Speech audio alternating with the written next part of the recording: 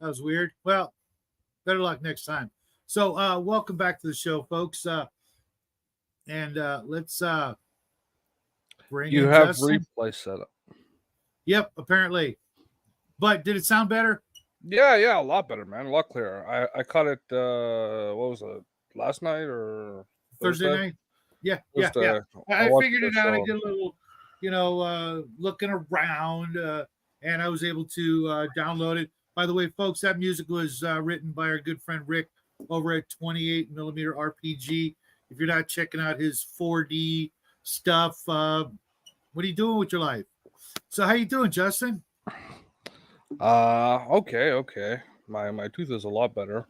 You look Obviously. in better spirits. I caught the show with you and DM James and Jackie last night. I didn't want to, even let him know I was watching or anything because he expressed a desire to hang out with DM James. I'm like, you know what? Awesome. Yeah. It's funny because he at like 10 o'clock last night he said, I'm going to bed. I'm like, okay. I forget what I was doing. No, I was in a game with Bo. That's right. Bo from Bo Payne's Minis, and we were playing some GURPS, and it was, it ran late, and he's came up. I'm going to bed. I finished the game like 11:30, and I go downstairs, and he's freaking in his room, freaking lights out, but I see him on DM James' show. I was like, oh my God, you little stinker. But that was cool. I was happy for him. So Bo's got his game back up and running. Yeah. Well, we've only missed, I think, one game this year. What's up, Hungar? Mac, good to see you. Mac's Mac. multitasking. I guess everybody's ready for tomorrow night's game. Although Armstrong, our good friend from Mad Eye Miniatures, he's got a little bit of a cold, but he was doing a Gaslands video today. So if he can do that, he can freaking roll some dice, right? Yeah. Curious, how you doing? Yeah, no doubt. I was able to actually go over and hang out with John over on the Old Geek the other day, and thanks to you, I got the backstage access or whatever that's all about. Thanks again, man. I don't know what any of that all is with the subscriptions and things like that. I don't know that I would do anything different if I got to that point. Hey, dude, that is the best news I have heard in about 10 days, right? Right on there, that he'll be coming home. Great. Just get some rest, in your own bed and don't worry about, us. Take care of yourself. You got to make it to the summer, because that'll be like the next time Jackie has some time off to come over and hang out with us. Us old geezers, but he really does miss you, man. Yeah, I hope to see you back for the show on Monday, Hungar. I miss not being anywhere all week. Yeah, let's not rush him. If he's not up to it, then we'll just we'll do a live stream without him, and we'll just make fun of him the whole time. Yeah, exactly, right, Raven. And speaking of Raven, where the hell are you? Raven. Why are you not in my show? The coolest show on Saturday night. Why aren't you here? Did you give her the link? It's another cat attack. Ho there, Bear. Man, what are you doing? It's Saturday night. Yeah, he was watching Star Hunter, Space Hunter. Oh, okay. Beyond the Forbidden Zone, whatever that one was. I vaguely remember it. The one with The only Molly Ringwald. okay now it's totally not ringing a bell. That's weird. You mentioned Molly Ringwald. You think that I would remember that? Yeah, she was in a sci-fi film. Very cheesy one. You're working on it. Yeah, you're working on it. Who's working on one now? Raven's trying to. Yeah. I see that. I looked over there. Sent her the link.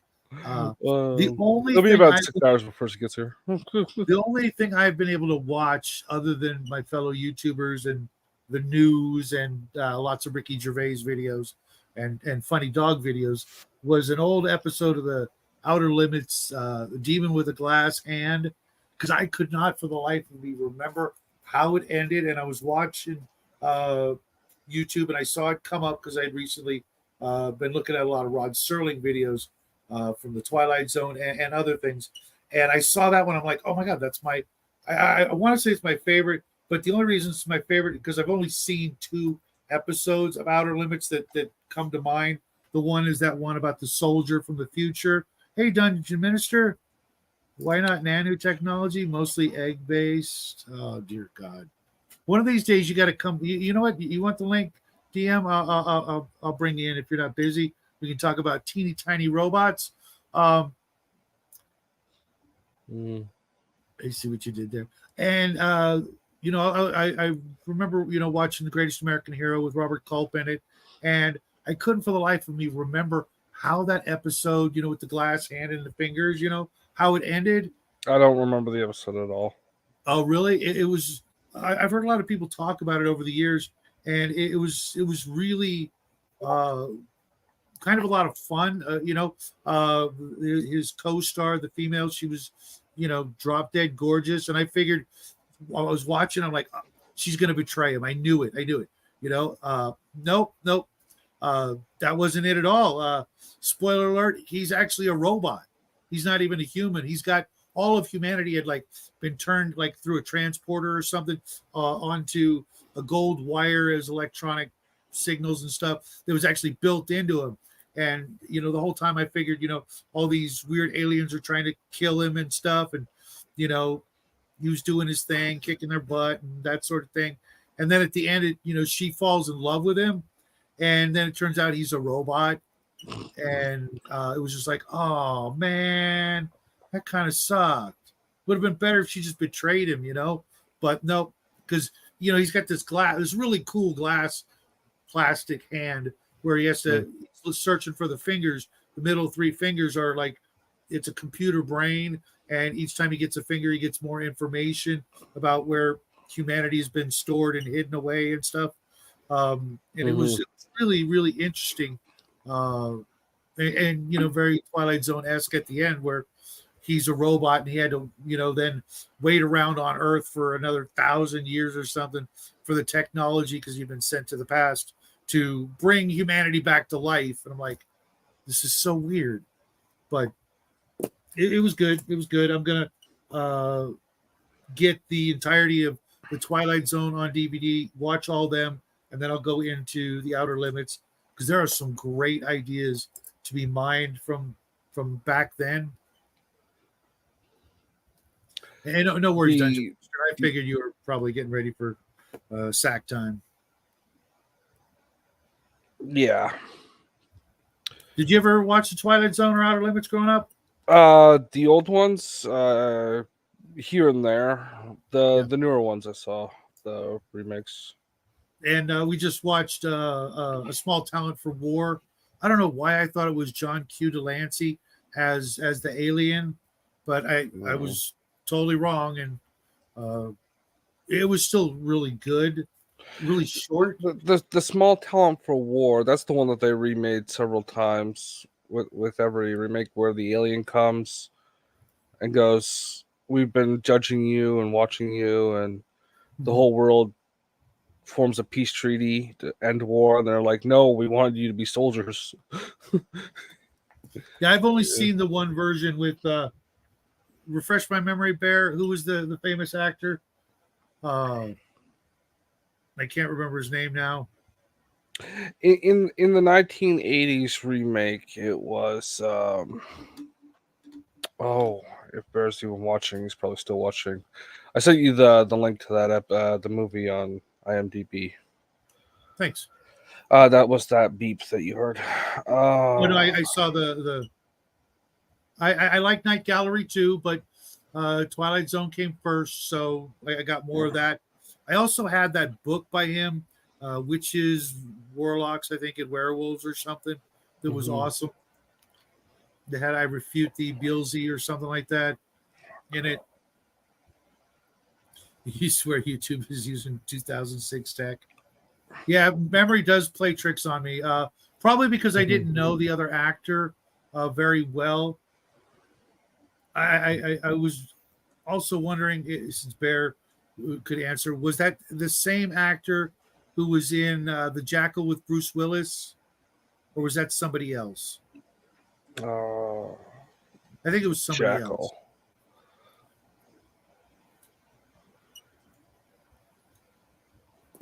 Jackal. In Bruce Willis, it was Richard Gere. So I don't think No, he's no, ever no, no, done not television. Richard Gere. No. I remember that part. No, there's one scene where Bruce Willis pretends to be gay, and so he has a place to shack up for the night. Maybe he wasn't pretending, so that he could hide out with this dude. You were the jackal. Okay, James. You want to pop in, James? Say the word. I'll bring you in. Yeah. You know what? I'm just gonna pop the link out there, and if weirdos try to sneak in, I will just hit them with the ban hammer. I sent the link out earlier to some folks, but it Yeah. probably went under their radar. Yeah, it wasn't it, Mac? It just, especially seeing Bruce Willis, it was just Gross scene. Yeah. I mean, maybe the jackal was gay. I don't know, but it was just I've never seen Bruce do something like that, so it was like, dude, what are you doing? Just but maybe that was part of the thing. Jackal was a monster to begin with, so oh, there he is. Hey, what do you know, James? Okay, now I know Jackie's gonna be bummed that he didn't freaking take the link earlier. What's happening, man? How are you doing, sir? I am doing great. Had a great Saturday. Did some grocery shopping. Put together a crap ton of minis, and gave them the black primer coat. Now, while we're hanging out, I'm going to do some Zenithal with my Army Painter Masterclass dry brushes. Speaking of which, I asked Rick from 28 Mil a while ago because he had bought some of the Artist Opus Masterclass dry brushes. They're these big honking round tip, like almost like makeup brushes, but not quite. Yeah. Firmer bristles. What he thought of, if he compare the two, and he never got back to me about that because I think he probably just went with the Artist Opus and never got the Army Painter, which are like, a fifth, literally a fifth the price. I use these. I can't read them. Oh yeah, because they're upside down. It's golden maple miniature fine detail brushes, perfect for detail work, made in China. Okay. I think this whole thing costs me about $19. Gotcha. Does it have like some actual dry brushing brushes? Yeah, it came with some of the dry brushing stuff and down to 010. But I do most of my painting with like a one. Yeah, you don't need that small of a brush. But it come with a bunch of these too. Yeah, that's what you need. You can get those at the drugstore. Yeah. But the trick is to have the little sponge, right? Yeah. The thing that makes Artist Opus so good is both the dry thing with the ruffle surface that you can scrape your paint off on, and the little sponge to keep the paint on the brush just the right amount of moist. Because that little sponge is supposed to have a little bit of water at the bottom. That's what people say, but one of the guys who won the Golden Demon about 4 times in a row, around 5 years ago, he made a whole video talking about how he only paints with cheap brushes. Yeah. Vince that's Pichella the or I'm trying to think of his name, but he's got a whole video about it where he's like, he just buys brushes like 100 at a time from China. yeah. Like every time he gets done using it, if he don't like it, he just throws that shit in the trash and gets another one. yeah, I'm kind of the same way. I You know, don't get them from China. Excuse me. so I kind of start doing the same thing. I'm gonna let you know a secret shout out. You do get them from China. You just pay a middleman extra money. Yeah. You see how this tip is starting to blow up? Once Yeah. it blows up enough that I feel like it sucks. becomes a glue brush. It goes in the trash or the glue or whatever. Or a and dry I don't brush worry for your about it. smaller things. No, Yeah. you still don't want that unless you're gonna cut them. In Well, half. I have actually, believe it or not, smaller thing dry brushes. Yeah. I've got this one. It's pretty small. Yeah, it looks like Yeah. about that. Yeah. Those are pretty long bristles there, Shadow. Yeah, it's the way it came. It still works. Yeah, mine come from the Army Painter set. You know, like the first set that came with the 3 brushes and all the Army Painter stuff. Because they make a set of 3, just the dry brushes for Right. A couple And years mine was ago, the paint before all plus the that. Hey, Shadow. I know. You're just doing that to freaking grind my. And check this shit out too, right? Like the top floor, and you can see the staircase in the corner, right? Yep. And there's all the common room, and then there's all the private rooms.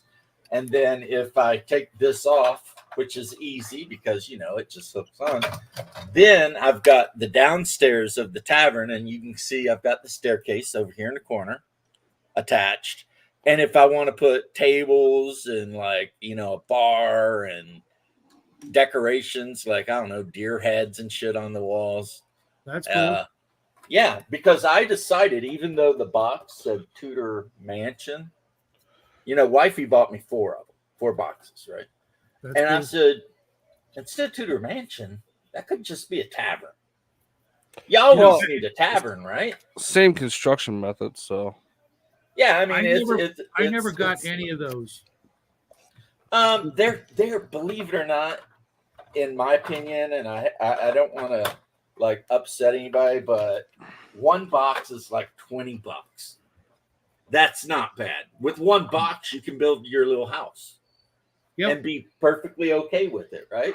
4 boxes allowed me to build this giant ass tavern with, you know, 5 rooms and a common room. And I mean, hey, there's my bro, the Dungeon Minister. Dungeon Minister, I know I've been doing a lot of sinful stuff lately. I'm sorry.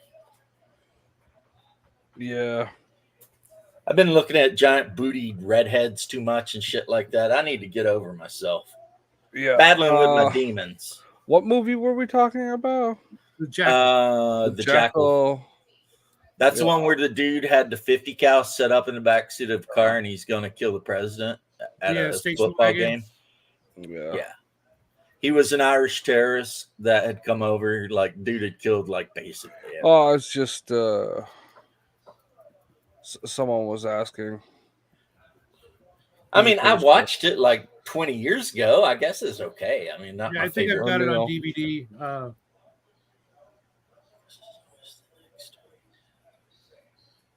I think I have it.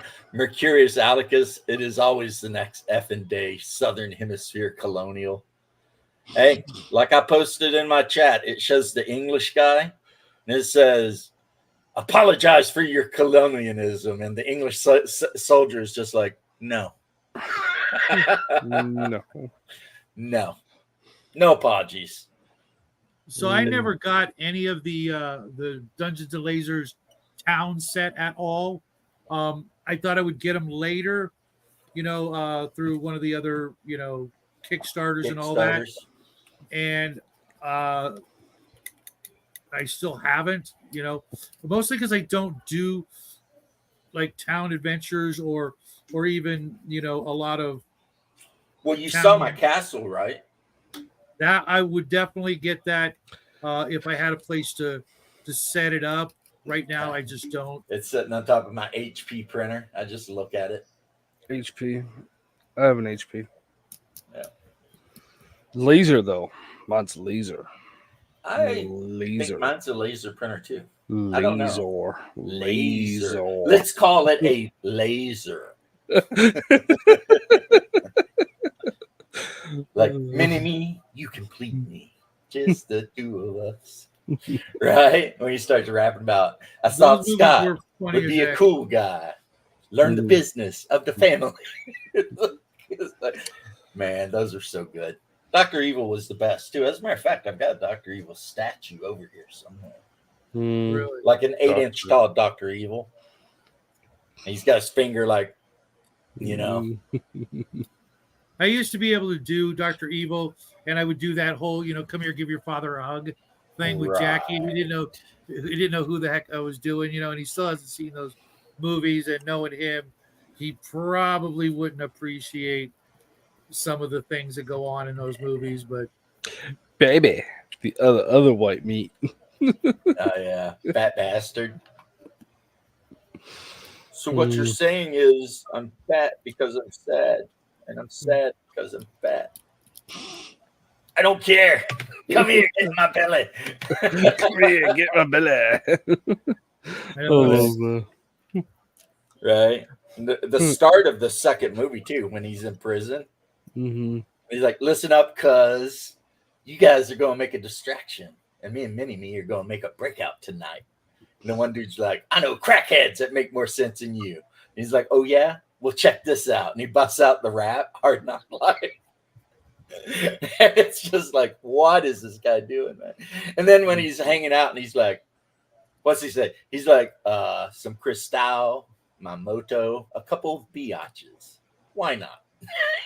It's just like, damn. Dr. Evil, man. Oh man, that is looking good. That dude was he had his time, didn't he? There was like a 5 or 10 year period where he could do no wrong. Yeah. Mike Myers. Yeah, I think it started with Myers. So I Married an Axe Murderer. Yeah. Yep. And that movie was like, but yeah. It was okay. It really it was good, whatever. Yeah, it wasn't, it's not going to go down as his magnum opus or anything like that, but no, that will be Shrek 2. And it ended with you and Jackie are in full agreement with that. Jackie's a smart man. He is. And it not smart enough to realize that you're on the show and he should jump his ass in here. He was hanging out with me last night at 3 in the morning, dude. Yeah, I know. He was all sneaky. I'm going to bed, Dad. Okay. It was Jackie. You don't know Justin, me, Dad. And we were just tearing it up, man. Ripping and I was listening. It was crazy stuff.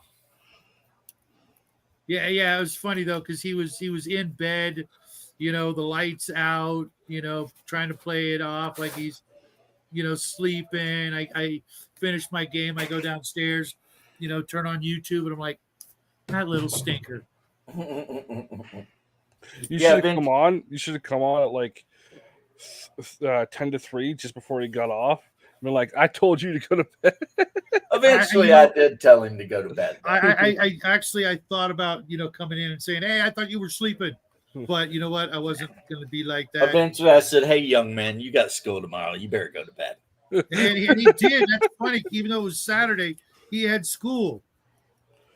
Hey, whatever keeps him off the streets, man. Keeps him from doing the smack. Right? That's how I justified D&D to my parents. That's why I never had to worry about the satanic panic. When people you have 2 choices. I can play D&D or do heroin. Well, it wasn't quite like that, but it was my mom telling some naysayers, well, at least they're not out smoking crack, so I guess it's okay, It's like, okay. Hard to argue that logic, right? Yep. Oh, did I tell you I found my Flash Gordon figure the other day? No. And I finally finished painting up, which it was very simple, my Dell. There's my Dell, whatever. It's not focusing in. Dale Arden. Yeah, this is when she was in the slave girl outfit, so it was just all red. And then, of course, Flash Gordon is wearing his red boots and his red shorts and his white T-shirt. Yep. That should have the Thunderbolt across the front of it because, Flash. Flash. Oh, The best cult and Shadow. sci-fi guy, in my opinion. And I'm a fan of the Mars Chronicles, don't get me wrong, but I mean, Flash Gordon to me, Ming the Merciless and the Hawkmen and the Linemen and the Lizard People and all You that mean shit. Barsoon? The Mars Chronicles or Barsoom. something different. You're probably right. Mars Chronicles was by Ray Bradbury. yeah. Extra long-term storage food just for safe from the boog. Yeah, I don't have my Hawaiian pattern shirt on, Anon. So it ain't time for the boog yet. I'm doing the Gopnik thing right now. Whenever you see a guy in a Hawaiian shirt talking about boogs, you know that's an FBI agent. Yeah, that's a little glowy. You gotta watch out for those guys. But yeah, I didn't watch the news at all today, and I was super happy until Beelzebub come on to the channel and told me what was going on, and I was like, God, this is why I don't watch the news. Apparently, Tehran launched a bunch of missiles towards Israel, and Israel's doing and all shit, kinds of crazy drones stuff, and thousands of shit. Like, makes sense. They just took out their embassy was it their embassy? It's because Israel bombed the embassy in Damascus and killed 2 of Iran's top dudes. Yeah. So Iran was like, all right, have a bunch of missiles and like 2,000 drones. It's not like you didn't start the war first, bro. You know what I'm saying here? Yeah, you attacked somebody. You remember that time, not that many years ago? War against 2 different countries. Now, hold on. You remember that time not too many years ago when there were like no wars that we were involved in? Yeah, kind of. Those were good times. Yeah, back when gas was less than $2 a gallon. Yeah, and you could go to the Publix and shop the BOGOs and get just a whole cart full of shit for like a couple $100. Yeah, and the FBI did everything to prevent that from carrying on. And that was good times. Check this out. This is one of the 2 golems I've been talking about. Lower there, Shadow. Lower. Oh my goodness! What is that? Stone golem? Yeah, well, it's actually or like a tombstone golem. It's called a forest runic golem or something like that. It has no legs, so it walks around on its arms. That's kind of cool, though. Yeah, I know, right? One big old weirdo eye right here, and all kinds of these little, obelisk looking things and crap. Chains that could be swinging around, taking heads off. Yeah, I like that. That's nice. That's Dungeons and Lasers. I got another one I'm going to work on next. I just wanted a Zenithal. Man, they make good miniatures, but I've been addicted to their buildings, their terrains lately. That's how they started, and that's what got me into it. That's what got me into this channel. Me and Jackie, we had hippie stuff. Is it true that directed energy weapons like space lasers don't? I heard somebody say blue tarps. What's with this damn blue light shit? No, you know what? No, it was some conspiracy shit. Somebody said. I don't know. There were a lot of things that were blue that were in the fire area that didn't get targeted or that didn't get burned. That didn't burn. Coincidence? Yeah. Which I'm telling you is bullshit because I've seen the photos and there were blue things that were burned. That was literally a thing nutcases were making up. Why do you always gotta be that guy? Because we're over here happily living our best lives in our fantasy world, and you got to just crap all over everything. Nutcases are used to create FUD, and nobody should fall for FUD. What's up, Cal? It makes you a Hawaiian shirt wearing FBI agent.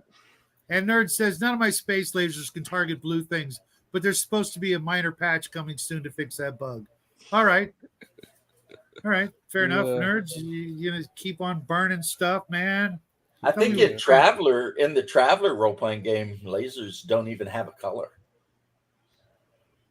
Like, there's no color to the laser. It's not it's not a visible light spectrum. Like a laser weapon, if you which they're mostly only really good for sniper weapons because they're kind of fragile. That's because lenses and shit. Even Traveler doesn't want to be that complicated. But they basically say, 99% of lasers you might run into in the Traveler universe are not in the visible light spectrum. So you might be walking around on patrol and some dude, 2,000 yards away with a sniper rifle pops a hole in you. The good news is it's going to cauterize, so that's nice. The bad news is it's going to burn through everything you were wearing, and if it hits you in an organ, you're done. You know? Well, that's why you always wear reflect under everything you're wearing. Yeah. You can't get a reflect coat, but it ain't a guarantee, bro. You know that, I know that. Yeah. It might reduce some damage, though, and that might be enough, you know? That's bullshit science, anyway. Or you just, sure? Everywhere you go, you spray the aerosol, before you go outside. Yeah. I'm just really scared of germs.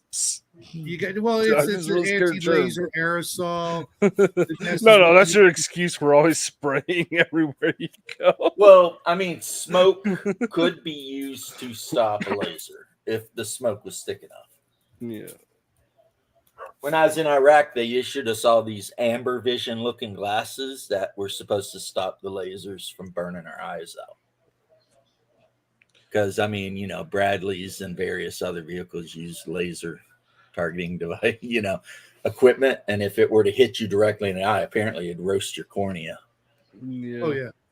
So they were cool glasses too, man. They looked like your range glasses. They were all that cool amber shit. Mm-hmm. And only we got them. Like the non-combat dudes didn't get them. They were so pissed. It's like you're a mechanic. No one gives a shit if your eye gets burnt out. Get out of here. Did you keep yours? Dude, you're talking like 30 years ago now. Yeah, but I turned 19 in Iraq. I'm 53. Man, we had a good time, though. We had like a playoff football game where all the companies had a football team. We called it the Baylor Bowl. And we made like a whole everything, the pitch and everything, every company had their team. It was badass. And then for Christmas, we got Christmas stockings that had like yo-yos in them and stuff. So you had like literally a whole freaking brigade of combat troops in the middle of freaking Saudi Arabia playing with their yo-yos and shit. And they were random yo-yos. So you might get like one of the slick, smooth black beauties, or you might get one of the weird ones that are kind of like V. Yeah. So there's a lot of yo-yo hustling going on too. People were trading yo-yos back and forth and shit. I mean, good times. And then I made a chessboard out of a piece of MRE container, the cardboard, and the lids from the water bottles and a permanent marker. I just drew the pawn, knight, whatever, and we would play chess a lot. So that's cool. Well, I mean, because we had to drink a liter of water every hour. Every hour, 1 liter. That's crazy. Yep. And we were at MOP too, so we were wearing those freaking nasty ass Kim resist suits. Nerd knows. She knows what I'm talking about. There's a couple guys in the chat know exactly what I'm talking about. I had a Moscow Mule last night, and it was absolutely delicious from the local sports This is bar. Just water. It was Tito's vodka with some ginger beer and served in an ice cold copper mug. Ooh, sounds real good. Mm-hmm. Fancy. I poured a little on the table for my Pat Pomeranian that passed recently. You should have had a nice vodka with some milk and Baileys. And that's breakfast. Ice. That's a breakfast drink. We were out White for dinner, Russian, man. Yeah, White Russian. That's dude drinks White Russians all day long. The dude abides. That's it. Very Taoist philosophy. That was the point of them, right? Yeah, it's like just hang out long enough and whatever you want will eventually come by. Whatever you need. Yeah. Yeah. I remember reading the Tao of Pooh and the Day of Piglet. Those are real books. Look them up, man. Yeah, but it's like Winnie the Pooh, right? Well, because I guess Pooh and Piglet were perfect examples of the philosophies, like in the way they acted. So somebody wrote a book and they're like, So, were you guys going to talk about nanobots turning everything into gray goo tonight, or what? Have you ever been on this show before? We put a Yes. topic up there and we pretend that we talked about it. Yes.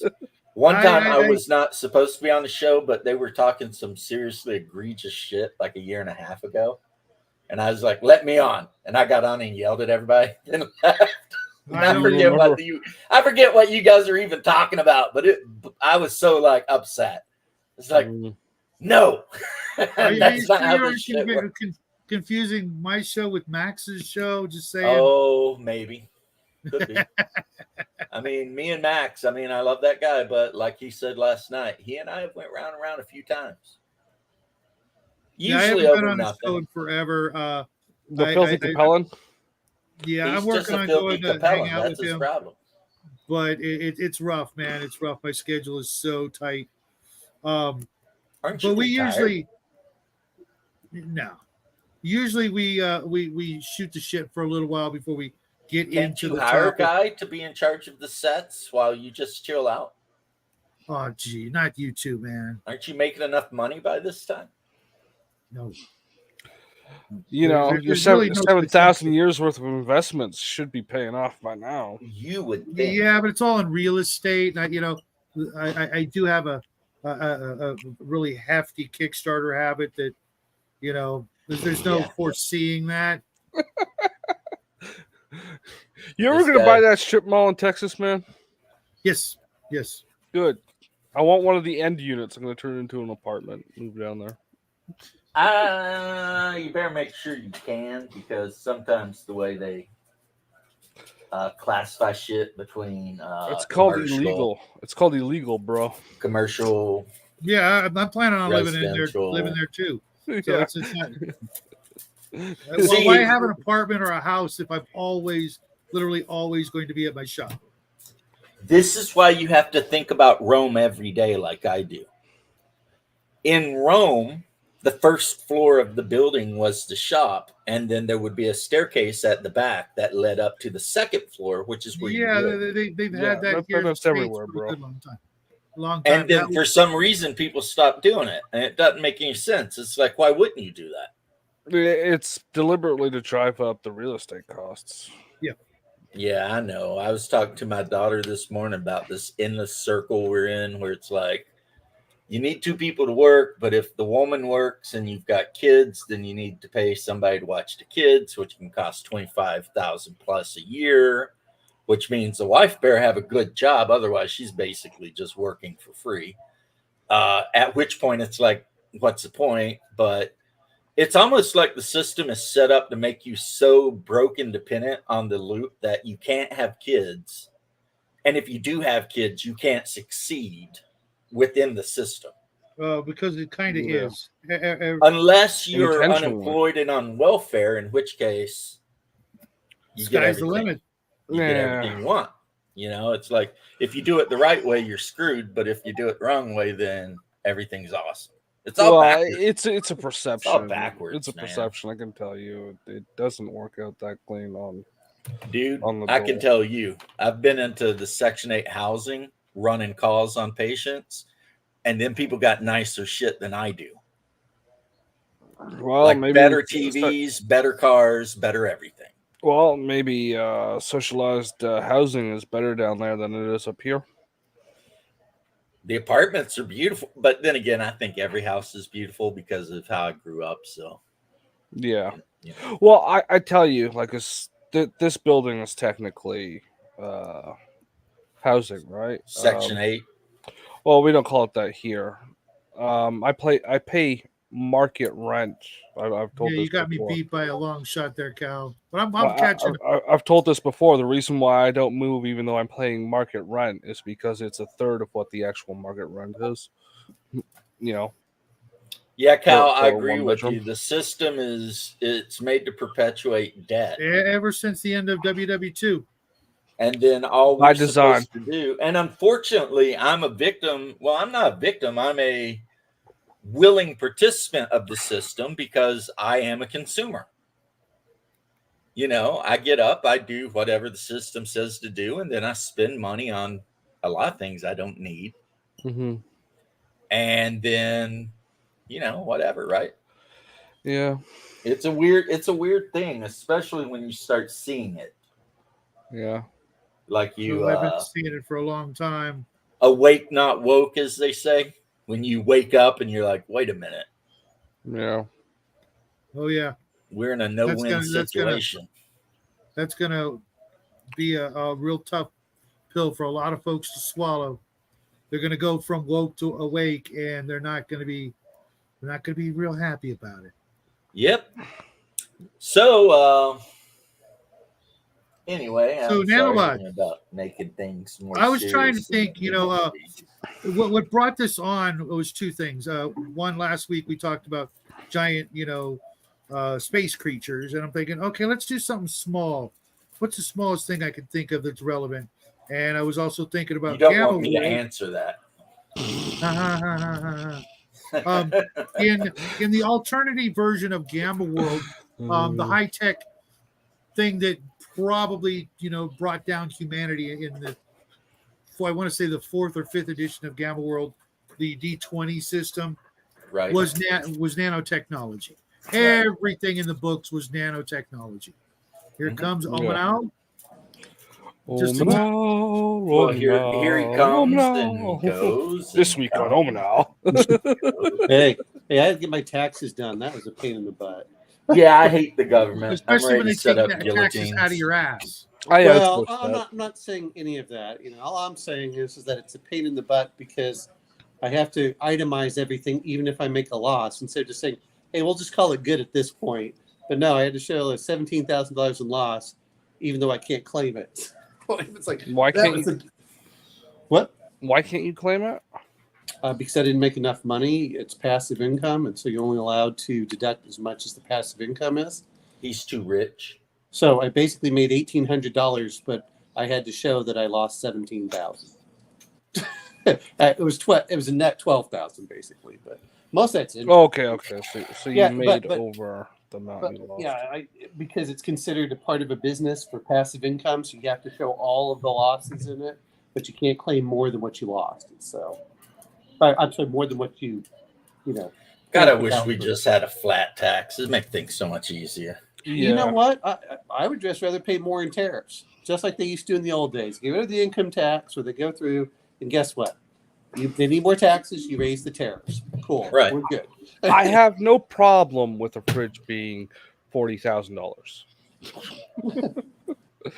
How often do you need to buy a fridge? I'm of course adjusting for inflation. It used to be like You used to get a fridge that would last more than a couple of years. A couple Listen of to decades. us. We sound like a bunch of old men just complaining. But yeah, things were built better and they cost more, and that's where you pay your Take tax. care, Mac. Enjoy the fight. Main event starting night all. I wonder who's fighting. Person and other person. It's Is it Mike so-and-so's Tyson and that one dude? Because God, I hope Tyson wrecks him. It's so and so's Jake wife, Paul. and Yeah. it's a family feud. It's just Yeah, it's like he's just going to hang out and watch his family fist fight in the living room. You know what though? At the end of the day, Been there, done that. Yeah. exactly. I'm not judging. The fight is the Thompson Glen. I'm not judging you at all, brother. I've been there. It's called Thanksgiving. Oh, Yeah, I'm thanks for them giving me a good show. it's like one second. Let me get my beer so I can just watch. Can you hold off until? Yeah, hold on. Let me go get my freaking light. Yeah. Let's get ready to rumble. I'm living that high life. He's playing that on the phone. Yeah. It's gonna be a throwdown at the playground. That's right. I was listening to I was listening to the Sean Ryan podcast with Mr. Ballin. He was talking about how he's all big, bad, and tough. He's like, "Yep, that kid knocked me out in 5 seconds. I don't even remember what happened. I just woke up." I like that guy, Sean Ryan. Yeah. Well, yeah. I mean, a lot of things. It's like, okay, he's real chill, but I like listening to Mr. Ballin too for. Anything but Lex Friedman, man. That guy makes me want to just jump through my screen. Oh, I that's despise so fucking fake, man. Where did that guy come from? He's Yeah, a freaking that's- android. That's a freaking agent. This goddamn manufactured personality. I mean, he has Yeah. a You mean personality. complete- No, I complete mean like crap. him existing on the platform as a It's like, manufactured first off, personality. you never hear about this guy. And the next thing you know, he's got 1 billion followers and he's Everywhere. interviewing everyone. And he's super pro whatever the government is pro. I know. I remember when he was trying to interview Tucker Carlson, he's like, I think it would have been better if you had not shown Russia in such a positive light. And it's like, I think it would be better if you just go back. yeah, I to think it'd be better if you just shut the frick up and go away. Go back to the Wherever you came from. I'll be honest, is I don't watch anything with Lex Friedman anyway. What was he in AI? MIT doing AI research or whatever. He grew up in Russia studying math. Then he Yeah. come to America, I think. And he went to MIT. And he's just a horrible human being. I'm pretty sure he's probably a Mossad agent. I don't know. You want to say it? I was looking at you when I said it. Say it. I was looking at you when I said it. What I hate most is for a while on my YouTube thing, whenever a video would end, one of his would just automatically come up. Oh, wow. And I'm just like, dude, Oh, yeah. I don't know who you are. I hate your guts. And I had to get Jackie's help to find a way to block him so I'd never see his freaking smug face Same again. thing. Well, I'd be laying in bed watching Berserk Lore or some shit, and the show would end, and it's Lex Friedman. And I'm just like, Someone paid for that. It's yeah. It's CIA or one of those. Let me introduce you to this great plugin called Channel Blocker. I know. And it adds a little X in front of the channel name, and you click it, and that channel does not pop up anymore. It just disappears. I had to do that. A list of blacklists. I had to do that with one of the communist one. It kept putting this communist one up there. I mean, it was like, so and so did this, and I was just, talking about, we need to do a living wage, and I went, oh, you mean so no one has a job? You idiots, So every company charges freaking $50 for a nut and a bolt. They practically already do. $50 for a nut's not a bad price in Orlando. I'm just you're talking about that. No, that's not what it's. Here's what happens: is the only people Like that I own said, job I hope somebody's praying for me. I'll pray for you after the show. But I mean, like I told you last night, you need to go down to the church with the plywood and the nails and build your own fucking confessional. Well, no, I mean, but I mean, Thomas Sowell, goes over the whole thing instead of Walter Freeman. All it does is knock out the poor from ever being able to get a job. It's like, if you don't have this super high level of education, guess what? You won't have a job. I said, how does that benefit anyone? Well, that's why I said if you're going to do any kind of wage cap, you got to have a maximum, not a minimum, or a maximum. Like put it at like $2 billion a year. You can make $2 billion a year, not more than that. Doesn't matter why even have a cap at all? Well, because it prevents like the Bezos from squeezing every penny out of their employment range. Well, Bezos makes his money more on the stocks. Well, I'm just using him as an example, right? But that's the whole point. Is it doesn't do any good for that anyway. Yeah. What I would rather them do is say, okay, look. Also, you got that like. Amazon deliberately saying they're not making a profit each year so they don't have to pay out dividends on their stockholders. They've never paid out a dividend. I know. Well, yeah, but I understand. Having done my taxes now, I understand how you can say that you don't make any money. And that doesn't really bother me. It doesn't really bother me at all for any of that. That's the whole problem I have with the income tax. Gently. I don't know. That the second you say you're giving your executives a couple $1 million in bonuses, you can't say your company hasn't made any money. Well, my view is for all of this is your bonus should be tied to your dividend, which is, and let me phrase that, is what they should do is for executives is that there should be a certain number of shares for each position. And guess what? Your bonus is that dividend. So then it encourages them to give dividends. But but that's a whole separate thing. But my whole point really being Cal, I'm happy to hear that for you, bro. What happened? What you posted. How many Kickstarters so far? I'm at 145. Oh, geez. I do probably 2 to 3 a year. Even with my wife and I putting in the maximum that we could into our IRAs, we still have to pay. Didn't say hi. Yeah, It's like, well, see, and I don't mind paying taxes. The problem is I don't. see, like I my, do. I hate it. It no, pisses me I'm right going off. to rephrase it. I don't like my taxes being shuffled off to someone that's not an American. Okay, well, That's okay. what bothers me. I said, that's the problem I have with it is it's poorly used. Again, I don't mind having police. I don't mind having firefighters. I don't mind having. I don't mind having some national defense, but my whole problem with it is that it's just money laundering and say, hey, we're going to do this. I figured it out the other day.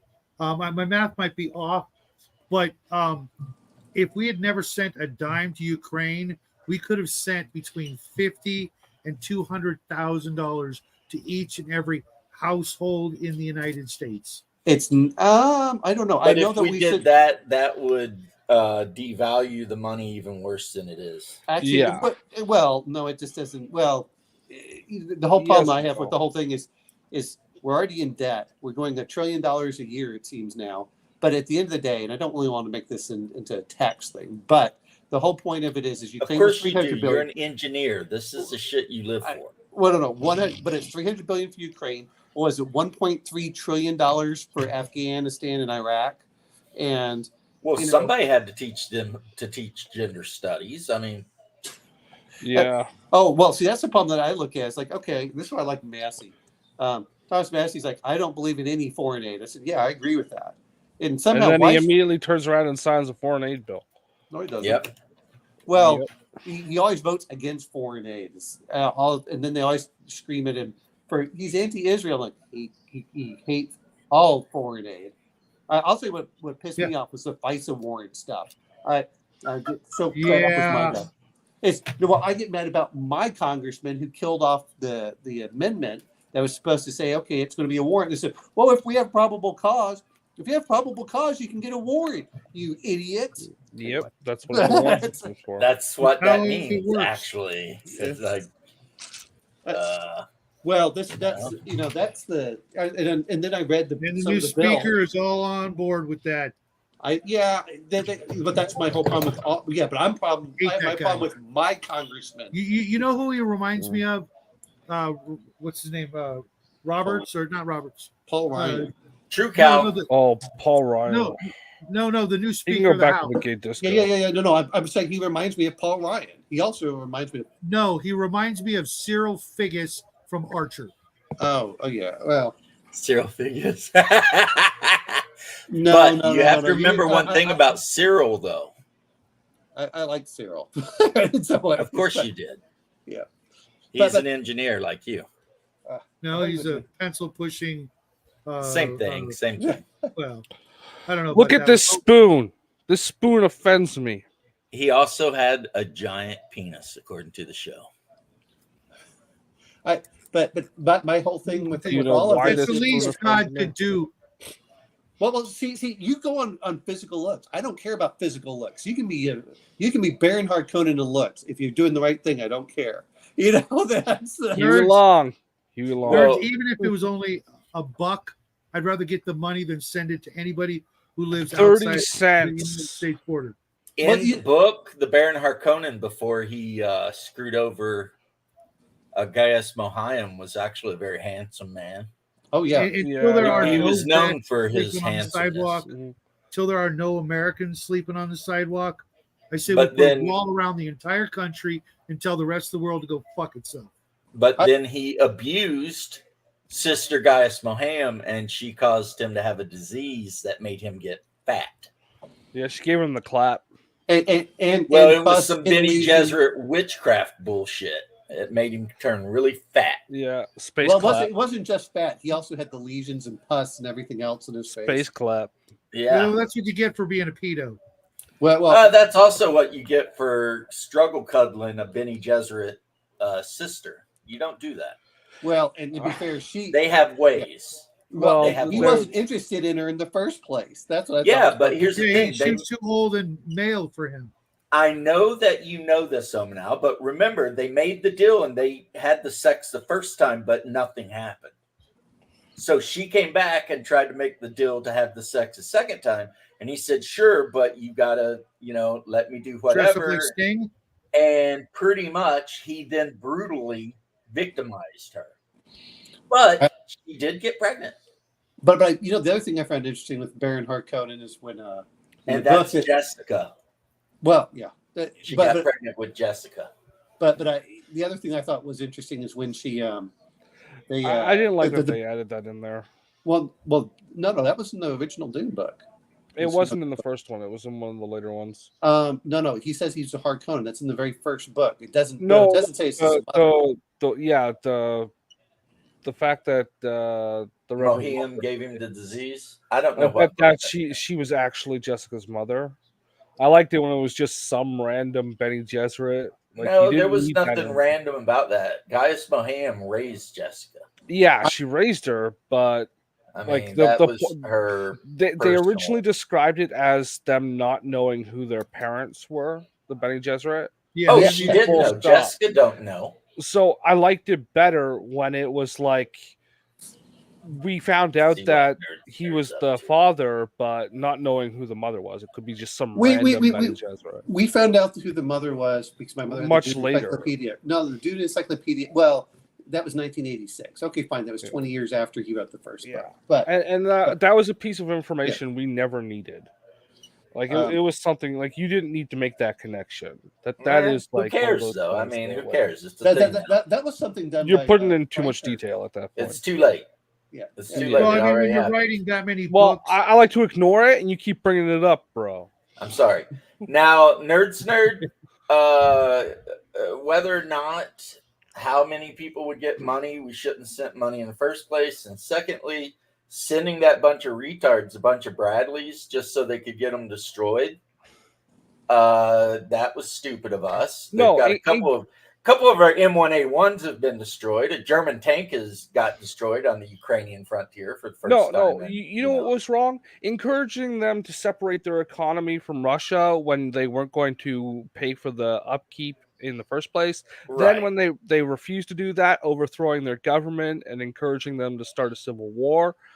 That was going too far. Which went on for 10 years until the Russians finally said, okay, enough. Yeah. I mean, people ignored the fact that the Ukrainians were literally killing civilians in the Donbass and Luhansk region for a decade. Since 2014 is when it was thousands of years, and the Russians or thousands of people. Well, thousands of years since 2014. And the Russians were complaining about this in 2008, which everyone just seems to ignore. And the only reason why they didn't go in then is because they thought COVID was like going to be a much bigger deal. Plus, Trump. Like everybody did back in 2008. Trump was like, "You're not going in there," and they're like, "Okay." No. When I was working, bringing back kids that didn't belong to other folks, Ukraine was the number one hot spot for the little boys who go. Yeah, it's the most corrupt country. I'm surprised because Well, see, this is what gets me. So everyone's talking about the equipment value. Justin, the little girls went to the Middle East. The little boys went to Ukraine. We're on the same wavelength. Well, but I mean, but this is I'm going through a nerd for some of that about the old equipment. It's not just the fact that we're giving equipment, because to me, if it's old, I don't really care. But the fact exactly, it's any equipment, period. Well, no. I mean, I don't. No. We decide what the price is for the equipment, not what we paid for it. We determine what its value is. That's number one. The number two is we're paying off their civil service, their entire civil service. I'm like, this has nothing to do with war at that point. Yeah. Like, because if you guys stopped paying the civil service check, their government would have collapsed 2 years ago. Well, I'm not even just going to say it's going to collapse. You know what would have happened is there would have been a peace treaty until Boris Johnson said. You guys are seriously missing the major picture here. They got 9 Bradleys destroyed, which is 8 more than got destroyed in Desert Storm. And the one that did get destroyed was an accident. Well, so those people are idiots. Well, what? It's a Bradley doesn't really, we were fighting against a 1960s army. And I don't give a shit. If you had my unit and Bradley's over there, we'd be smoking fools. Those people are stupid. No, I'm going to say this much. Is first off, is not I will admit that we were much better trained in the 1980s. I'm not disagreeing with that. But Yeah, the other point is the expectation was, and the Russians had the equipment to destroy our stuff anyway. So this whole idea that I was talking to people that when they first went through the Gulf War, they expected 15,000 casualties. Oh yeah, 1 in 4. That's what they originally expected. But this whole idea that somehow the Russians were poorly trained, they would flee, and that was never true. It's local jingoism, right? It's No, always I like told you that. what Sorry they about that. used to do. Yeah. Well, a But lot Justin of it. told me not to repeat it in case I get brought up to the Hague. Yeah. Well, a lot of it used to be, Yeah. that's what gets me is a lot of it just used to be. I want to see you in the Hague, bro. I'll spit on them. Well, the Hague has no authority anyway, and what are they going to do? Yeah, I'm an American. That's besides the Hague point. to go pound sand right up their vagina. Well, it's the only what gets me about is they were trying to do that. And like, well, if they're going to do it to Putin, I'm like, are you really going to risk nuclear war? That's what gets me with this whole crap. That's what gets me with everyone who wants to push it. It's like, do you really want the nukes? Because that's how you get nukes. That's what I was trying to explain to Bear the other day. Yeah, it's all fun and game until your back in the grandma 80s. is Back in the 80s, you guys all had the nuclear tests every week or whatever, right? It's like, yeah, you were being scared with nuclear weapons back then. Now, I wasn't scared of nuclear weapons. Well, you know what I mean. You know what I mean. They were trying to fearmonger you with nuclear weapons all through the 70s and 80s. It worked, right? And it did, but it was a fear tactic. Now they've actually taken the tarps off the nuclear weapons. Yeah, well, there's a big difference between a siren and a fucking guy with his finger on the button. Oh, yeah, I remember every day at noon, our air alerts sirens would go off. They test them. Which base was that? Which base? That's the town I lived in. Oh, the town you lived in? Yeah, but most of the air raid sirens I ever heard had to do with bad weather, and that included when I was in the military. Well, well, especially in Orlando. Now, are you trying to disregard my lived experience? No, I'm just saying that my lived experience is different. Look at this leftist down here. No. This has nothing to do with lefties. I'm just wondering I'm fucking joking, Omanal. Stop being a spurg. No, I am trying to wonder about his the people in charge of his town that just decided to randomly start the air raid sirens. It wasn't random. It was every day at noon. Every day at noon, the nuclear test air raid, man. You knew it was happening. You'd hear that. There are a lot of places in your country that fearmongered, and my country too, that fearmongered the population of nuclear war because it was never going to happen. I was desensitized. They don't do it because it's going to happen. No, we were desensitized is the whole point. We were desensitized, but no, his air raid siren was just so everyone knew what time lunch was. That was the real reason they set off his siren at noon. Well, you could set your clock by it. Yeah, I mean, but that's exactly it. No. His school didn't have the air raid sirens because it was lunchtime. It's because the lunch lady was pissed drunk and they needed to sober up quickly. It wasn't the school though, guys. It was the actual city. Yes, but it was to notify everyone it's lunchtime. Hey, it's noon. It's lunchtime. It was just something they did, like every day at noon. Air raid sirens went off. Then, in the 1980s, when I lived in Huntington Beach, we had, I think it was the last Friday of every month, we had an air raid siren still going off from the 1950s, and nobody knew where the hell it was. They couldn't find the damn thing. Oh wow! Most of our air raid sirens that I've heard, even when I was next to Eglin Air Force Base, was usually bad weather.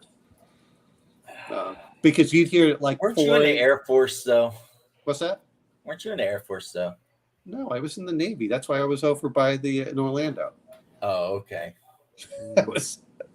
But no. My father was in the Army, but was working on an Air Force base for several years. Then my mother was working on the Air Force base as a contracting officer.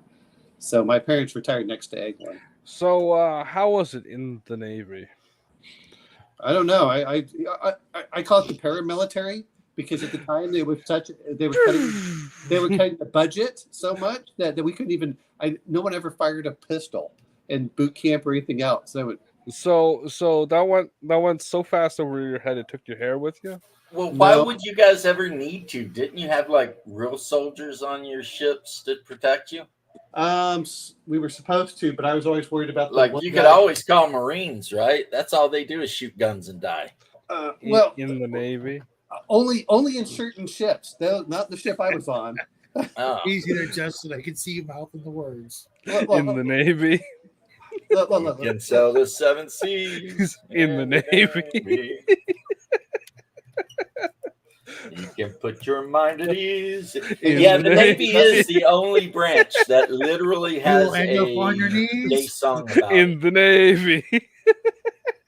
And So, my well, see, nephew's this one an left me. officer in the Navy. Justin assumes that I just didn't get the joke. I just ignored him like I do most of the time. Yeah. You keep making that excuse up. I don't have to That's a make an good excuse. excuse, though.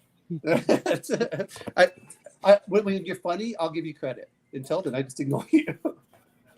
Oh, look at this. When I Uh-oh. see it, I think, be our guest, be our guest, Guest, put our be our service to the test. Because my daughter really loved Beauty and the Beast. Okay. I'm more. It's a I'm more fan of candelabra the, thing Yeah. or whatever. So, you know. Yeah. Mr. Burns, see my vest, Oh. see my vest, made from real gorilla chest. Okay. That was awesome. Yes. Are we ever going to talk about nanotechnology? Or are you just completely done? Yeah, I was Well- going to go take a smoke break, and then we will be back with nanotechnology and all the gray goo that will ensue. All the things we've been talking about have been made out of nanobots somehow. That's right. That's right. Nanobots have infected the show, taken over our systems, reprogrammed us, and Now we're talking about candlesticks and the Navy.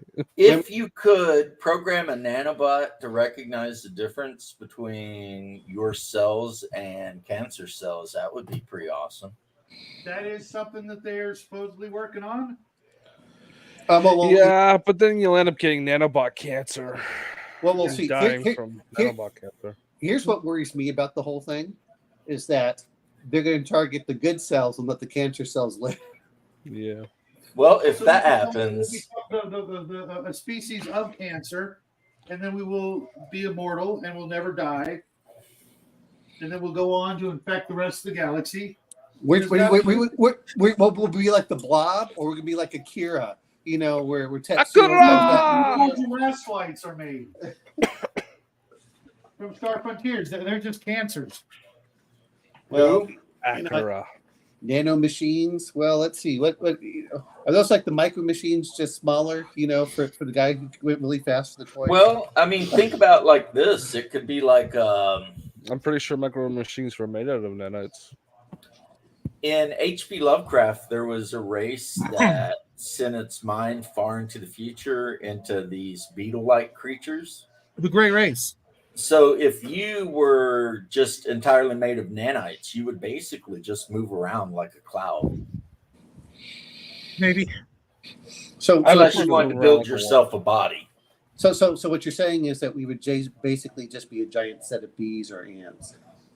We would be in an energy class from Star Trek. Except smaller than bees and ants, though. Like literally a microscopic cloud of things just floating about with our will directing it. Ooh. I don't know. So, Well, I mean, Asimov theorized that at some point we would just become beings of pure energy. So before we go dive too deep, do you guys have any examples other than Stargate that use them in sci-fi, like TV, movies, comic books? I've got one really good one that I thought was pretty Well, intriguing. Shadowrun. Okay, I'm not a Shadowrun guy. Yeah, In I the don't play Shadowrun, games. the one Shadowrun book, Street Samurai's Guide, that added all the biotech and everything. Mhm. There were certain special nanites that you could have put into your body that could accelerate healing or attack venoms and poisons and things like that. But as a result, you had to eat like 2 or 3 times as much as a normal. And you probably have to eat things that were normally undigestible. Nano machine, son. Look at her. Actually, you don't have to, because Such a badass. people forget viruses are basically nanomachines. Yeah, I don't think people forget that. I think bacteria, viruses. Bacteria are totally different than viruses. I know they are. They are completely. I mean, I don't even know if you can consider a virus to be a living thing. Yeah, there's a lot of questions about that. But my whole point on that is that both would be considered nanite. Well, at least one of them would. I'll give you that. Bacteria probably would be also. Bacteria are like single-celled organisms, man. Oh, I know. That doesn't mean that. Yeah, but if you machines, and when those would be considered also organisms. And your typical bacterium is like 1,000 times bigger than a virus. Oh, absolutely. I'm not saying that it isn't. I'm saying, but both would still work in there. Well, I mean, you could probably, if you had the technology, make really useful bacterium that you could inject into people that would do things. Oh, yeah. Well, yeah. But that wouldn't be a nano machine, though. That would be like a symbiotic something. Well, the whole point is that people think of machines. The reality of it is whether it's viruses or bacteria, those would count as machines also. They're just organic instead of being metal or steel. Tapeworm. Do not go on the tapeworm diet. Yeah, don't. You might lose weight, but there's a chance the eggs will go to your brain and you'll die. Mm-hmm. Yummy.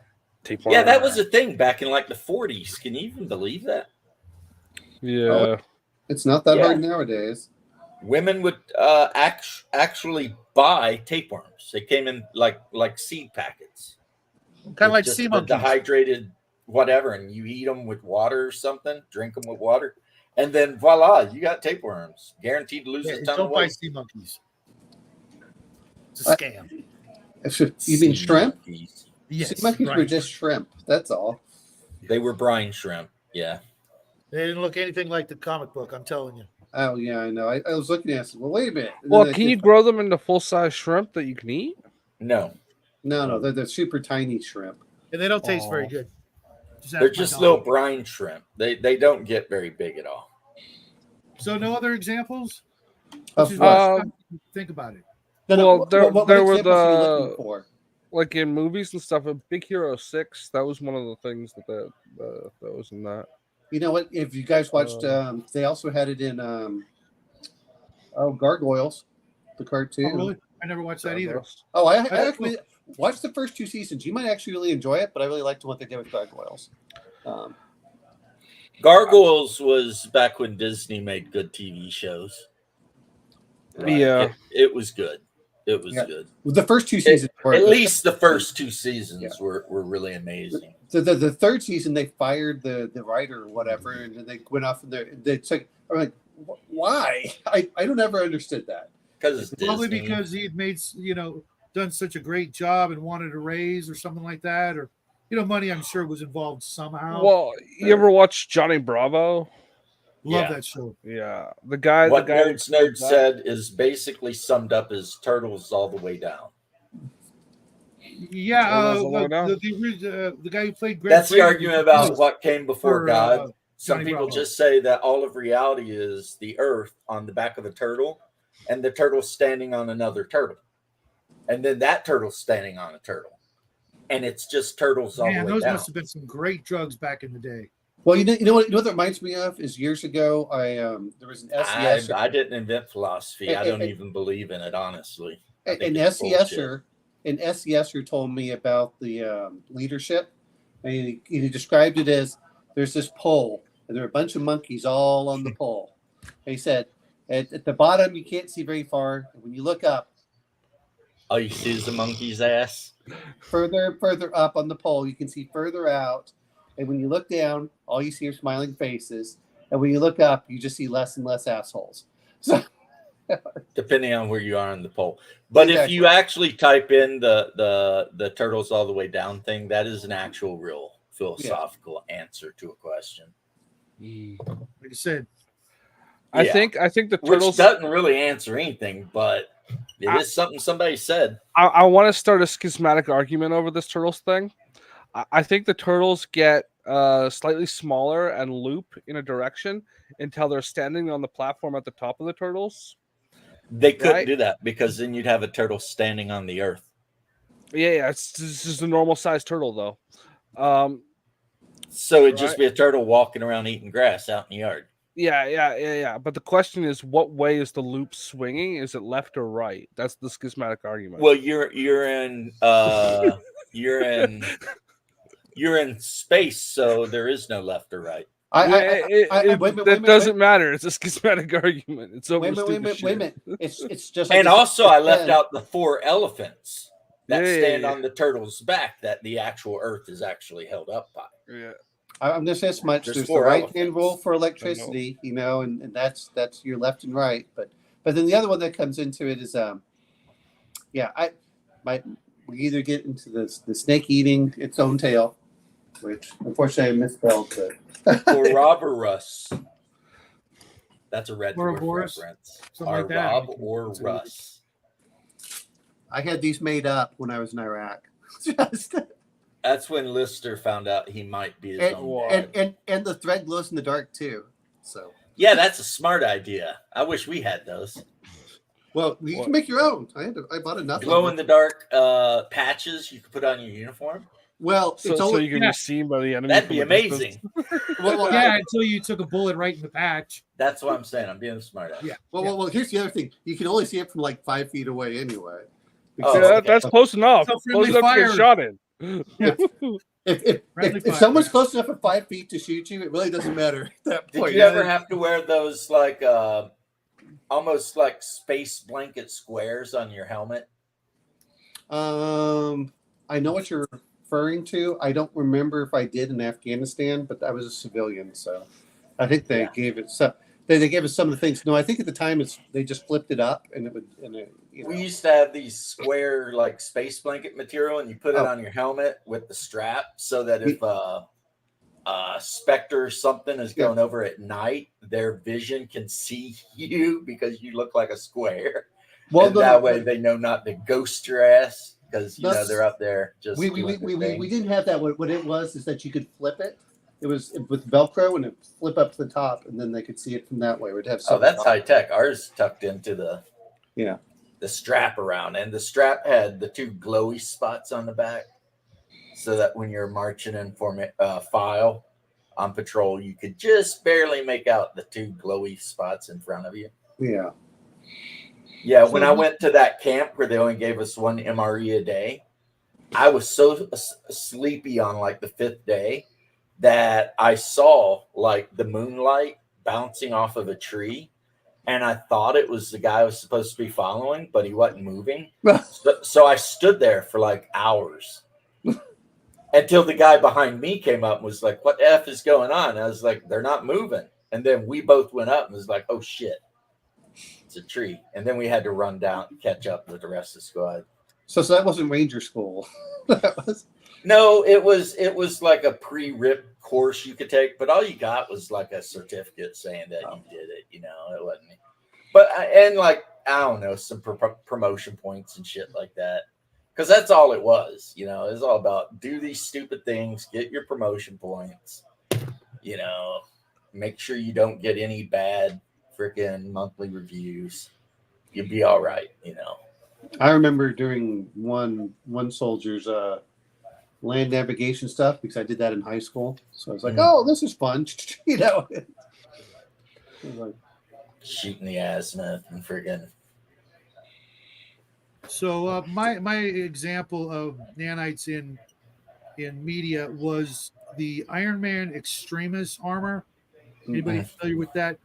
Basically, Tony Stark had created nanites that would invade his body, and when he wanted to wear the Iron Man suit, he would just concentrate or whatever, and they would just come out, and he was already wearing the armor, just like pop out, and it was just this, like almost like a chainmail link of all these billions of nanites on his body, so he could walk around with, without the briefcase or whatever, and it was, from what I remember, it was like the highest tech version of the Iron Man suit that he could create, come up with, and then use in the comic books. And it got me to thinking, well, if you could do that, you could probably, come up with all kinds of other Well, here's the problem, settings. though. You can't do that. That would be absolutely impossible. Yeah. Right. Well, I mean, we're talking Marvel. This was Because we're talking physics. You cannot create things from nothing. Here's well, no, the other nanites would assemble themselves into something. Voltron. There would have to be a shit ton of nanites floating The around in Voltron. his blood Right. Yeah. Right. to the point where he ain't even got any blood. It's He would just have to nanites. have put twice as much nanites in his system than he would have. Mhm. Like, you know how many massive cancerous tumors of nanites Tony Stark would have? He would look like the Elephant Man. He would look would like have the all. Elephant Man. Yeah. He would Yeah, have all. no. Nanites are just very little simple machines that do a thing. Right. Well, what Like that if you've thing ever was- even seen one that they've tried to create, it's like 3 years held together by a thing, and it's like, we're just not where not there what you're talking about would require like the nanites to have the ability to open up a parallel dimension to get the matter out of to create the armor. Or have you whenever guys- he'd use it, it would be like the Terminator scene when he time traveled back. Right. It'd just be ripped apart like from the city street and all that. And Right. Oh, wait a minute. Did you guys ever watch The Outer Limits in the 90s where they did that with the guy that was John Boy? And he basically injected himself with it, and the body kept adapting for whatever he was attacked with. And so he kept becoming more and more of a mutant every time because the nanites were reacting. And so at one point, I forgot what happened, but he started getting poisonous, like little glochids on his skin, so no one could touch him to hurt him. And finally he had to try killing himself. And every time he failed, the nanites would figure out a way of not allowing that to happen. Oh, geez. Well, I mean, It's really, a good series. If you have Amazon Prime, I think it's on there. yeah. do you know what season it was? That's a good question. I'm going to look it up.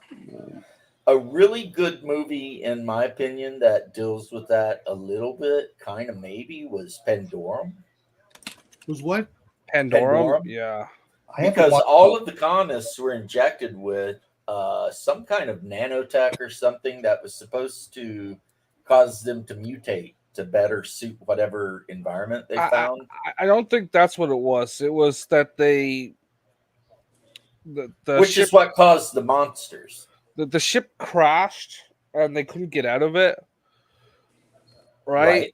So they thought they were still in space, and the ones that had gotten released were reduced to cannibalism. Right, so that but they the kept reason raiding. they become what they were was because they were adapting to their environment. Because they had been injected with something to make them rapidly adapt. That's why, even though you're right, they were cannibals and shit, but they were not human. They had become something else. I thought they were just like exposed to radiation from the leaking. But they engine did or whatever. sleep by the reactor because it was warm. That's why they slept by the I reactor. would just. I have to watch it again. I don't remember that. If you watch it again, they will specifically mention the fact that all of the colonists are injected with this thing that was going to make them rapidly adapt to whichever world they landed on. But the ones that the evil guy let loose into the hold and shit, they adapted to cold and dark and cannibalism. And they got good at it because they had this thing in their body making them good at it, you know? That's why, like, their eyes were just like black. You know, that's a good movie. It's a good film. I seem to remember having watched it, but yeah, I saw it at the show. I watched it again after that, but Turtles aren't the answer. This is Infinite okay. regress. Well, turtles is what you say if somebody says, "Well, what is this?" and you tell them, and they're like, "Well, then what is this?" and then you say the thing, and they say, "Well, then what about this?" and eventually you just say it's turtles all the way down. It's not an argument. It's basically like an FU. You know? Yeah, it's like I don't know. Why are you asking me? I don't know. You're asking me stupid questions. It's turtles all the way down. Yeah. I mean, if you want to get into like some really weird, like fourth dimensional quantum physics, we can start talking about God. But I mean, people don't like that. But maybe next Well, week. This is It nanotechnology. offends people when you start talking about creatures that might exist outside of our conception of reality and time and space, because we are creatures specifically of space time. That's how we view everything. So, how do you even conceive of a creature that exists outside of space time? annoyingly. Yeah, it's turtles all the way down, right? Yeah. Because, I mean, right. You just hope maybe if you're the kind of person like me, you hope you're right, but you probably could be wrong. Maybe. I don't know. I hope I'm right, but maybe not. We'll find out one day, probably sooner than we'd like. Always. It's called death, and we Right. all see it eventually. And we all see it Speak for eventually, yourself. except I've been around way Wow. too long. except for Shadow, I was going to say. Yeah, except for Shadow. Shadow's the guy from the Sandman comic that basically convinced the Sandman to just never let him die. Do you know who I'm talking about? You ever read the comics? Yeah. I've got the first like 10 of them, I think. Yeah, he actually becomes Sandman's actually only friend. And pretty much to do him a solid, Sandman told his sister Death never to collect him. So he never aged. He just lived. And Sandman would always meet him at the same tavern every 100 years. Oh yeah, I remember that. Well, there were a couple of them he did stuff like that with. And sometimes when he'd meet the guy, he'd be a pox-ridden leper or poor or whatever, and other times he'd be rich. But at no time did the dude ever want to die, because Sandman would always ask him, like, "Are you ready to die yet?" And the guy'd be like, "Oh no, there's still way too much to do." And Sandman would be like, "Okay." So it's episode 16 called "The New Breed." Okay, so yeah, I was just looking up that.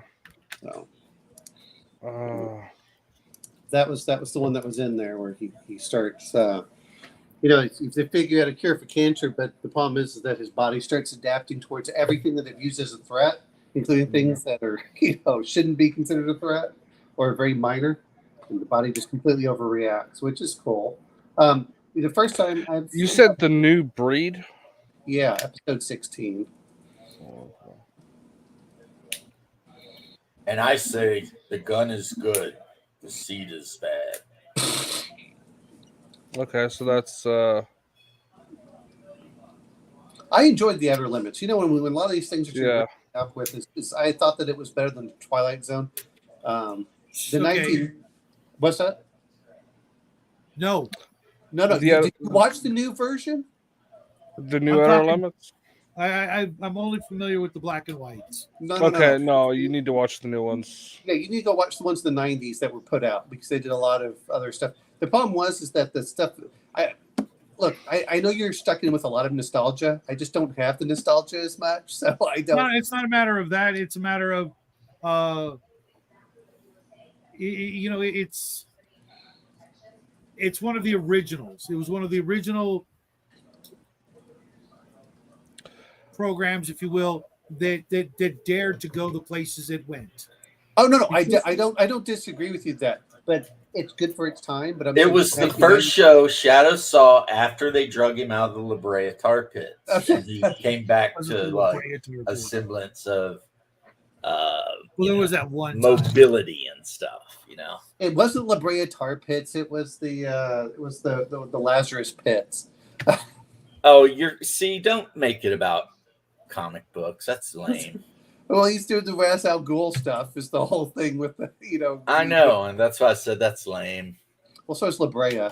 No, dudes in freaking tights are lame. Get out of here. Oh, I don't disagree with that, but it's with all that. They're called ballet dancers. But here's what happened: is Shadow was hunting a saber-toothed cat across the savannas, and he threw the spear, and the cat jumped and fell, and Shadow thought it was dead. So when he ran up on it to carve it up to bring it back to his tribe, he ran into the tar pit, and then him and the cat both slowly sank deep It under wasn't the a earth. cat. It was actually a woolly rhinoceros. This is Either odd. way. And then after thousands of years, they finally dug him up.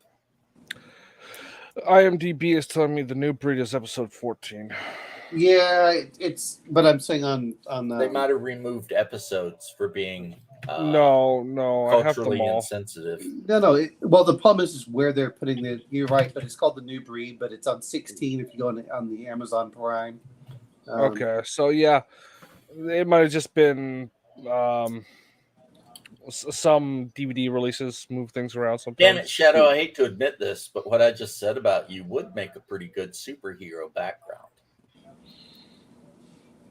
If you're playing like a game of heroic, Yeah. and like your character's like human plus because you're some kind of weird mutant that just can't die, and you've been alive since like the Paleolithic era. That's just because he kept stabbing, Christ. That was his whole problem. Hey. The Paleolithic era would be before. I know, but he keeps getting cursed with it every time. Yeah. The big guy sent him back either to the beginning of time. Longinus or Cascus, one of the two. I'm pretty sure I maybe remember Kane. stabbing Christ. No, Casca is the one who punched him at the gate, and Longinus is the one that stuck him with the spear. Longinus, on the other hand, was not an evil man. The reason he stuck him with the spear is to put him out of his misery, because crucifixion is horrifying. Yeah, the intention is to drown. And that's why he became the first vampire. And Casca was just an asshole from a regiment of Roman soldiers that had been raised in Gaul.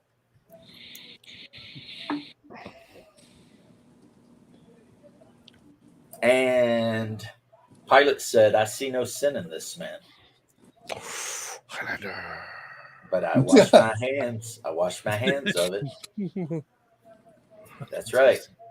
You guys are a bunch of dicks. I wash my hands of this shit. Catch you later. Oh, I was looking at a great miniature of the Highlander.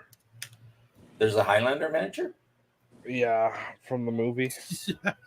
Is it the Krugen? No. God, I'd love to have a miniature of him in that skull armor, like, the bone armor he's wearing. Yeah. Man. I just didn't want to pay like $30 for it. If I ever got to play a game, that would be my miniature. They'd be like, what's your character? I'd be like, human fighter, and then throw the Krugen on the table. The Kurgan. The Kurgan, yeah. Don't worry about it. The Kurgan. No, I don't care. Yeah. I'm just saying. No. I'd write down as the Krugen too. Just when the DM looks at me and gives me that look, distinct. I would just be like, don't worry about it. The less you know, the better. It's legally distinct. The Krugen. Yeah, I have to change the name a little bit so that I used to always name a thrall in Conan. Legally distinct red. Sandra.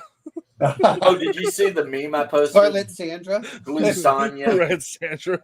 No, Scarlet Sandra. Oh, no. It would always be legally distinct. Oh, yeah. I'd always get that in there. No, I posted the Blue Sonya meme. Oh, no. Wait a minute. I know what it is. It's the Crimson Karen. And apparently... No. Apparently the person who created the Blue Sonya meme got like a cease and desist. Why? And Red Sonya is not owned by the R.E. Howard estate. Yeah. So, of course, the artist could just be like, how about you blow me? The character's totally blue, has blue hair, so you don't own the idea of hot chicks with swords. Get the hell out of here. It was probably the chainmail bikini that got him. Howard or was it Marvel? No, she was actually wearing Skellmail. I thought Marvel was the one. Doesn't matter. You can still have a hot chicken. Oh, yeah. Yeah, you're allowed to have hot chicks. That's a rule. Yeah. Oh yeah, it used to be the norm. Yeah. I would respond with 2 images. Until the ass goblin. A pound weight and a picture of some sand. Right? Yeah. Then the ass goblin come around and started stealing all the women's asses. Yeah, they all put them on that one chick you like. Oh my goodness, there's nothing wrong with a big butt, man. I don't know That's what not is wrong big. with you. That's a fucking planet. And then it's not even a chick. It is a chick. The redhead? People I trust checked into it, and they were like, "No, that's absolutely a chick. She's just a big chick from Kentucky, no less, I think." And there's Better nothing be wrong with that. careful. You better be careful. Oh You're gonna be back no, home visiting family, and she's gonna be waiting on the doorstep. no, she won't. That bitch ain't getting the cheddar Yeah, biscuits. there's no way the fucking doorstep could support the weight of the one of those butt cheeks. I don't I'm understand just you. waiting to see It's like you have a problem with femininity. That's not femininity. Yes, That's- it is. That's 20 pounds of silicone per side. No, it's not. It's just a big, thick ass round butt. There's nothing wrong with that. That only comes at the side of the thigh. No, it does not. You haven't looked, man. I'm sitting here defending this bitch. I don't want to look. What I saw scared me as it is. I Yeah, me believe too. that. I believe that. I believe you saw that woman. It scared the shit out of you. It made me wanna RPG Elite, he's supposed to come home tomorrow if he's a good boy. I agree with Omanow. What did Omanow say? He started reading some book. Oh, is it like Adventure Conquer King or something? It's the barbarian. Hell yeah, man. Conquers. Is there any nanotechnology in that? There might be, because it's like a weird kind of, it's sci-fi but future and also fantasy. It's Gamma World, basically. Yeah, there's a lot of weird shit going on in that. Which I like. Yeah, the repair nanogel. Yeah, Barbarians of Kakadu or whatever the hell it's called. Barbarian Conquerors of Kanahu.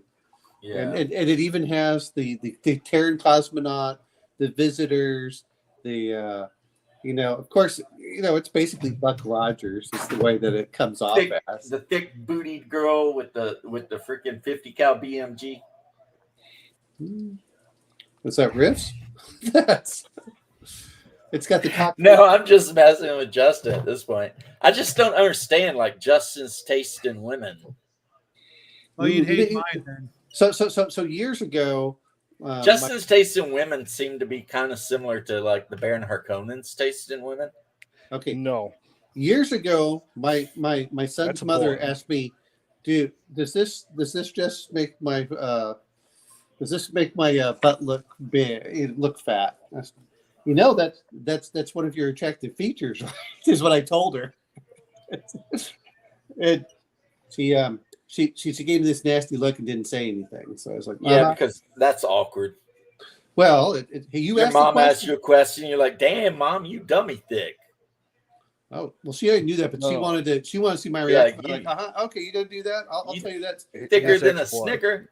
Hey, you know what? For Anyway, a I white would girl, never do that. My mom for- would beat my ass. for a white girl, she, I don't know why you we keep make talking fun of about it. your mom there, James. Actually, I noticed not. that most women that ride horses had nice big rears. So I will tell you this.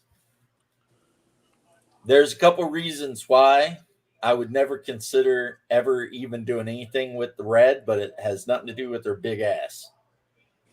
It has to do with the fact that I know for a fact 150 GIs have ran through that shit. Yeah.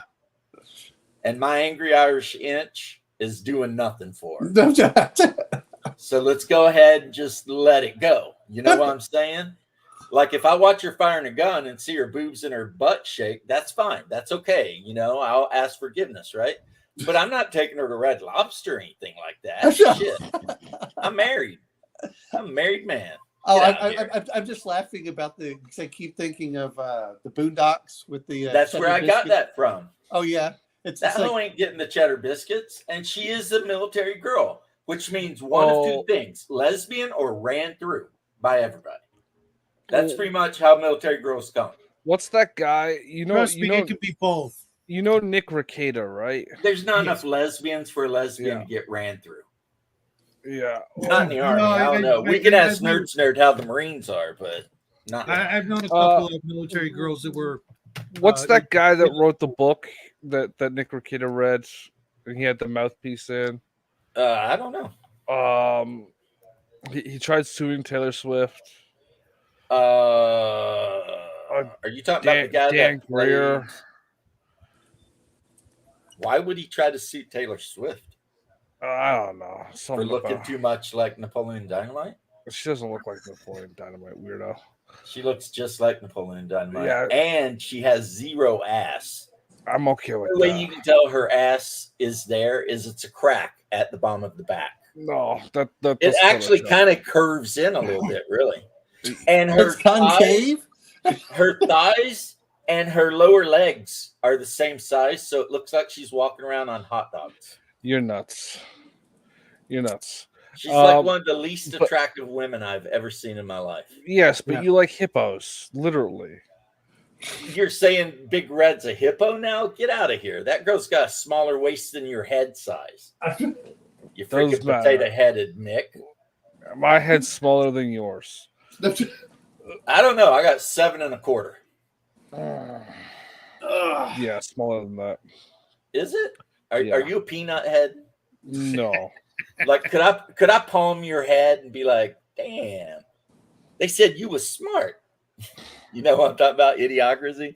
When the dude goes in there and the president comes in and palms his head, he's like, damn, man, they say you smart.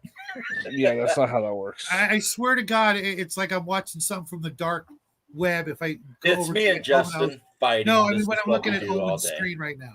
Oh yeah, he's getting ready to kill some freaking people. He's this looks similar to something you had on your show once before, almost. No, that was bad, but Omanow's rehearsing for Shadow's new production. I've resigned myself that for the last years, everybody saw good Chip, but now I'm bad Chip. I'm bad James. You're goody little choo-choo shoes. Exact same audio. Exact same audio. You know what I'm saying? Just like in Army of Darkness. Everybody always seen good little two shoes James, but he's done. Because good, bad, doesn't matter. I'm the guy with the gun. Well, I got the chainsaw hand, so. Hell yeah. Hell yeah. Exact same audio. It is. He's like breathing hard and shit. Yeah, Omanow, you gotta stop that. You're starting to freak me out. I think I literally have the weirdest show out there. You know what? If you guys are just gonna be arguing about stuff, I mean, I might as well do some exercise. Yeah, but we don't need the panting. What were we arguing about? I don't know. Oh, we're arguing about the fact that Justin likes women that look like little boys. Fuck you. And I like women that look like fertility goddesses. The worst kind of fertility goddess. There's got to be a happy medium. I like those where the waist is smaller than the hips and that they have a softness but without being overly fat. Okay. Yeah. If you ever seen my video James likes a sack of potatoes on each thigh.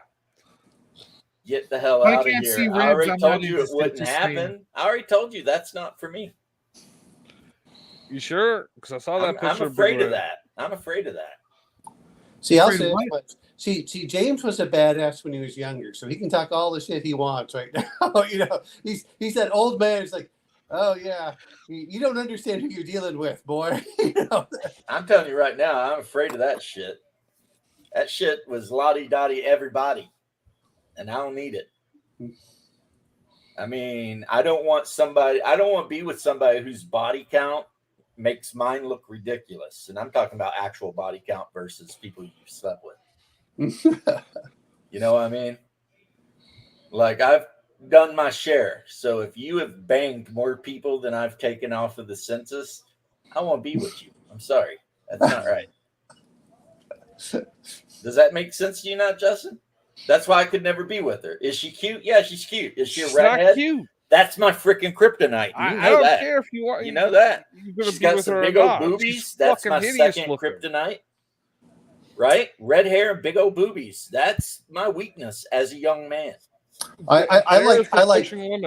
like tall, fair skin, long black hair, blue eyes. So Catherine Zeta-Jones. No, I was actually thinking about one of the women I dated. But But you Yeah, described Catherine Zeta-Jones. because Yes. Catherine Zeta-Jones doesn't have fair skin. She is. well, does she have blue eyes?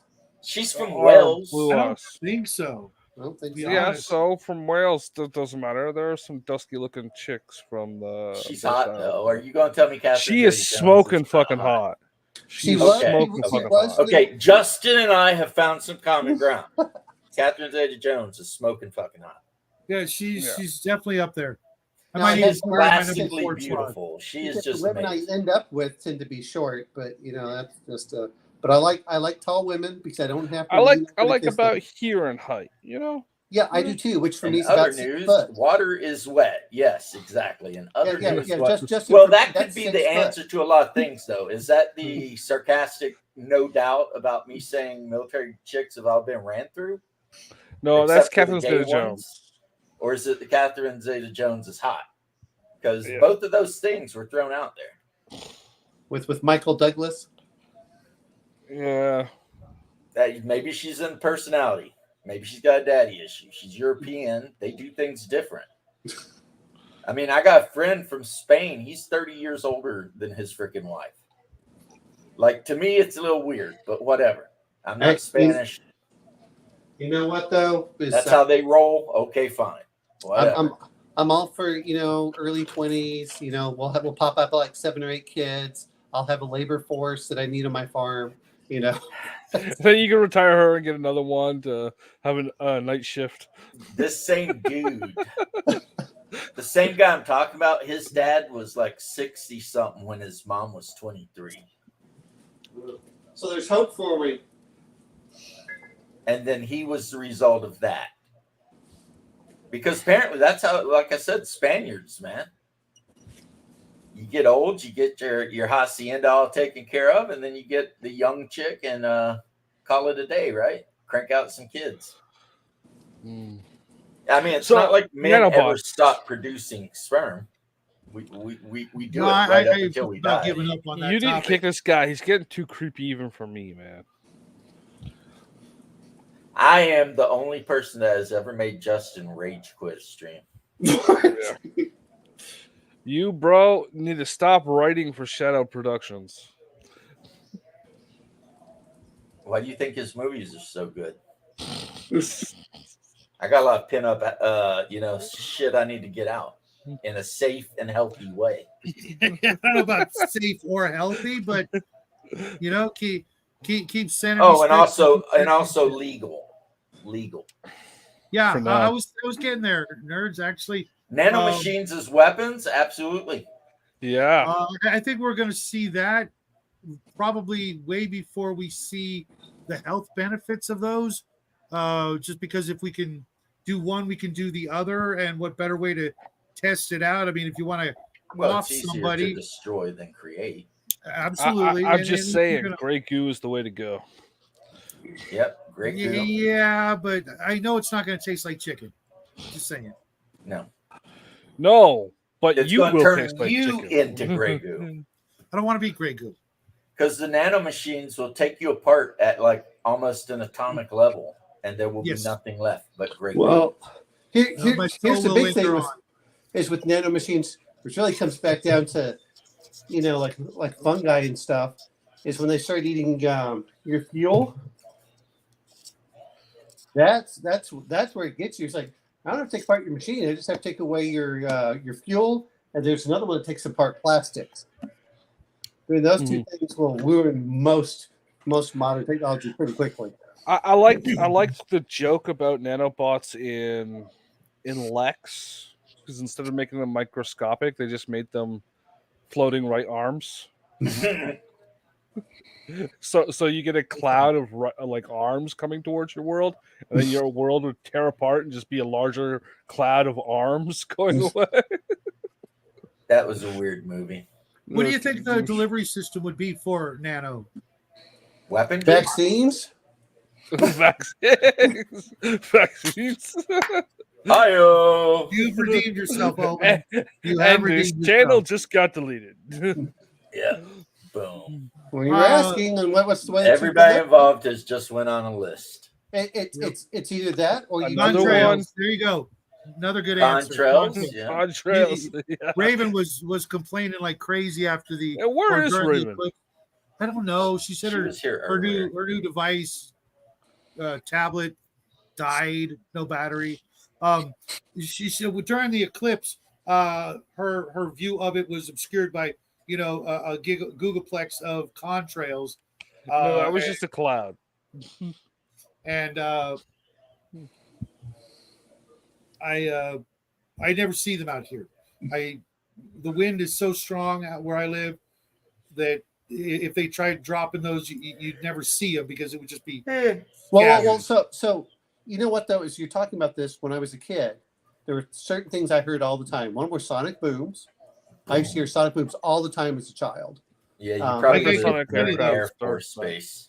Well, I was over in Germany, so they did a lot of when the jets would fly Like over and Runstein. things. The Concorde came out of Germany, didn't it? No, France. no. Concorde was British, but no. Remember, we're French. talking about Yeah, the no, 1980s. it wasn't just France. It was probably F-15s, F-16s, Mhm. stuff like that. They're all going supersonic in certain cases. Yeah. That was one. An F-15 can gain speed in a 90-degree climb. They're like one of the only aircrafts ever designed that can do that. And then the other one is that I used to see a lot more contrails. I don't see them like I used to. A boarding pod slams into the side of your vessel. Yeah, but when it opens up, out steps a bunch of gigantic 9-foot tall powered armored bastards. You don't need Space for Marines. that. But honestly, Airborne nanobots. Well, I mean, if you think about a nanobot could be delivered in exactly the same way as any other bio or chemical weapon. You could put it in artillery round. You can drop it from a bomb. It doesn't matter. I mean, you can Actually, it'd spray be it out more- like Agent Orange. I mean, it would whatever be you more want to do. resilient to use in a bomb than chemical weapons. Well, we're talking about an airburst bomb. It goes over the target. It opens up. Actually, if you look at it, the problem a lot of times is that you get the concussive force or things that would damage it. You look, it's the same with they spray chemical weapons or aerosols for however you can do it. Just like that's the big thing they talked about with a lot of the like anthrax and things. It's like, well, how to disperse it? That's the real question. But that's not too hard. It's not hard. It's also they did it like crazy in Iraq when I was there. Yeah, but it's not even like It can be destroyed by concussive force, but you could create bombs that would not create enough concussive force. Because we're talking about like the bomb opens up 1,000 feet above ground and starts spraying shit. You know what I mean? Like the bombers in basically almost low atmosphere, whipping over at Mach 5, opens the bay doors. These things fall out, and when they get to the right distance, they open up. And well, it's not even that. You could probably have them just in little capsules, like just you drop can even have them directly in little pellets. Yeah, and they just seed an area, and then next thing you know, where the nanites landed, you now have like a forward operating base constructed. Oh, especially if the capsules were like water soluble. Well, they're just designed to fracture on impact. Yeah, here's but just like little glass water beads. soluble. You know. Yeah. Well, there's just little glass beads. How is it that they can make a microscopic robot? They can do all this crap, but we can't make like a life-size robot do the same shit. Well, what makes you think it's doing all this stuff? I think we could make a life-size robot that would tear you into little pieces. Yeah. Pretty sure we can. Yeah, they can already do that, bro. Yeah, they had a TV show where they actually just had robots doing that. Right? No, I've seen those, but we don't. I have yet to see one that you send the robot out, and in a couple of minutes, it's made another copy of itself. Because they haven't figured out how to do that. We yet. haven't built factories to do it. Yeah, we could easily do it. We could make a robotic factory that would just constantly crank out. But make a robot that can make more robots without. That's what I'm saying. The whole factory would be a robot.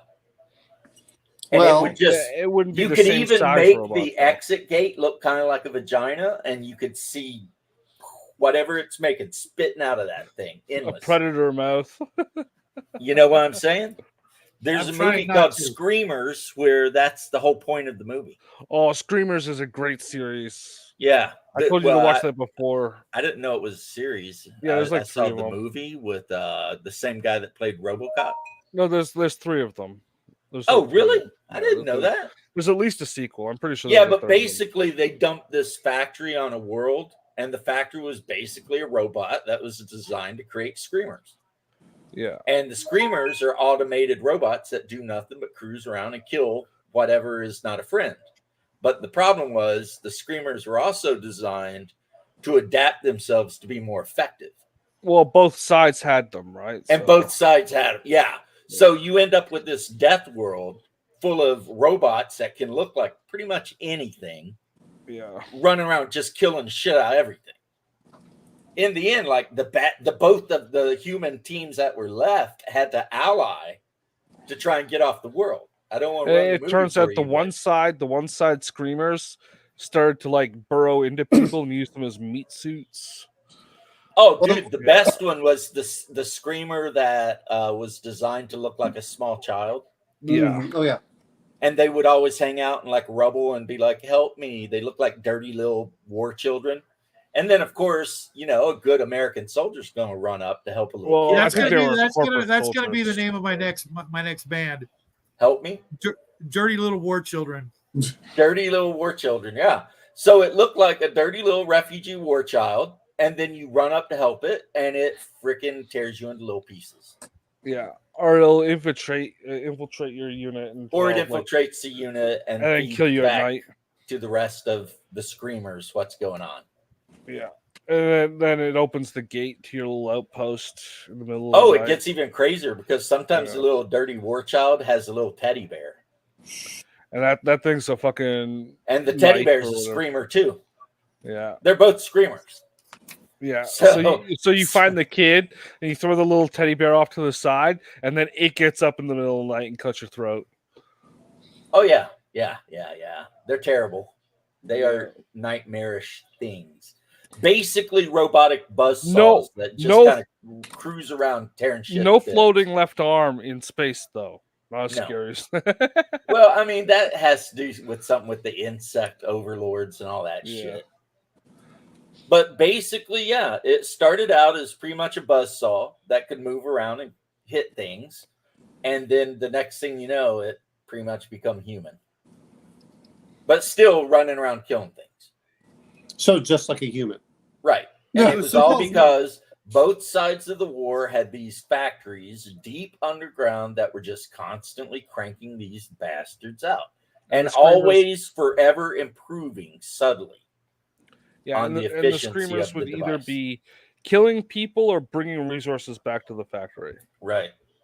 So what would And be the the only best way not to defense get against whacked by screamers, you had to have a special armband that you wore that would let friendly screamers, when they would scan you, they'd see the armband and know you're not a target. Yeah, and that thing would go out. But occasionally your armband might fail, or the screamer might decide, I don't give an F about it. We're getting you So, all like I now, said- you know, because they started thinking about things a little bit, and they're like, nah, F it. What all would be these the best humans defense die. against them? What would you use? Leaving the Uh, freaking planet ASAP. That would And be they the best couldn't. defense. Yeah, they couldn't. We- That was the problem. And that's why they all So- died. Spoilers.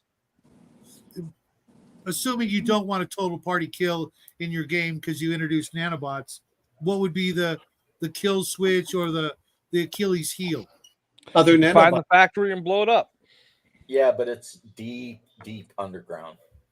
Yeah. Other nanobots. I- That's but I And you're thought about probably not I going thought to Yeah, do that about was it. the the problem with the counter screamer world. bots. Yeah. well, the other option is also the fact that if you can disrupt the signal, then they just don't know what to do. They do, though. They're autonomous. So not all of them are. That's the whole point with nanobots. When we talk about nanobots, we're talking about the machine, not No, necessarily I'm talking about inside the- screamers still. Oh yeah. I'm sorry. Yeah. Get back on topic, James. We had all Yeah. done that. I was thinking, The 'cause I mobile remember- sword units were entirely autonomous. Once they were designed and released into the world, they were just on their own, doing their thing. EMP. Those Yeah, are EMP good is ideas. really I good was- for things that aren't hardened. An against it EMP there. might take out the machines on the surface, but the ones 2 miles deep into the crust are going to be fine. Yeah. So you might be able to clear them out for a little while, but I mean, eventually they're going to just keep dragging in resources and making more. It's Yeah. only 8:30. So He's Last time you still. told me you were going to sleep, you ended up on James's show. Yeah, he's gonna go get the link and be on the show. yeah, if I start a stream, I'll let Jackie know. If I'll you do send you start the a link. stream, I will. He will wake up and know that you've started a stream. Yeah, I'll send you a link if I do. I'm not going to, but Psychic if I did. message from across the miles. Oh, Yeah, James but is that in. is the problem, I have Nerd church Nerd, tomorrow, so- is do the nanites even have a controller? Yeah. Starting this Because the Right. nanites could be really stupid. Like they're just a machine. There's no that's no kind of thinking that was part to kind of them. leading to my other question. Until we actually see them on the open market, kind of thing. To me, it seems like they have to be initially pretty limited in what they can do. Yeah, it's not like you're going to have a computer chip in the nanite.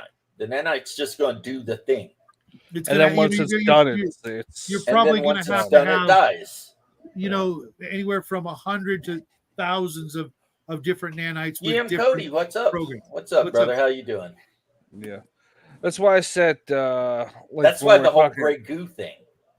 That's why when we were talking earlier about dropping them from aircraft, I said, yeah, you drop them and then you have like a fully functional forward operating base, fully ready for people to be deployed to it. It depends on how realistic you want. Maybe it. some If you wanna trenches. Like if you wanna you get just the got the super trench sci-fi, nanites. You get the gray goo, which basically has its own That would be intelligence. funny too. Where it basically forms and creates its own intelligence, and at that point it goes from there. Well, Yeah, the it's gray just, like, goo. consumed. When I read the gray goo theory, the gray goo was actually made up of dead nanites. After Yeah. they had performed their purpose, they die, and after billions upon trillions and googleplexes of them die, it just covers the entire world in a gray goo, which is dead nanites. Yeah, nanites that fulfilled the purpose of making more nanites and then That's died. that's the whole thing. They found something to turn into nanites, then died. Then Silicone. those ones found something to turn into nanites. Then Yeah, died. some mineral. They found some mineral, turned it into a nanite, then they died. Yeah, And it just keeps going. they found your ass, turned it into some nanites, then died. It could be your ass.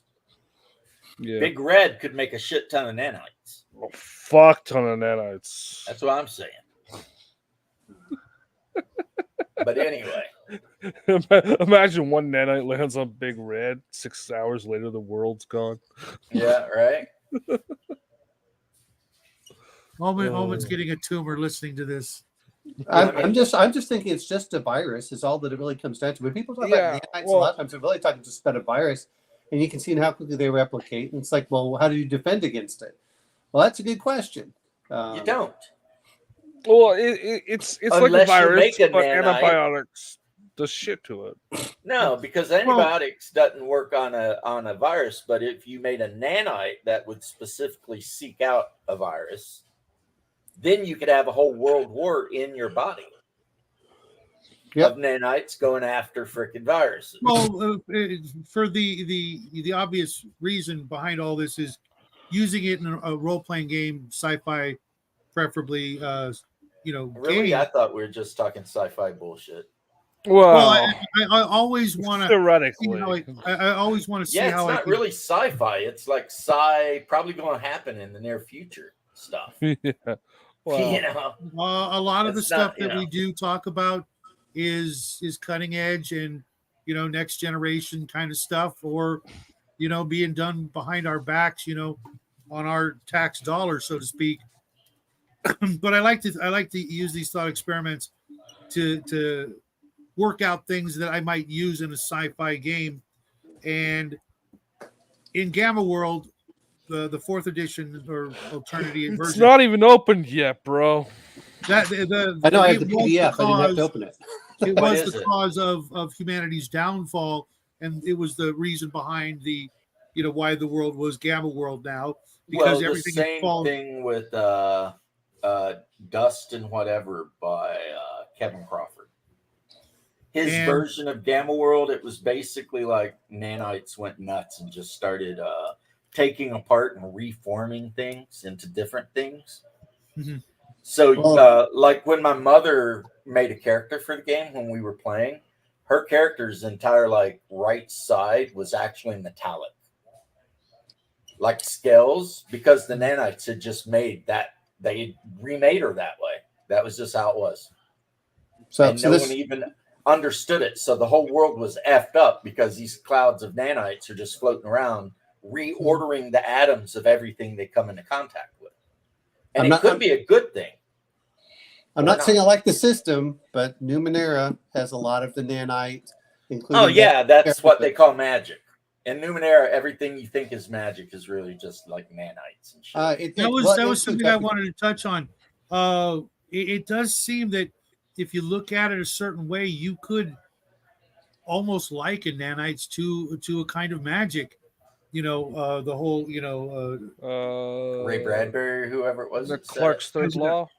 Yeah. No, not Clark. Except in Numenera, if you pick up a grain of sand and you look at it, you'll find that it's not sand. Who wrote? It's a broken down piece of something else. There is no sand. Clark. It was one of the old guys that wrote about Arthur C. Clarke. Clark. It was Clark Justin. It was Clark, but I mean, Numenera has it where they talk about also improving your body for things that allows it, special. It's all. But what is that? Because I have the Numenera books, but they're just books. What is that? That's the box set, the collector's box set. Oh, it was half off. It was half off. With the PDF. Like I have the rule book and I have a lot of the adventures for it, and it's neat enough, I guess. Whatever. It's an interesting idea for it. I'm not a huge fan of the system. I played it for a few months and went, it's not quite my. I understand why people like it. It's just not for me. Well, it's resource management. I mean, if you want to do something, you have to give up an attribute point to do the thing, and eventually, you get to a point where you got no attribute points in certain things, and then now you're screwed because things are getting harder. And yeah, Clark's Third Law was sufficiently advanced technology is indistinguishable from magic. Oh, Arthur C. Clarke, yeah. Yeah. That's what I said. That's we all agree on this. Eloquently. I just kept thinking of Ashton Clark. Sorry, that was that. We all, and I kept thinking Clark Ashton Smith, which is a different Clark. Exactly. That's the problem with whenever we're Arthur C. Clarke. Yeah, Arthur C. Clarke. He wrote the Mars stuff. But I mean, Numenera, some of it encompasses that, and it's like, well, you can do this, you can do this, and you can do that, and then I was like, okay, but I don't have any problems with it. I thought he wrote Rama. He wrote a lot of things. Yeah. I think he did Rendezvous with Rama. Yeah, I actually liked his stuff where he was doing the non-fiction stuff better than his fiction. One of my favorite parts about Numenera. Math whiz. One of my favorite parts about Numenera is when the humans meet the octopus.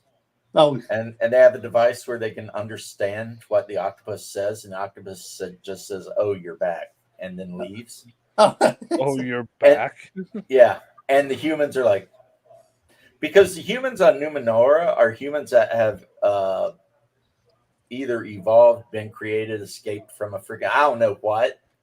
But the world of Numenera is like billions of years in our future. So the sun is dim. And if you pick up sand on a beach and you looked at it under a microscope, it would be pieces of other things. There is no sand, And there's all kinds of weird items that no one knows how they work, so they think it's magic. But in reality, it might just be a rattle can full of spray paint. But no one knows because shit is crazy. It was a good series of books, nerds. Yeah, but I mean, there's the one that's next to the sun, and then this is the one I think that you're talking about, Into the Deep. Yeah. I mean, it's an interesting. But pretty much the octopi are very intelligent. And they hadn't seen humans in like a million years. And then when they see humans again, they're like, oh, you're back.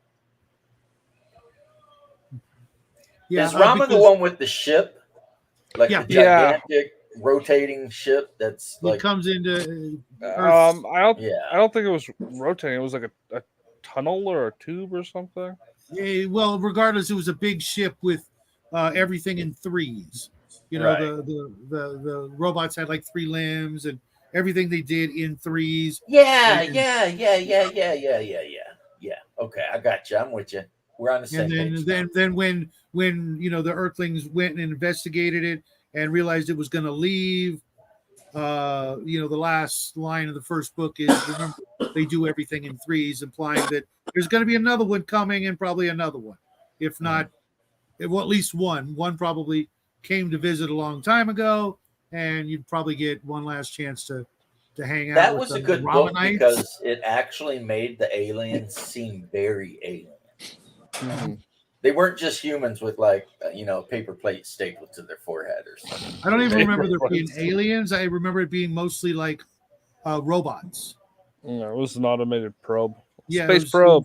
Oh, I'm Space thinking probe. about a book where there was an alien and it was all threes. It had It could have 3 been. arms, 3 It legs, could have been 3 one of the other eyes. books. I'm just going by the first book. I have no. I know I read. And Book I could be 2, talking about something totally different, Shadow. I could be hallucinating for all I know. But the book I'm talking about, when the alien spoke, certain parts of the sentences it would speak would just be dots and dashes. So when you would read the aliens part, it'd be like, what in the hell is the alien saying? Because, you might understand every 5th word of what it was saying because its brain was so different than ours that it was having a hard time even communicating with us. But it was all in threes, and it did everything in threes, and its whole body was based on It a could have been three-sided the triangle sequel or thing. book 3 of it. I only remember the first one. I know I've got. I made it through the first 2, but I can't remember anything about the second one. Have you ever read Clark Ashton Smith's The King of the Crabs? He did Hyperborea, didn't he? Yeah. I Pretty don't good think one. so. Clark Pretty Ashton good one. Smith. No. Yeah, he's basically one of the big 3. I mean, Darlith could be considered one of, and call it the big 4, which would be Lovecraft, Howard, Smith, and Darlith. Because they all wrote stories in the same world. Mm-hmm. And they all interchangeably used each other's. I always thought August Derleth Monsters. came out after. Like he didn't really start doing anything until after Lovecraft. He did passed come away. out after. Okay. But that's why I said you could almost include him as part of it. He was later. Okay. But thanks So to he's the him. guy who actually kept it alive for us. Yes. August Darlith is the guy who actually collected all the weird tales up and was like, hey, we got Had it something. not been for him, we would be. Who knows? Lovecraft, Yeah. we might not know anything about it. I Yeah, mean, it could have literally, he died Crazy. for eating outdated canned beans in a hotel room on Who? a bad side of town. Lovecraft. Well, oh yeah, he was dirt poor.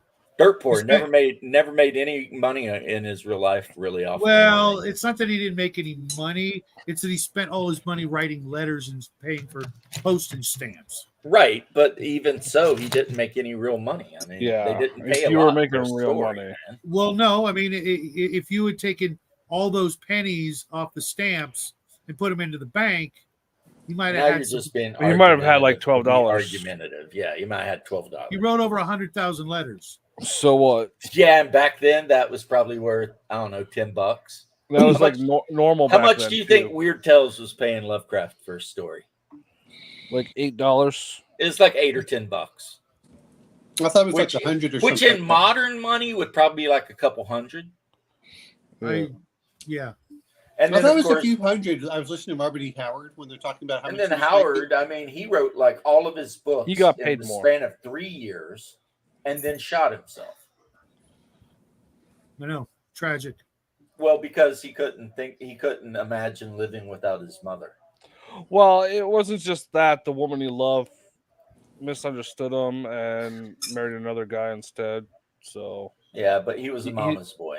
That was a big part of it. He didn't have anyone For after his mom died, for a guy who was such a badass, I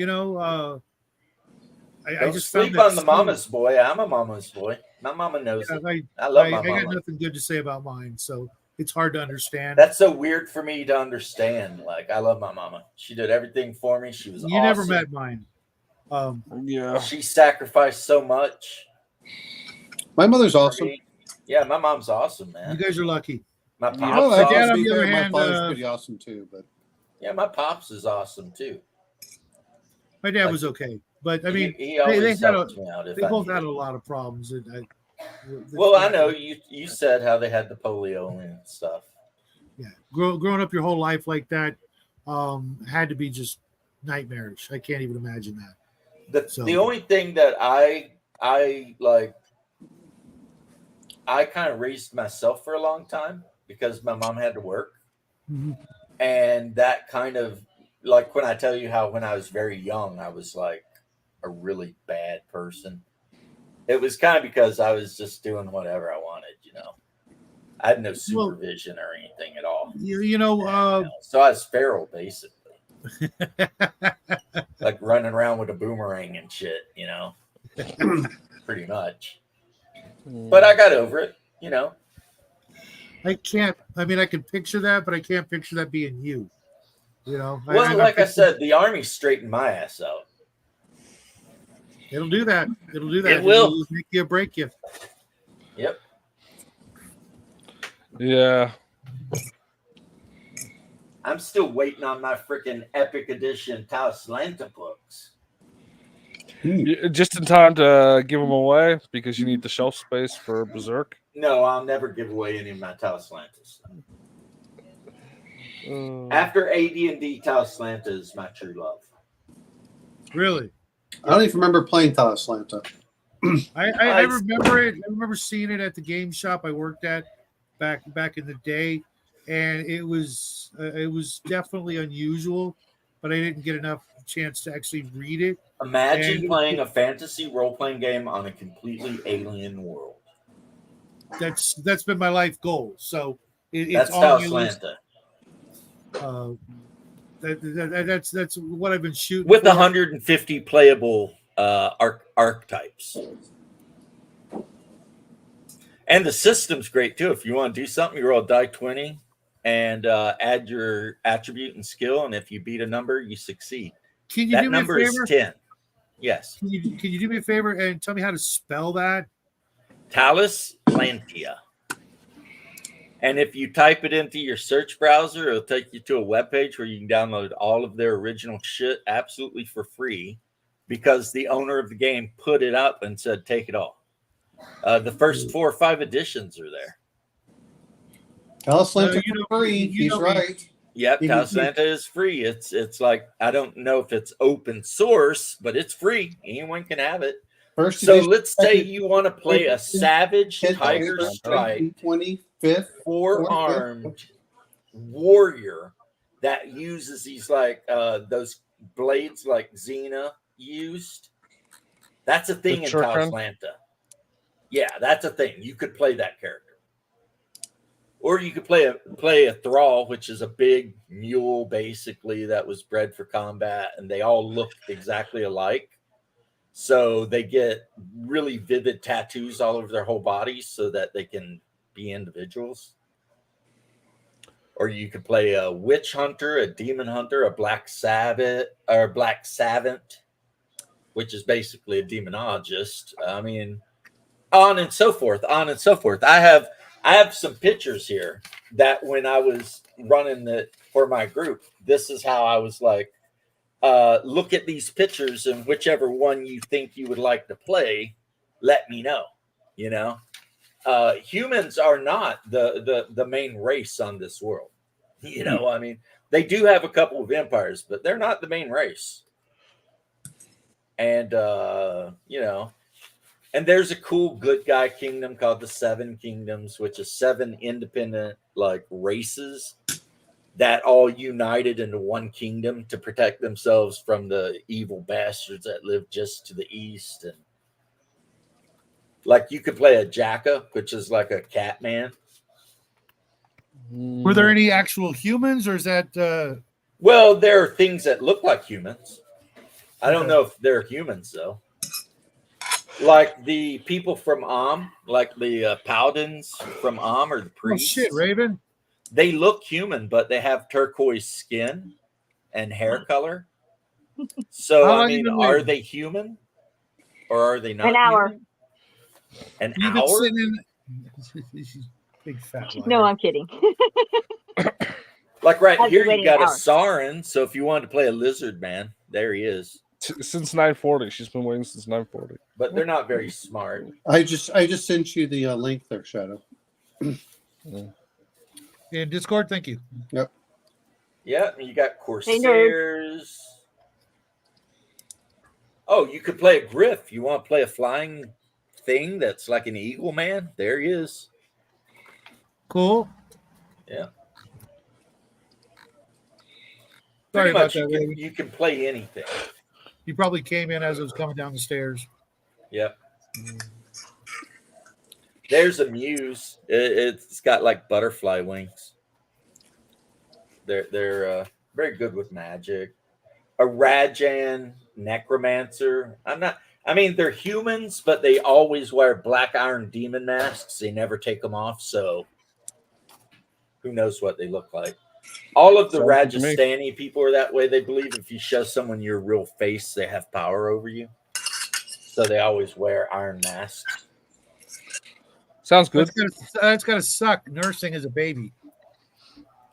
Well, they probably do that like in the privacy of a tent where no one can see.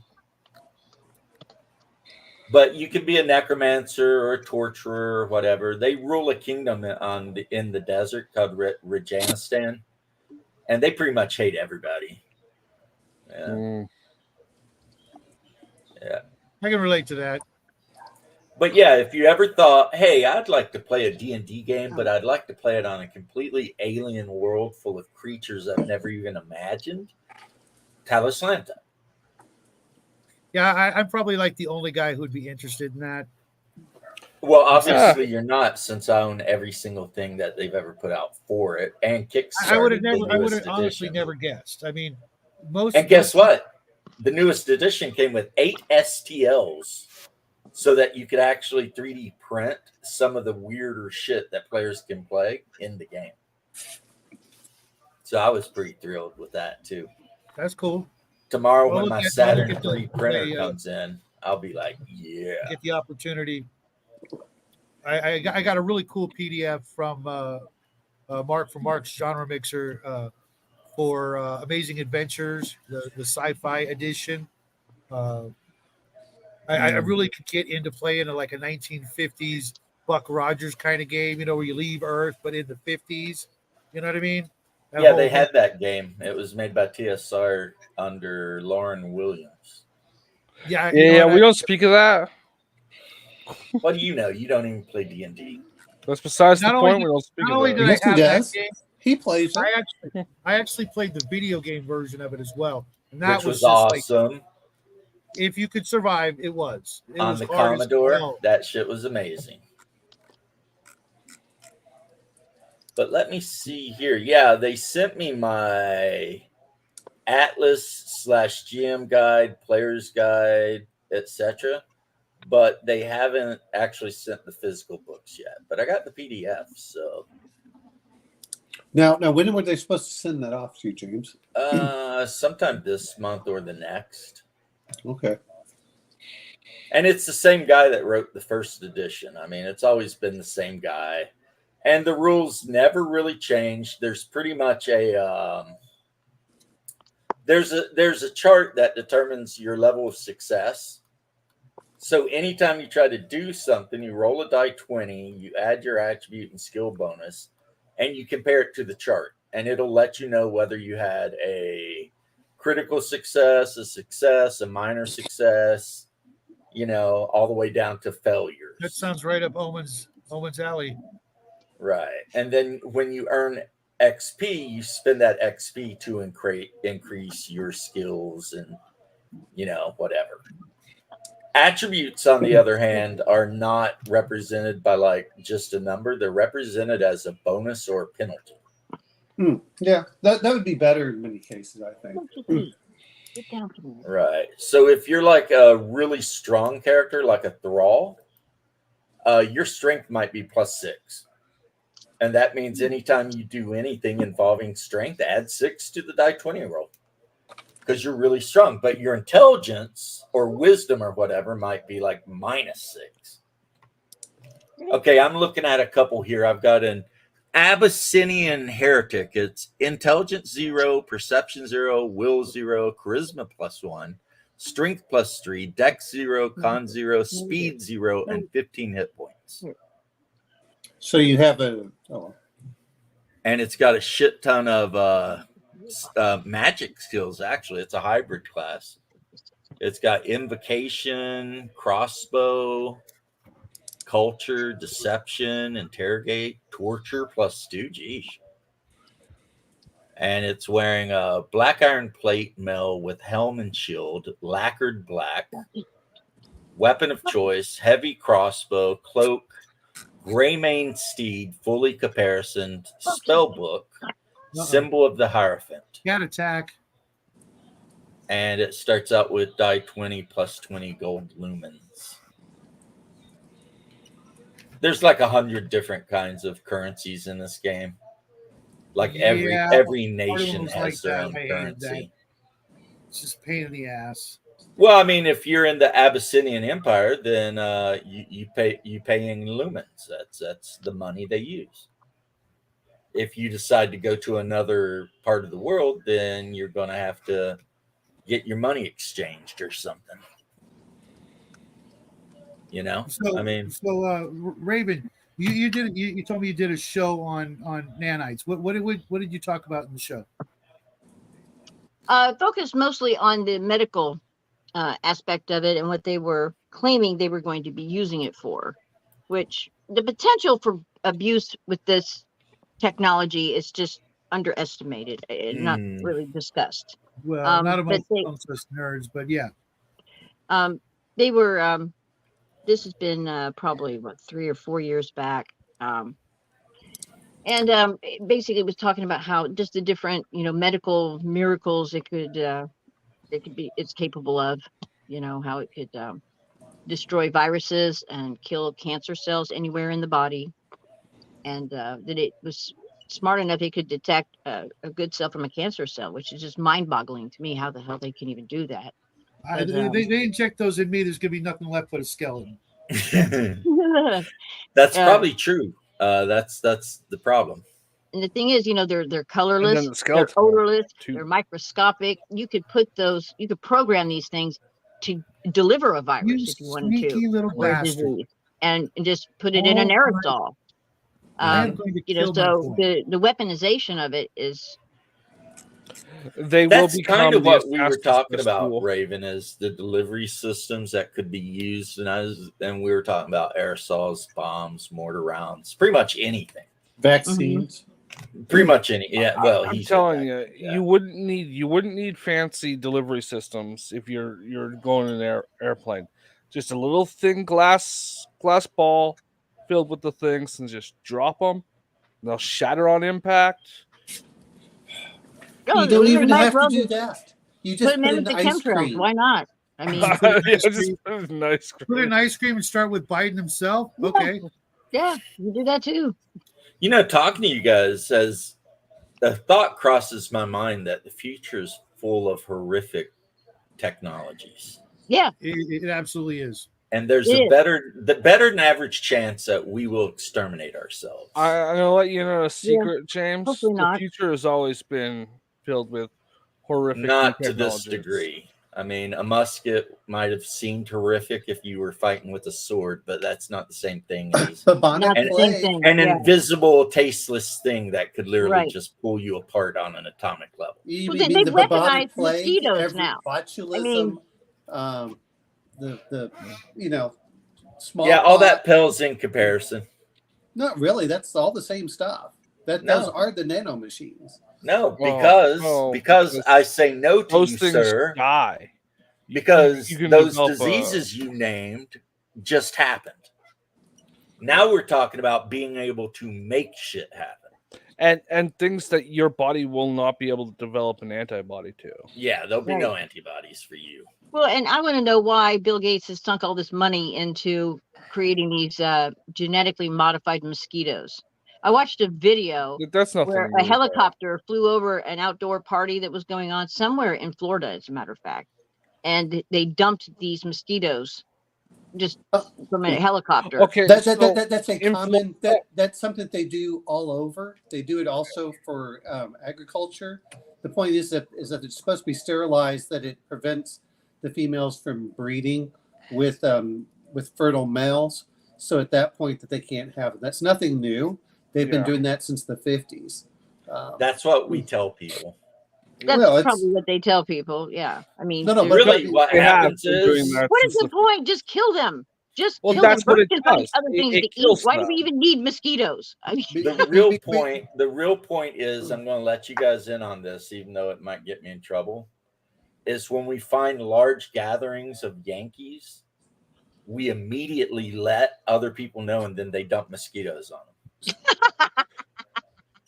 no, but In the hopes Raven, that they'll be like, screw this swampy bastard place, I'm leaving.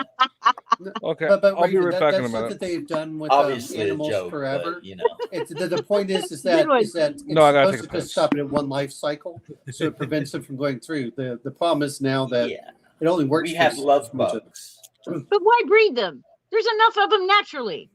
Because they're fertile. You want the infertile ones to overwhelm the fertile ones, so that it prevents them from reproducing. That's what's going on. Kind of like what we're doing with humans.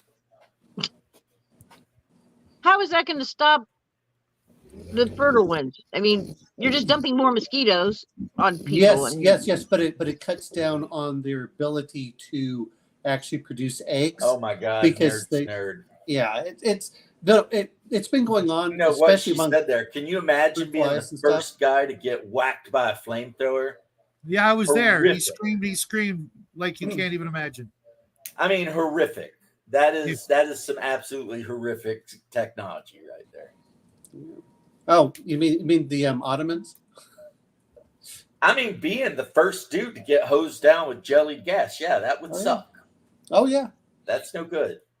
but to be fair, they were doing a lot of that, crappy stuff, during the caveman era. So, Well, the whole thing is that the Byzantine fleet had flamethrowers, but I mean, it didn't stop the fall of the holy city. But still, well, they lost the technology also before the city fell. yeah, they were pumps. They could actually literally use a pump to shoot flame. Yeah, but Turkish they ships. lost the recipe was the problem. Right. So, But anyway, I agree with Nerd's Nerd on that one. Being the first guy to catch a flamethrower, oh man, yeah, that's just creepy to even think about. Yeah, And But I've been in a lot of fires, guys, but I've never actually been on fire. There's a huge difference. I actually have been on fire. No, it's not fun. I've been where it's hot enough that we had to crawl because when we ticked the ceiling, it was like almost 2,000 degrees. But at that point, you get out because. So are you talking about your lightning hit? Yep. Shadow? Yeah. When I came to, my is arm lightning was on fire though? It's well, plasma. I was on fire. Oh, okay. Yeah, it's plasma. Oh, really? You never told me that part before. Oh yeah, You were on my fire? arm was on fire. Yeah, you can't really see it, but I got a big old circle right here that's like the size of a good old fashioned silver dollar. Wow. Wow. So that's why you stay out from under the sky. Yeah, me and the sky don't get along. Do you think it's that God has decided that you've been alive long enough and he's just trying to take you out? No. I think it's just a reminder you're immortal, but I can still hurt you. Yep. Yeah, like that. Like, look, dude, you've been around since the first city was built, but don't get too cocky. So do you have PTSD from when it storms and you see lightning? Nope, not at all. I love it actually. If there's lightning, we get a thunderstorm or anything like that. I'm grabbing Jackie, making him watch it with me. So yeah, I like watching it too. No. I like turning on like Metallica or something and cranking up the stereo and then watching the storm with some heavy metal and it's like, yeah. I love it. This is how sneaky that little bastard son of mine is. Raven, you bad girl, you. Check this shit out. My son and I are like sharing the one and only charger in the house, right? I come in and he put my tablet on top of his tablet, so it looks like my tablet is charging, but it's his tablet charging underneath mine. I mean, perfectly situated. I look down and go, oh, I didn't check my tablet. And I pick it up, and his tablet's underneath it charging. So what you're saying is the student has become the master. Yeah. I still got a few tricks up my sleeve that he's never going to know. Like, can he get the pebble out of your hand? Fuck no. You know the reference, though? Oh, absolutely. Yes. But the problem is that the hand is fast enough to hit him upside the head. I did catch a fly with a pair of chopsticks once. Ooh, really? Yeah. Yeah, but if you can catch a nipple, then you are the master. I don't know what you guys do. That's okay. Wait, what? I mean, I'm not saying I'm opposed, but that was a little I shocking. heard you. It's I a little heard you. shocking. I'm not opposed, though. We can continue talking about this. Captain Well, Jack. Hello? Hello. Look All at right, him. guys, I'm going to get some sleep. You take care. Party I'll see on, you old tomorrow. man. Okay, Omen. see you Bye. tomorrow, Bye. Omen. See you later, bro. Yeah. Night, guys. Good night.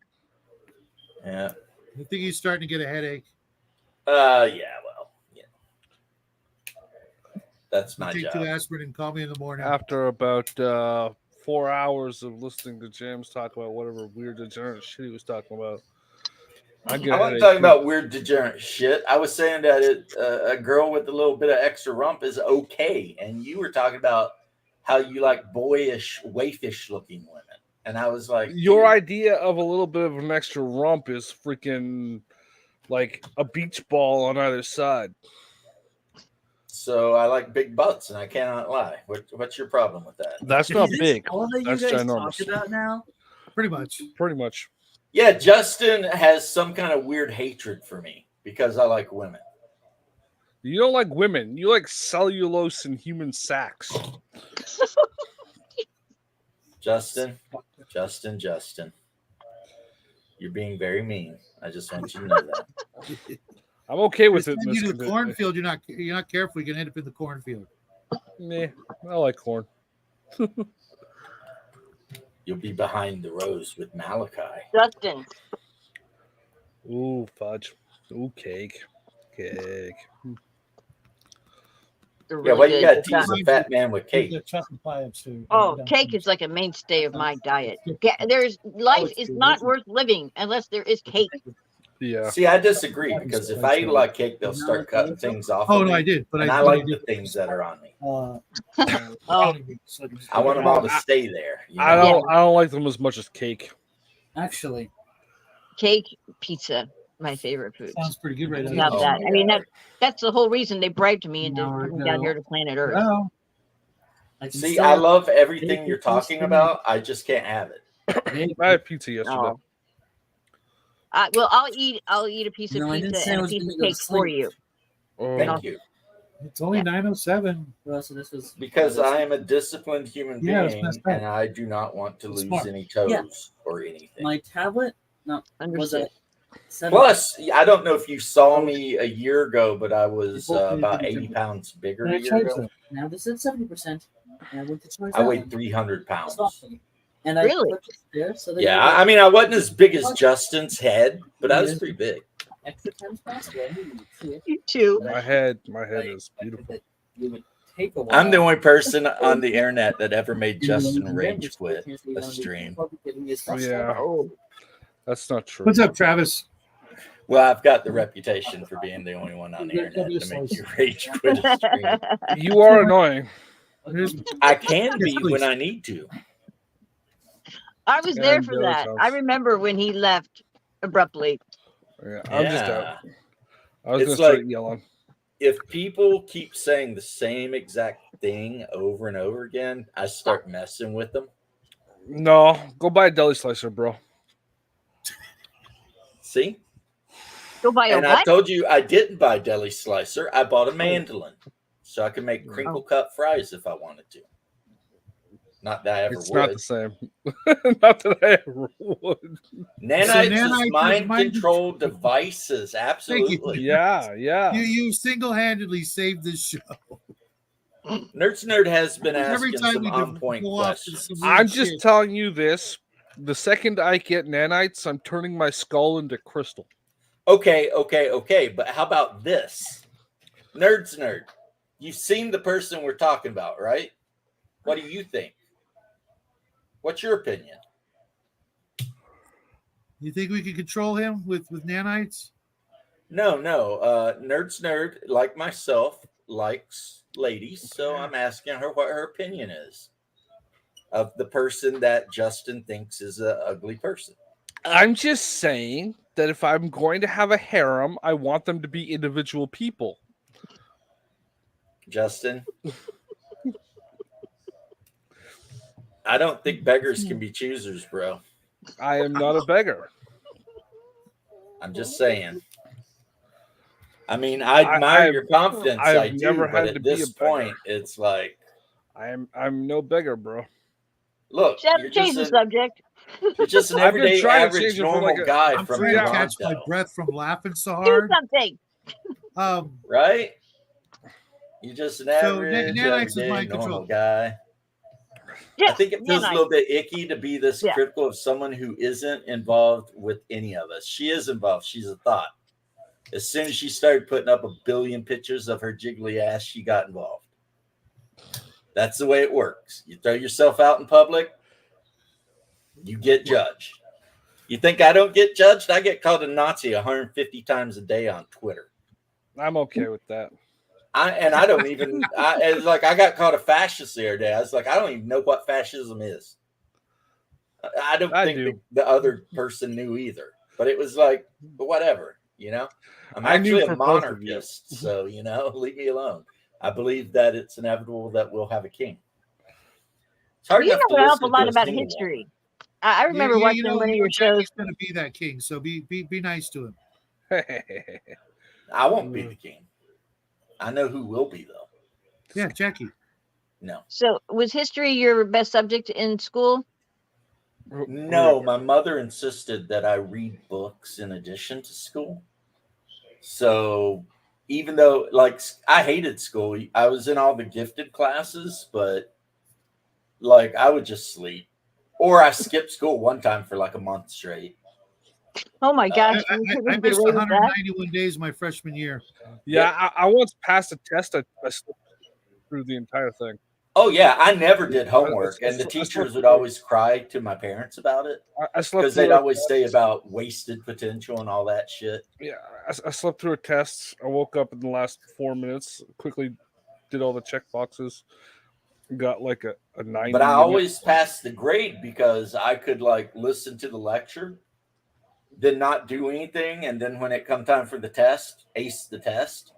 Which kind of pissed them off because then I had a C average, even though I did no work. Right.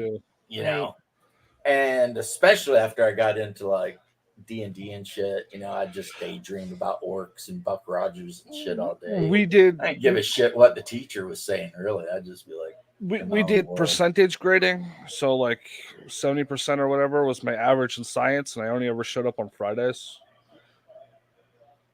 I would have had a 75. That's the problem with gamers, I think, is a lot of gamers are pretty smart, but they're not well adjusted. It didn't help that the game store was literally across the street from my high school. Yeah, I think I would stand on that statement. Gamers, a lot of us are above average intelligence, but not very well adjusted. Too poor to pay attention, huh, Travis? I know the feeling. Well, for me, it was just boredom. Like they'd be in there trying to teach me some shit, and I'd just be bored. Like then I'd go home and then I'd have a book to read because my mom would assign us books. So I read like The Hobbit in like the 2nd grade, Lord of the Rings by the 3rd grade, Animal Farm, 1984. Our science textbook, all of that stuff. Our science textbook was all integrated with the sheets. I knew you were going to get so you just wrote directly in them, like that. It was I'm not going to just eat it with my a ring-bound book, like a 3-ring book. You put a fucking. I know what you're talking about.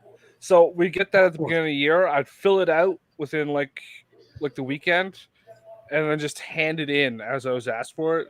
And there were like sections I'd hand in that we didn't even do through that year because I just did the whole fucking book. Yeah. Mhm. And it's Yeah. like a 300-page textbook, but it's like Unfortunately, school is not geared towards gifted children that are predominantly like right-brained, where that's where your imagination and your arts and your music and things Well, like that are. And in the school system, it's just not designed to. Ouch! I just got clawed. Ooh, sorry. It's just not geared towards. They don't have any. They don't have a priority on that. In fact, they've cut a lot of the budget for those programs in school, and it's really sad. They're just trying to like make cookie cutter. Well, then it workers. makes sense that my favorite class when I was like in elementary and middle school was always art. Yeah. I used to Those love that are I class. was on the art track too. And I Yeah. also loved home ec.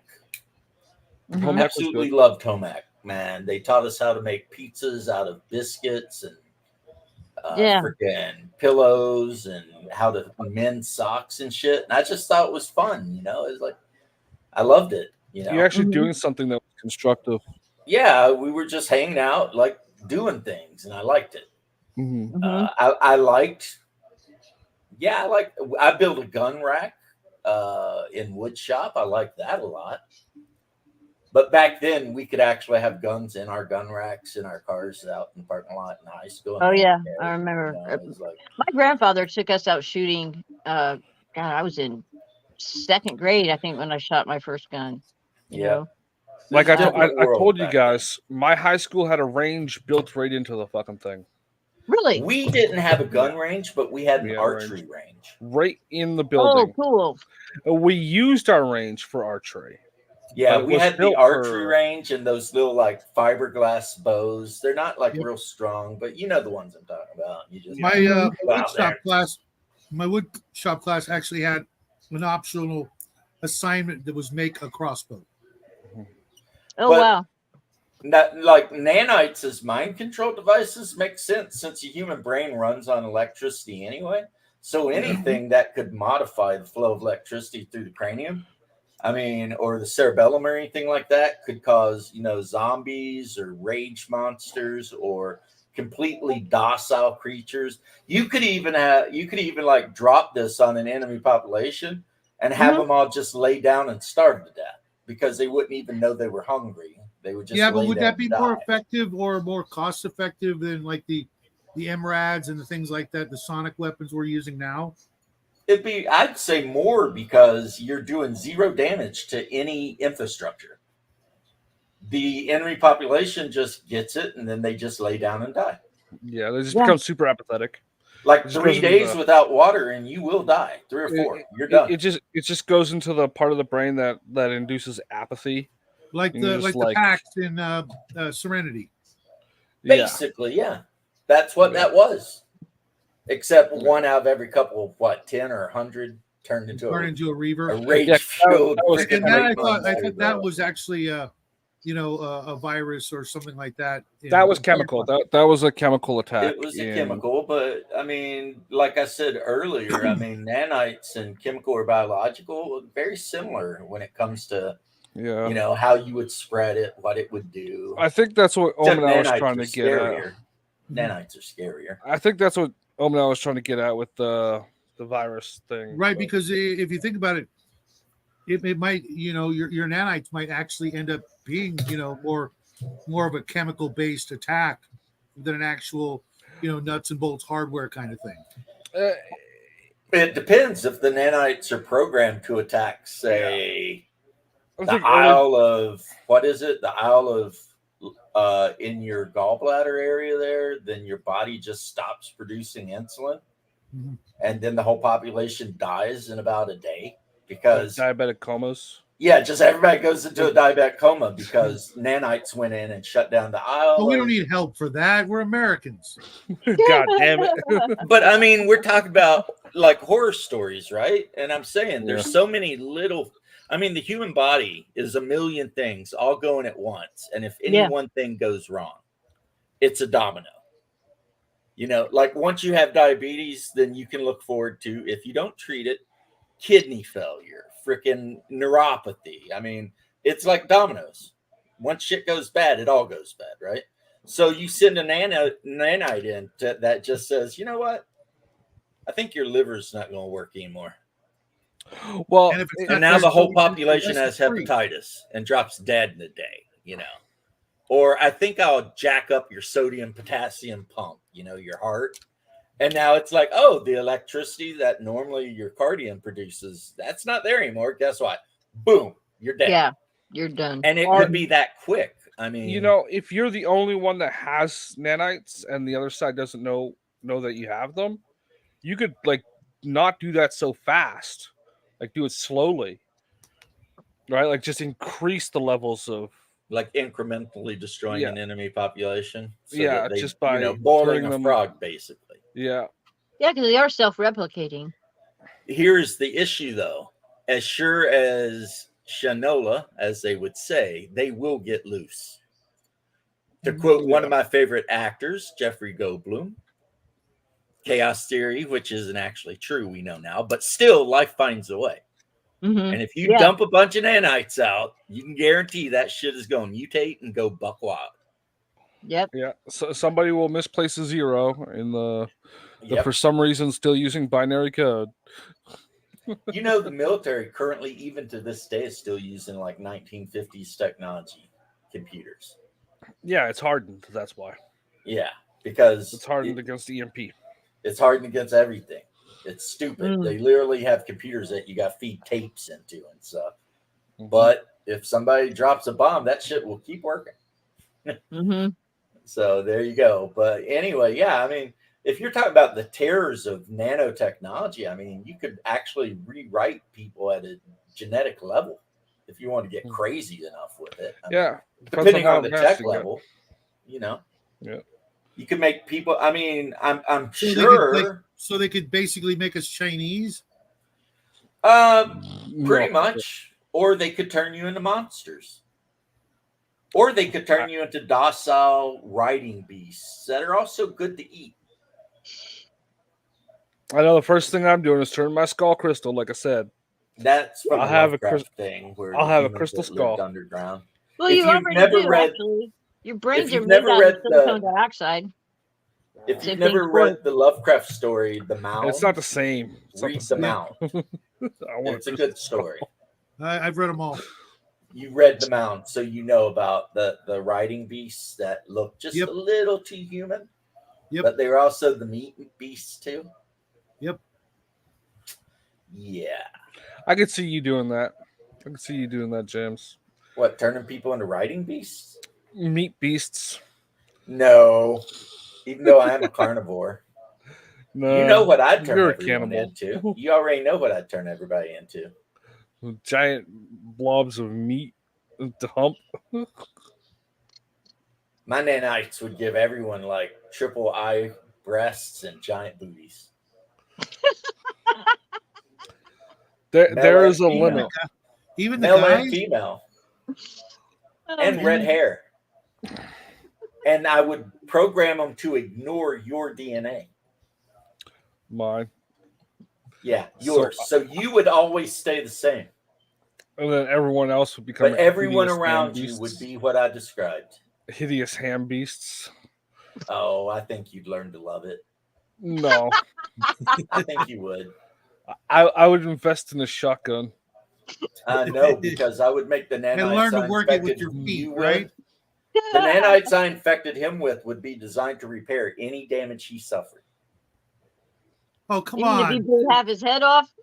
So if he blew half his head off, it would take a little while, but they would eventually rebuild it. It'd take a while. Yeah. So you want to talk about revenge? My revenge would be you living Revenge for forever. what? Just disagreeing with me. So my revenge for You are a for petty you little disagreeing bitch, huh? is that you would live forever exactly as you are, unkillable, and be surrounded exactly by the people you were being insulting to. Weirdo ham beasts.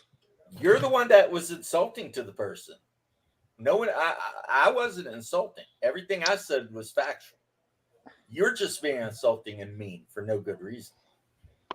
Well, I think he has a reason. But it's not a good reason. I didn't say well, for yeah. no reason. I said no good reason. There's no good reason. It's a good reason. The girl's got a big ass and big breasts. That's so not big. That is like too big. There's aren't 8 you like people. 6 foot something? That is 8 people too big Aren't you like a tall guy per though, side. right? No, I'm just a No. normal tall guy. I'm a normal guy. I'm just normal height. Oh, What's normal You're height? short. I don't know. I'm 6'1", Probably shorter and if than I that. put my He's taller shit than me. kickers on, I'm like 6'2", 6'3". I'd have to stand at the 7-Eleven to know. Yeah, that Careful little with that when it's an antique. tape there. Yeah, whereas Hungar is like 5'6", so when I hug him, I can wrap my arms all the way around him and rest my chin on his head. Oh. I want a picture of that on a T-shirt. Yeah, Yeah. yeah, my brother. I don't know. He got all the charm, but he didn't get any of the height.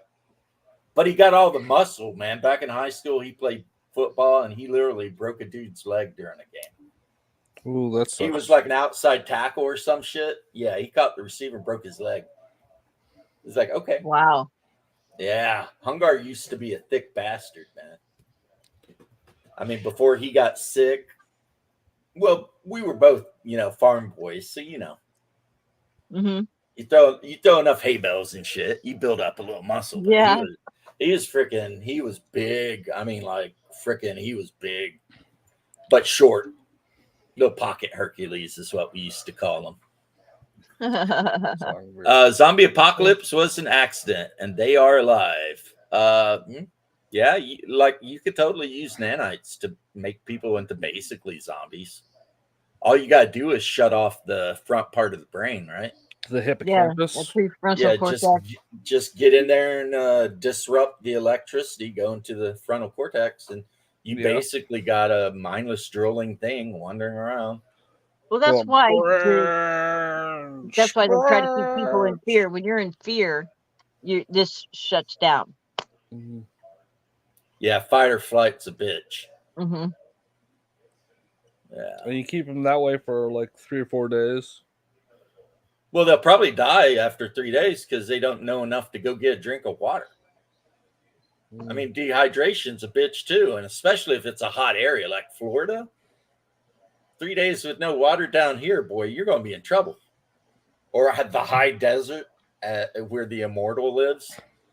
Unless you're him, you're not going to last too long in the high desert. Yeah. That's okay. I don't mind solitude. You Then I get to go through everybody's stuff, You might not have it though. I mean, because again, the problem with these things is mutations.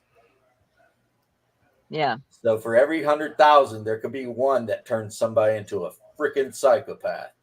Well, then that'd give me something to do. It wouldn't be so bored. Yeah. Because at Yeah, some it'd be point like- I go through everybody's stuff and I'd be like, okay, now I've organized all your shit. According to my bizarre, I think that killing movie method was of- called The Omega Man Yeah. with Charlton Heston. I was probably actually thinking one of the the most Twilight masculine Zone. human beings ever. I was thinking the Twilight Zone, timing up at last. Yeah, I was where he too. broke his where- glasses. That's right at the terrible, last man. minute. Yeah, you'd be like, But my that's another paintbrush. thing. The nanites ate my paintbrush. Oh, That's the other thing too, though. Could you use nanites to repair people's vision? I think you probably could. They yeah. get in there and fix the rods. Oh man, they did this. Have one them get test- in there and take the glaucoma layer off or whatever. Yeah, they probably What- could. If they can go in and kill cancer cells throughout the body, I don't see why not. Right. Yeah, What- but here's the thing: they're going to need to learn how to do that stuff to teach it to the nanites, right? Well, So we're pretty far. Not really. You only got to know how to tell the nanite what cell to destroy or break down and pull and out. which ones not to. Yeah.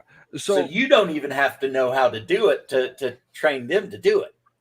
You think? they did this one test on me when they thought the infection had gotten to my eye. The pupil was a pinprick, and this one was like fully encompassed. Right? Well, you remember when I got Bell's palsy there for a minute? Yeah. That was No. weird. Yeah. What? When did that happen? That was last Yeah. year. Yeah, his face. Like is I all woke up droopy. one day, I was doing a live stream, and I went to take a drink, and the water drooped out, ran out one side of my Oh, mouth, yeah. Oh and I was like, wow. and I looked at my brother. He was here with me, and I was like, I grinned, and I said, "Do you notice anything weird?" And he's like, "I think you're having a stroke, bro." I was like, "Oh shit!" Oh my God. But it was Yeah. just 1 in 100 people, 1 in 100,000 people get Bell's palsy, and it You didn't usually take the shot, happens did you? as like an earache, and the infection goes into the facial nerves. Did you get the pokey poke? I got the same shot they give people with hepatitis, the antivirals. No, I meant And man, the other one, no, I'm because pure that was blood. doing that too. Some people who, As they say in supposedly- Harry Potter, I am a pure blood. But I Dude. did get the antivirals, and Now- I had been vaccinated against hepatitis B and pretty Oh, much yeah, every yeah, other I thing got you all can those be vaccinated hep against. You want to hear something ridiculous? I had to get them for Why travel not? and shit. Work. Check this out. In my lifetime, I have been given the polio vaccine no less than 6 times. That makes sense considering how old you are. But the thing is, since Once both every my parents- 1,000 years. But the thing is, since my parents had it, both my parents had it, that makes me immune to it. It was like the first time he got it. So it why was did you get Moses that 6 gave it to him. vaccinations? Because Government. yep. Why so I know many? I got the one that makes you get a big pussy blister You're supposed on to your get. shoulder. It's not a permanent thing. You get it. Yeah, well, a lot of us have a scar there. Yeah, you're supposed to I get forget which boosters. one that was, but when I went into the army, I got all the, and it made like a pussy blister there. See, for a while. that makes perfect sense, nerds. Now we know why you never come on camera, because you're afraid to scare everybody with the extra arms. Trust us, not going to change the way we feel about you. See, I thought it was a side effect of all of the wax from all Crayons? the crayons. Yep. All that paraben is not good for you, man. That's why I bought the new body wash that has 0 parabens and chemicals. And stuff. Do any of the extra arms have Crayola tattooed, or was that just appears? God, if I was a Marine, I would get a box of Crayola tattooed on me somewhere. I swear to God. Yeah, life size too. Why? Like What's the 128 pack, like right Yeah. there over my heart. You know what would be even funnier if you got The your joke whole is fingers Marines eat tattooed in Crayola. different Crayola colors. You can It's each of your a fingers. joke in the military that Marines live on crayons and murder. okay? That's just the thing. I don't know who invented it or why, but it's just a thing. Just one of those things that's stuck around. Yeah, they can't actually speak English. They just say rah, rah, rah. And then you point them in a direction, they go rah. And then off they go. You want them to come back, you gotta shake the box of crayons. Yeah, you shake a box of crayons at them, and they come running. And the only thing you can never do is mess with the Navy when the Marines are around, because they don't like you messing with their girlfriend. That's the thing right there. That's basically the Marines are the males club of the Navy. See, I'm allowed to talk all this shit because I'm an Army combat vet. No, everyone's allowed to make fun of the Navy, bro. Yeah, but I don't think that civilians. Yeah, should make last fun time of I them. checked, Yeah, there was no everyone. clause in the First Amendment. I'm gonna say whatever the hell I want, and You can people say don't like whatever it. you want, but I'm just saying I can say it good humoredly because I her can and say I it both seen the good-humoredly. shit. You met me And if you ain't seen the shit, well, then you're just talking shit. again. Have you seen me? I see you right now. I talk all kinds You of look shit. like I imagine Moses would have looked like. No, his beard was more full. I trimmed mine. His is more like yours. Well, I was Jewish for most of my life, so that does make sense.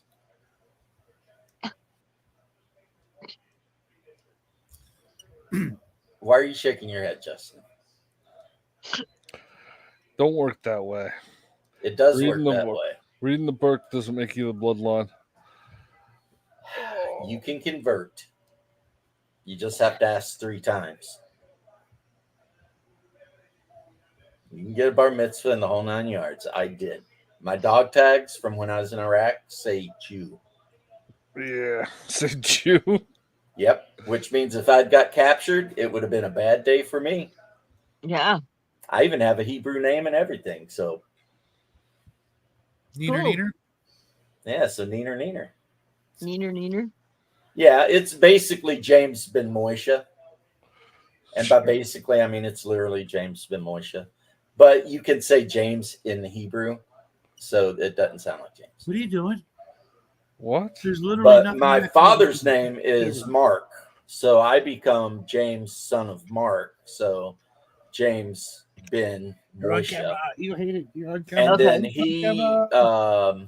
never really knew his dad, Yeah. so he become Moishe ben Avram, which is Mark, son of Abraham, Okay. because he had a Jewish mother, but he had a Irish father, All right. and Yeah. the bloodline is carried through the female side. It's matrilineal. Mm-hmm. So, Yeah. I mean, if you're talking about actual blood, I'm mostly Germanic and Scandinavian. Hey, what's You up, know, Derek? and a dash of Slavic in there, just enough to make me a person of color. I don't have any actual blood connection to Abraham or anything like that. I did get circumcised when I was a little baby, and boy, me and my mom had words about that shit when I grew up. Because I was like, look, I'm not trying to be an asshole here, but I don't remember asking you to take 20% off the end. I mean, I'm making a joke out of it, but it is child mutilation. Let's all be honest. It's child mutilation. Yeah. Why is that a thing? I mean, It's only a thing in like America. We've been calling it a thing for a while. Yeah, but I don't yeah. think It's called World War II I mean, because Like it started most, then. in Why is most that of Europe, practice? they don't do it. They did for a while there. So mean- nanobites could repair my genital mutilation. That would be amazing. And as I explained, but would it? Yeah, It could, I need that in extra. theory. I need that extra half-inch bag. It's like well, no, 3/4 that's my not dick. how it works, Justin. If you're even circumcised, you're Canadian. Yes, sadly. Yeah. They bill it at $200 here federally. My And he's mom still paying says it, she and he's still regrets paying it. it off. My mother told me she regrets No, it because no. she remembers It laying gets in a billed to the hospital government. bed and hearing me scream down the hall. I imagine. Oh God. Because it's not like they numb you; they just, Did- Hey, Which you know what though? means- At least they don't wait till you're 13 like they do over in Africa. in the Hebrew faith. But if you're 13, you got that choice, though, don't you? Yeah. To run away? Yeah, I guess. Yeah, you could And say then you no. get I hit by the reject this lion. bullshit. I'm not I doing had it. to choose between that at 13 and getting eaten by lions. So your winky would look Yeah. like Mr. Snuffleupagus, Trump. Look, dude. Here is the thing: if you are a circumcised man, you will never know what sex is actually supposed to feel like, because a chunk of you that was full of millions of nerve endings was removed. So you just won't know. It's about on the same level of just going on a woman and just randomly whacking bits off. I mean, it's not cool. So It's not cool. basically we would never ever actually make it through high school. And also, No, uncircumcised because people, different when you nerves, do bro. actually get an erection, it looks just like a circumcised person because all the skin pulls back. I mean, it's not like you got a weird looking wangus. It's Well, just I a got weird bad news thing. for the nerds. That didn't stop anybody. If I remember correctly, cornflakes and circumcision were both pushed across the U.S. by Kellogg to reduce teenage. promiscuity. Yeah. I understood the word. I just didn't understand The context. No, she's No. right, but it didn't stop Well, anybody. I knew. cornflakes, but If you want to stop teenage promiscuity, raise people to have honor and belief in something Self-respect. greater than themselves. yeah, You I know? or understand at least respect. self-respect. And I'm not even picking women out to belittle. Men shouldn't be promiscuous either. You should freaking respect yourself and not run I around don't even want to know unless you want to, in which case knock yourself out. This is just my opinion. Mm. But letting a cereal company try and be the one to control it seems kind of stupid. I think that's overrated. It wasn't a matter of the cereal company. It was the matter of the guy in charge of the cereal company. You get what I'm Yes. saying, though. He had some really crazy ideas. corporations trying to do like political engineering or civil engineering seems kind of social engineering. Seems kind of like, yeah, that's as bad as the nanites, you know? I mean, That's what the nanites are for. Well, does anybody know how this whole practice even Cal. started? what's that? Jews are freaky. Does anybody know No. how this barbaric practice actually started and why? It was a way for the ancient tribes of the Israelites to separate themselves from the nations. Of non-Jews. Okay. So, like Or I said, as Jews are some freaky. people would call the nations Gentiles, but in the original Hebrew, it was the nations. Nations The means Goyim. any people. Goyim. Goyim is a slur. You should know better. Yeah. Nations is any It's people our who word. are not We're allowed to use it. the Israelites. Damn, And Jesse. the reason why is didn't that they just? Why did they do that? Why didn't they just take off the tip of, like, your Because they're pinky finger or something? freaky. that's just what they did. So There's they got to could. be some other reason, though. I told you the reason, so that they could separate themselves from the nations. But people don't run around with no pants on, so how could they tell by Well, looking at somebody? they They need- You could they be need like, to be able "Hey, to- lift your freaking skirt up. Oh, you're circumcised. Cool, come on in." They I need mean- to disguise themselves for infiltration reasons, so it has to be something that can be covered up. Oh, here we go. Mossad stole my bike. Whatever. Mossad did Anyway. steal my bike, damn you. Anyway, Justin, that was the reason, because the Israelite tribes had to remain pure and separate from the nations until the birth of the Messiah. And then Okay. they denied he existed. And then they denied he existed. Oh, really? And there you've got the guess parable we all of the fell wicked for it, vine but- dressers, where God says, I will replace you with another Yeah. people. And that other people is basically the church. If you believe any of that, you don't, I mean, again, I don't know. You could be an atheist. You believe what you want. You could be a Buddhist. I don't know. But that's what's written. That's the thing. And then Paul said, we are circumcised in the spirit, not the flesh.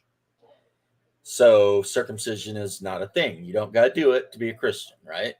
And then Peter said, avoid the circumcision, the mutilators of the flesh, because they're like dogs who will convert, but then will vomit up the good news and then eat their own sickness. If you want proof of that, just go look at. So what's this that is on guy? the Gospels, which, Right. as you can Guy. see behind me, I'm a fan of. Yeah, I was Um, raised Catholic. I know about the Gospels. I'm thing is- Orthodox, so kind of like Catholic, but not. What's that Right. guy that works at the Daily Wire? I don't Matt know. Walsh, The tall Andrew guy. Clavin. Being Clavin. multilingual is Clavin. awesome. Just- I just wish look I at- spoke more than one. Just look language. at Clavin's protestations of conversion. It's bullshit. Oh well, that was Yeah, over the Ben I'm less and Shapiro less a fan thing. of his. No, They he's used to always like been him. that way, man. I I used remember to like him back when- in the day. when he worked lately- for Wow, this got off of BJ? nanites pretty quick. But yes, yes, This was never on nanites, bro. we were pretty hardcore It's on just a nanites there for a ruse. little I while. do this every week. I come up with a cool When topic. Raven first joined the channel, it was all about nanites and all the horrible shit you could do with it, and how spiteful I, as a human being, could be to you if I had control. of it. Yeah, you were like being mean and evil and doing shit to me, and I was like, I just want a crystal skull because I think it would be cool to have a crystal skull as my actual skull. I You're, thought like, you got being those evil. out of aliens or something, Aztecs or something. Aren't there No. actual Mine, crystal skulls? But they're actually, there's 13 of them in total. Yeah, I thought that was an actual thing they found like in South Yeah. America. I don't care about that. I think it'd be cool They if my fell skull. into Mayan was a ruins. crystal. There's Why would several you of want them a out there. crystal skull? If somebody hit you upside the head, it would shatter. It'd be reinforced with nanites. It'd be fine. No, I don't think This is that's the how that best one works. yet. Nanobites. Now we're getting really nuts. Nanobites, Cenobites. I mean, your suffering will be legendary even in hell. I'm kind of a fan of the Hellraiser series, as horrible as it is. I'm gonna steal this. Just like the Nerd, ancients. I'm gonna bro. use So this nanobites create false gods on planets with primitive civilizations, teaching them how to make pyramids and guiding. their religion to accept your race when you show up later. That would be smart. There's somebody that wrote a book about that, actually. Probably. Saying that the whole point of religion is to prepare us for the great harvest when the aliens come to take us all up to eat us. But we'll let them unless because they're we'll rocking think some we're going to Ted heaven. Nugent hair and beard, I ain't buying it when they come back.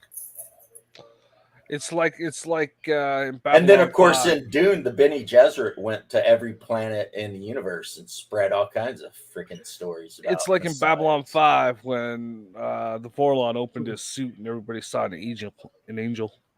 Yeah. Yeah. Except Malari because he was a bastard. I thought Malari was one of the people. It was the Narns that didn't see angels, wasn't it? I thought it was Londo. And that was just because he was a bastard. But I mean, a good purpose of a nanite that could turn into a horrible purpose of nanites would be to build a very small but very fast ship, load it full of nanites, pre-programmed to terraform a world, and then shoot it to the next nearest world. And it would be a lot more efficient because the ship could be much smaller, thus much faster. However, once we got to that world, it'd be like rolling the dice. Like, did they do what we wanted them to do, or did they go buck wild and just, Oh God, that could be start doing whatever they wanted. That could be fun and jacked up all at the same time. Right. You show up and it's a world full of big reds, and you're just like Justin screaming into the sky. Way to bring it full circle. You fucking evil bastard. Way to bring it full circle, DM James. But no, seriously though, you could have nanites and they could show up and they could be like, okay, there's not enough oxygen here, so let's break down some silicon and reorder some atoms and do some crazy near magical sounding shit. And the next thing you know, maybe we'll make some life, like some single cell organisms or something. And then who knows how long it takes us to get there. But by the time we get there, who knows what they made. Yeah. Chances are it would look like crabs, because on a long enough timeline, everything turns into a crab. They say no.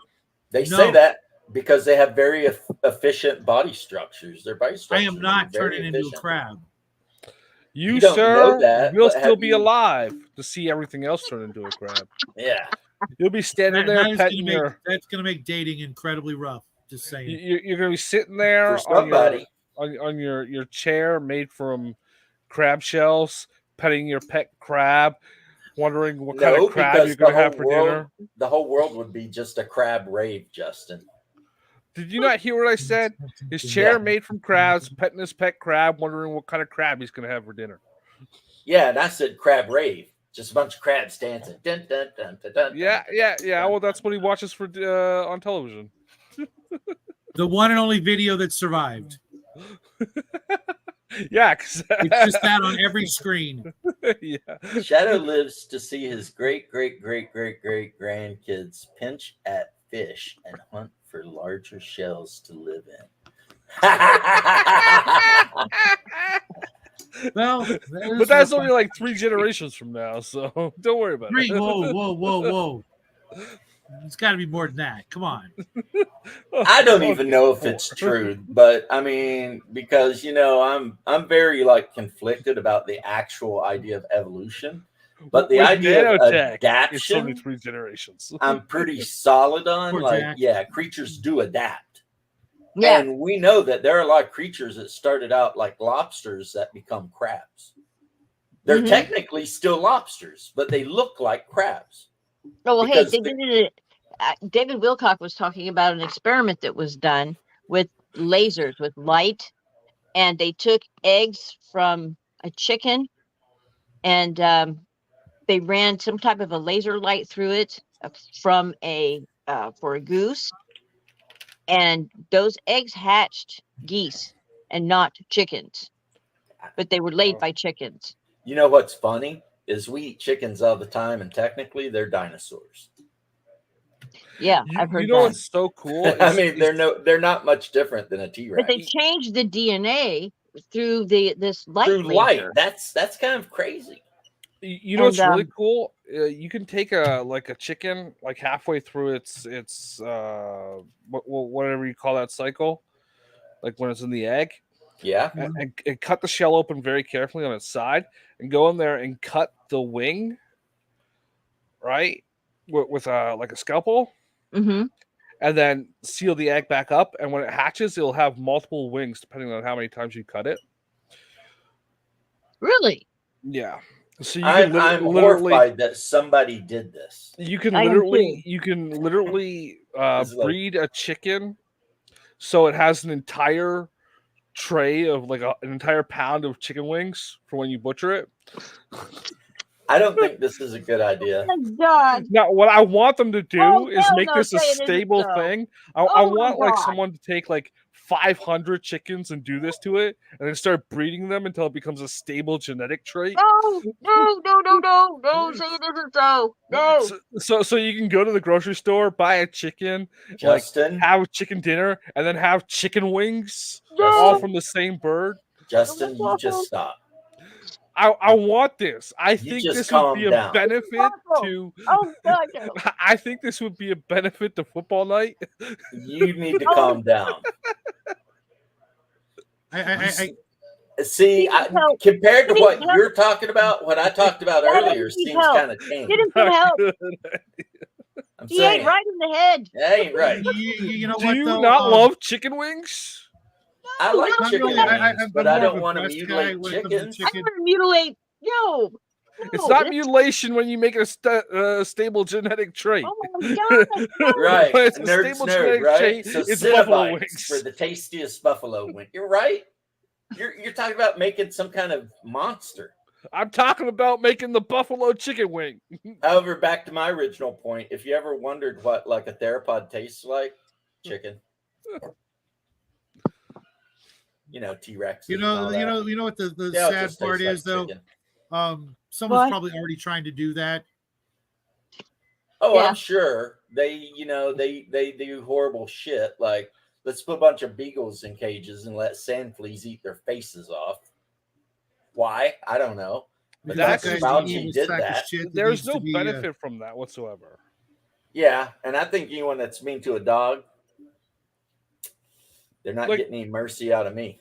There's no way Yep. you're getting extra chicken wings out of that. I'm just I saying. agree.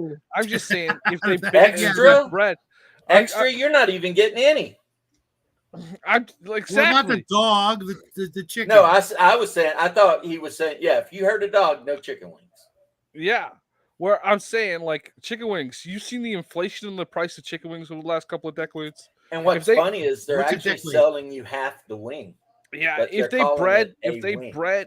a race of multi-wing chickens, you know how fast a pound of chicken wings would be back down to like $3-4 instead of like 20. Like, God damn, man. Jeff Goldblum was right, though. I don't care. When it comes to chicken wings, it's okay. You start You messing need with help, them chickens, the next thing you know, you got like a 12-foot chicken chasing your ass down, eating you. Yeah, well, don't make them bigger. Just I mean, give them more because wings. chickens, because a chicken is a sweetheart. A little hen is one of the best little pets you can ever have. But if it were big enough, it'd probably eat you because they're not bright. I They eat mean, bugs. No. they pretty much eat anything that'll fit in their mouth, their bill. Their beak. Do you know they Right. can literally be scared to death? I mean, literally die. I've never seen that, but I believe it. There's a story that I did. I got it off of Coast to Coast a couple months back, and there were these two neighbors, and they They still hated make each that? other. And the one neighbor absolutely just resented the fact that his next door neighbor had these chickens, and he had about 100 chickens. And so one night, there was a tree that was felled, and it kind of landed on both properties. And this neighbor, and he's got a big long Chinese name that I can't pronounce. He got pissed off because the other neighbor took all the wood, and technically he thought half of that wood should be his. So he gets his flashlight and he goes over there to the chicken house, the hen house, whatever, and he flips on his flashlight like under his chin, makes a scary looking face, and they all go run into the side of the thing, and several of them die. And he proceeds to do this over the next 3 nights to the point where 2/3 of this poor neighbor's chickens have died, literally by him just taking the flashlight up in his face and like, bah, making something scary noise. And so he called that neighbor that owns the chickens. He calls the police.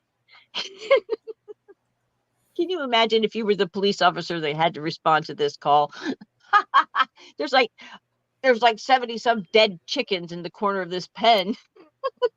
They got to be reeking. That sounds like a hate crime, and I don't even believe they in got hate arrested. crimes. But damn, So they arrested this neighbor guy, and he admitted to it. He had no problem admitting to it. He was proud of himself, and he was getting revenge on his neighbor. So he goes to jail. He gets bonded out, and he just goes right back the very next night, does it again until every last chicken is dead. So they arrest him again, and they take him back, and he got some serious time because the judge said he was not remorseful. you know what? You All almost over a have tree. to respect that kind of dedication or stupidity, either way. But the whole way that he killed them by making scary faces at night when he turned the flashlight on under his chin and make a horrible face, and it would scare the chickens. He had to be one ugly mother. You know what I mean? That's what I was going to say. He might have been just that ugly. The chickens were like, F it, why I'm is checking it out. news? Well, he was just It's a calling funny the ones story, throwing one set of wings. He was. The chickens are like, you are an ugly bastard. I'm checking out. I'm done. Yeah, I didn't know that. I have seen though a mama hen lay herself on top of her babies while a hawk was hitting her on the back. Pow, pow, pow. Oh, really? Wow. Oh, nothing loves its babies more than a mama hen. We had hens. They just wandered around the yard. So if we were sitting on the front porch, they would come up on the front porch and sit with you. You could pat them, Oh, yeah. That's why I always said, like, my mom started collecting parrots. And I always said, why are you collecting these parrots? They really should be flying around in Brazil or something, right? Like, if you want a pet bird, just go get a chicken. It'll follow you all over the house. And then when it gets old, if you want, you can boil it and make matzo ball soup. I mean, it's like whatever. Oh my God, I could not eat an animal after I fed it and raised it and loved it. No, I couldn't do that. You know what they say about that, though? If a man kills and eats a chicken, one of them is sick. So Jewish saying that I learned from watching Fiddler on the Roof. Yeah. Because why would you kill chicken if it was healthy? You are very sick and you need the chicken soup to get better, right? Right. Matzo ball soup to kind of knock that funk out. Yeah. Yeah. Right. But I agree with you. Like, if I bonded with the chicken and it followed me around the yard clucking and I was petting it and shit, no way I could eat it. No way. At that point, it's like family. But instead, my mom bought a freaking umbrella cockatoo. Is that a white one?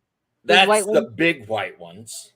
Oh, yeah. And it set about literally destroying everything. Like everything in the house. Because their beaks are so strong. They can literally pop like the locks on top of a window. Pop those bastards right off. Wow. Oh my God. And my pops was all like, Gallagher loves me to death. And I'm like, that bird don't love anything. And he's like, yeah, he does. And then one day Gallagher took a chunk out of his face. And I was like, see, told you. Ooh.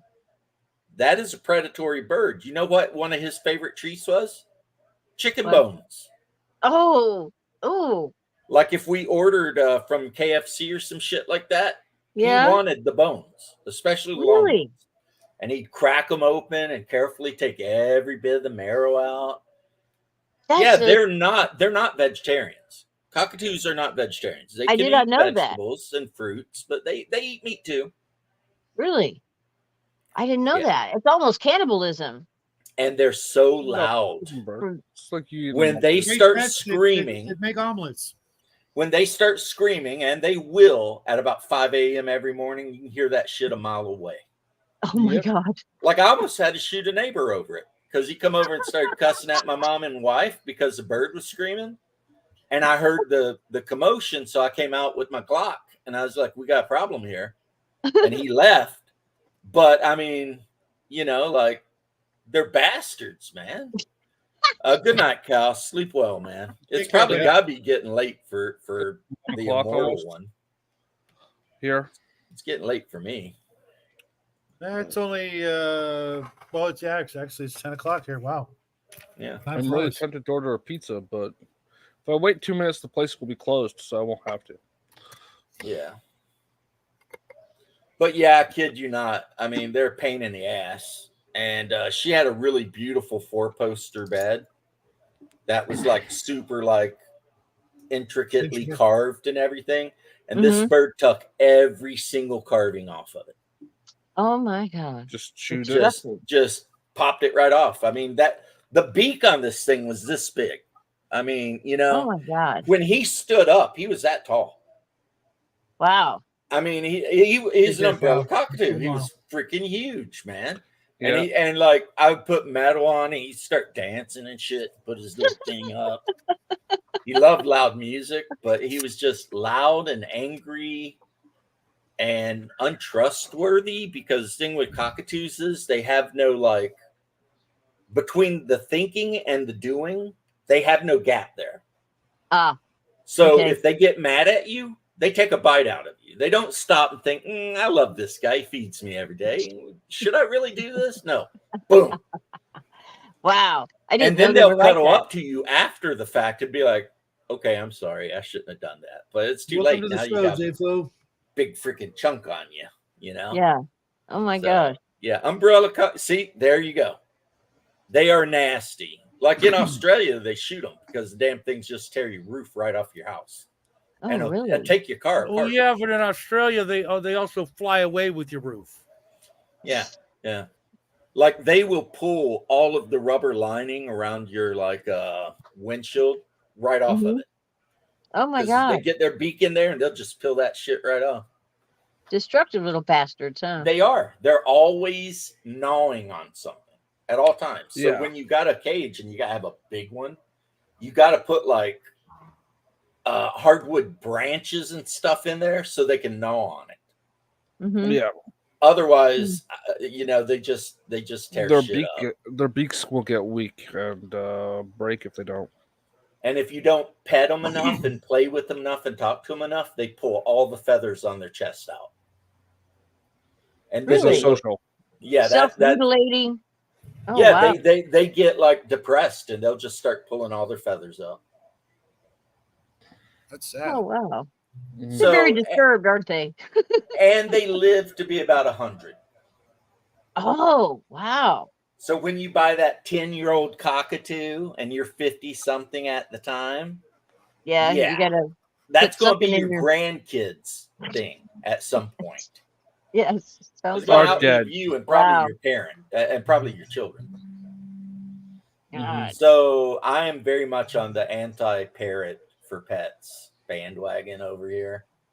Nobody Yeah. needs to own that shit. You know, buy a chicken, get a turkey, get a Rhode Yeah, and Island I red or think something. what's happening is they're getting ready to transform into T-Rex, and they're just making it It's easier. called plucking. I've seen birds that are completely featherless. Yeah, see, yeah. That was our guy. If we didn't spend hours a day in there talking to him and petting him and feeding him and just basically interacting, he'd just start pulling feathers up. Hmm. And it's just like, According to Jackie, parrots are incredibly smart. yeah, But they're neurotic, it smarter sounds than their like. own good, smarter than is good for them. Neurotic and destructive. Yeah, they have no impulse control at all. They just do what they want to do exactly when the mind, as soon as it hits their brain, they do it. A lot of guys are that way too, though. That's true. That's true. I'm that way. My wife would tell you. She would say I'm very impulsive. Maybe it's because I'm an Aries. I don't Oh, even yeah. believe in astrology, but I dated a chick that did once. So You're supposed to get it wrong, bro. I don't even believe in astronomy. Astrology works. Astrology and astronomy used to be the same science, and it was yeah, one of the birds popes don't that want to be pets. separated it and then condoned. And the thing is, they outlawed the astrology part and went with the astronomy. But yet, all of the kings and the Pope himself had his own private astrologer. They just wanted to keep the knowledge See, my story is Golden. I was dating this hot goth stripper chick with fake boobs, and she was an Aquarius and super into astrology and all that. Mm-hmm. So I did what I had to do. But then she wanted to marry me and then decided to join the Navy. And I was like, no, I know what happens with military girls. I'll catch you later. I broke up. Oh, Well, she's going on an aircraft carrier. So, she's getting ready to get run through by about 1,000 sailors. That's way too many seamen in any woman I'm going to be married to. yeah. Well, yeah. No, astrology is Wait amazing. a minute. Are you really sure about that? It was the Navy. As we sure. can attest from earlier with I'm sure. Omen And Bruce would probably not be happy with that talk. Bruce He's was in the Navy. one in a million, maybe? I don't know. Yeah. Well, You are similar patterns with smarter dog breeds. Border collies because- that aren't stimulated because are known Bruce for has a destroying beard now houses. doesn't mean he wasn't in the Navy. I agree, RPG XL 100%. Me and you, bro, are on the same wavelength. Unless it's a chicken, it shouldn't be a pet. Any animal that doesn't want to be a pet shouldn't be a And pet. then Yeah. a chicken chickens are domesticated, though. I mean, they've been with us for 10,000 years. And then So- a chicken should only be a pet for 6 months until it's ready for the pot. See, that makes me sad. I've had little hens that just hung out, and they were just sweetie pies, Well, that's when you get a new one. You just sit on the porch and watch them, playing Oh and my running around. God, Justin. You need help. Astrology is a really fun topic help. around 210 when people realized all of the signs had actually shifted about a month from where. Yeah, I think even if you shift it, I become a Pisces. Mm-hmm. Yeah. Which no. means Yeah. Which means Aries. since my mom is a Pisces, she would become nothing a changes. Trust me, I've Capricorn. been around long enough to tell you it doesn't really change. Well, there is a difference. The Vedic astrology versus Western astrology. Oh, really? If you're born close to when those things switch. Okay, so like I'm born the day after Christmas. I'm a Capricorn in the Western astrology. But in You're Vedic born on the astrology, same day as Hungar. he's a day after Christmas? Yeah, New I Year's thought Day. he was New Year's Oh no, Day. he's New Year's Day. My sister. Yeah, that's never a mind. legal But day. he's still a Capricorn. Right. Yeah. I'm sorry, I got confused. But in the Remember, Vedic. my Christmas is January 7th also. Ah, okay. Orthodox, we celebrated January 7th. Gotcha. Okay. But in the Vedic system, I'm a Sagittarius. Huh. That's Is it the born- Your Indians, decorations right? dirt cheap. Is that what you're saying, James? Like when you see Vedic, you're talking about like northern India with like Yeah. Sanskrit and all that. Yeah, the Sanskrit. Mm-hmm. All the gods painted blue. Yeah. They weren't painted. I'm But, a Cancer. No, I think they were painted blue, and I honestly think that the Celts originally originated from that region, and that's probably why the Celts painted themselves blue. That could be. But There- I there's mean, a Or it race could of just be they both ETs. had access to blue paint. The Arcturians are said to have bluish skin. you mean like from the Arcturian. world Arcturus? Or Yeah. Arcturus, yeah, from that star system. Uh-huh. See, yeah, I don't know anything about that. I know that in Chinese astrology, I'm a pig. Mm. Mm. Oink, oink, oink. I'm a fire horse. I don't That's know a lot- what's the That's one a in lot July. cooler than being a pig. Do you know what your element is? Like you'll have an element Fire. and then an animal. Fire. Like fire pig. Okay. I'm a fiery pig. There we go. Like when I Ooh, had my I like chart it done when up, pigs I'm making a meet monster fire. for you. I When really like it my- when pigs meet fire. I know you do. I can tell by So they looking cook at you. themselves when they die. That's awesome. Oh yeah. When my witchy We really need to ex get on did that my genetic thing, engineering. I bro. was an Aries Leo. Ah, that would be your sun, moon, and ascendant. Yeah. Yeah. Uh-huh. Wow. Aries, Leo. She was triple Aquarius. You're triple fire. Age of Aquarius. Triple fire. She was triple air. Yeah. And Are my we- wife is an Aquarius, and every decent relationship I've ever had in my life was with an Aquarius, and all of the whores that I married when I was young were Sagittarius Oh, really? and redheads, redheaded No, Sagittarius. we just gloss over the fact that you just said all the whores you married. Oh, come on, nerds in the chat. She knows it's infantry 101. You get out of school, you marry a stripper. Right? You graduate from infantry school, as soon as they pin the freaking blue on you, you gotta go get a stripper. It's a Or sign some to you. various other person who may as well be a stripper. Mhm. It's Army tradition. I mean, by the time you've been in the Army and got your full bird private or specialist rank, you should probably at least have 1 or 2 divorces. It's just kind of the thing. Buy a Mustang or a Camaro, marry a stripper, every infantryman. Yep. 100%. I mean, like It's I the make law. fun of her for eating crayons. Well, she nailed me right there. That's a fact. You graduate from Fort Bragg, you get your 11 series bullshit. Or What did binning. you have? You graduate from binning, you get your 11 series bullshit, and then you marry a horrible person. What did you have? A Mustang or a Camaro? I actually bought a Probe. I think it was You Nissan. broke the rules. I did break the rules, but I still married a redheaded whore. And she cheated on me nonstop for years. And I kept taking her back for years. And we did have 2 beautiful daughters, and I got DNA tests, and they are mine, which means my swimmers were stronger than a lot of other people's swimmers. I have been in unconsensual 3-ways. That shit sucks. Unconsensual 3-ways. Yeah, like when somebody has sex with another dude and then you in a certain time frame. Yeah, that's an unconsensual 3-way. If I had known, I wouldn't have imbibed. You know. So Gotcha. you've got Eskimo bros out there Oh God, in the hundreds. I told you how women Shadow? are on base, man. Shadow new rule: no more James.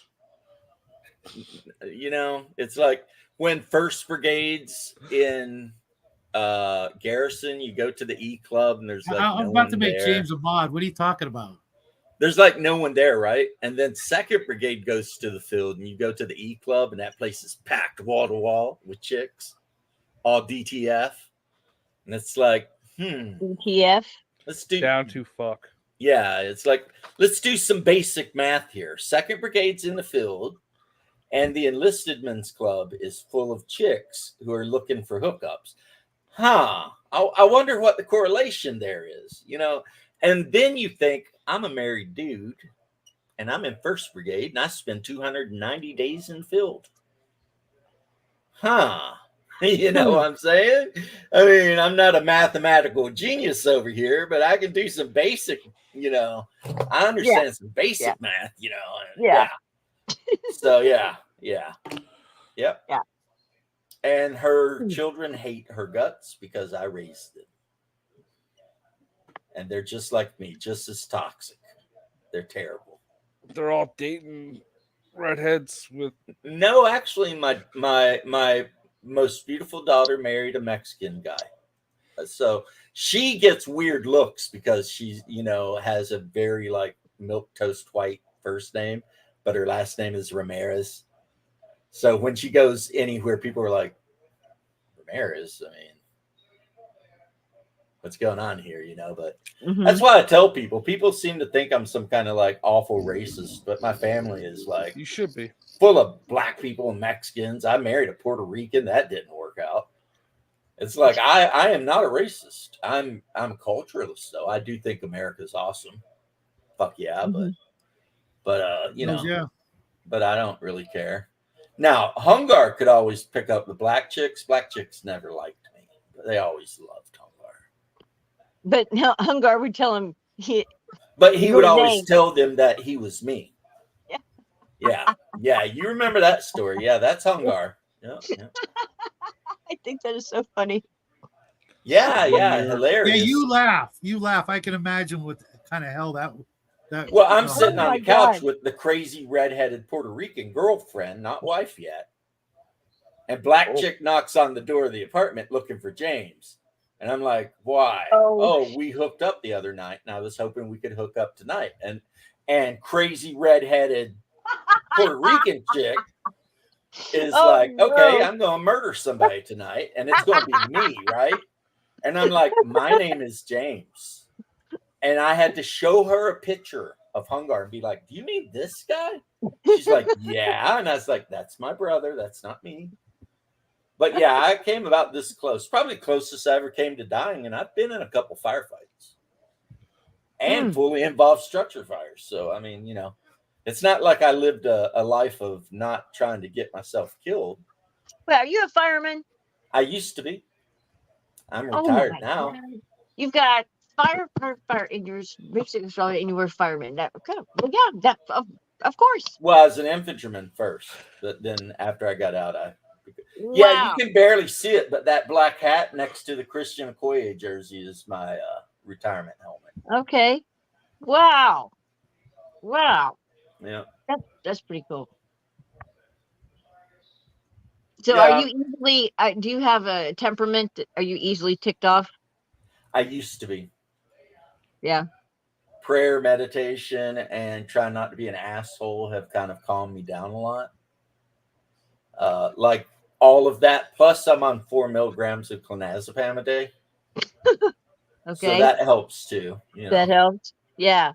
Okay. So not only quick tempered, but did you often get in trouble because you're of extreme levels of violence? Yeah. Yes. Were you territorial? Territorial, extremely violent, rage filled. I had a tendency to black out during fights and do terrible things to people. Oh my. Yeah. Yeah. Wow. I think a lot of it had to do with being abandoned by my real dad when I was very young, but who knows? I'm not a psychiatrist. Yeah. That would play into it. Definitely. But, and now I'm being treated for PTSD, not because of being in Iraq, but for the firefighter stuff. Because of, all the terrible that and going things. to jail in Florida, right? Oh, you remember the 33rd thing. Oh my God, that place. Yeah. I want to go there again. Luckily, where I live, if I got arrested, I'd go to Osceola County, and that's a cakewalk. Okay. Well, that's good. That's nothing. That's nothing. I know about that. Well, I've never met anybody that had all three. Those are like your major. To do a short astrology, it gets file. weirder, and depending if you go on past the 9th to the 10th, how some people after Pluto, there's like all the other ones they do. They do asteroids, they do like Chiron. Yeah. This chick I dated could do all that shit, and she could read like cards, like like she was like one of these gypsy fortune tellers with big fake tits. She was hot. Astrology is it's actually an art and a science both. It's very mathematical, and it works. I used to think it was bullshit because you look in the paper and you look up your sun sign and blah blah, and you're like, well, whatever. But it actually is an art, and there are aspects. It would take more than a lifetime to really understand it all. It's like an onion; it's layers and layers deep. I don't understand any of it. I do know my number is 9. Like she did the numerology thing with my name and birthplace and birthday and all that bullshit, and my numbers. 9. Then you're on a level of completion. 9 is where you are, where you've to put it in farming terms, where you have harvested and you're getting ready. You're tilling up the soil, getting ready to plant. And plant starts with number 1 is where you plant the seeds of your intentions. But 9 is where you get rid of things that you no longer need. It's the time where you clear out people, clear out your closets, get rid of Justin. You love me, bro. Change jobs. I do actually, kind of, in a way, if I were capable of that feeling. But it's absolutely all about completion and getting rid of what no longer serves you. I'm calling bullshit. You know you better than that, James. You think so, but I do have an empathy deficit disorder. No, what? No. Empathy deficit disorder. I've Empathy also. deficit disorder. Oh Yeah, yeah, Shadow has that too. I don't have empathy. Shadow He has that doesn't too. either. What was it that test I gave you? You scored like a 2 in empathy, I don't know what you're but talking you about. did really good in clairvoyance, and you did really good in I've got this really cool like little psychic test that you can give people, Oh, nice. and I gave it to Shadow, and I'm a total the lowest psychic. score was empathy. I'm a total psychic. You're thinking of the number 4. Well, I am now. Exactly. Told you so. So is it psychic? Yeah, you got the power of suggestion because you're thinking of 4, and I was like, I am actually now. I wasn't, but now I am. Good So job, Justin. You do you found feel your like now superpower. that you're older that you have more empathy? No, No. So you find it extremely difficult to put yourself in somebody else's shoes. the only person that has ever died my entire life that made me weep was my dog. Now, empathy and sympathy are 2 different things. Oh, then it's the sympathy thing. Like people I love have died, and I've been like, well, that sucked. But when my dog died, I fell apart for a while. Okay, empathy would be not only can you put yourself in somebody else's shoes and see the situation or see whatever through their eyes, but it also is like you are almost like a psychic sponge. You can walk in a room and like feel the mood of the majority of the I am people in so there. empathetic, I can practically taste the crayons that Nerds Nerd eats.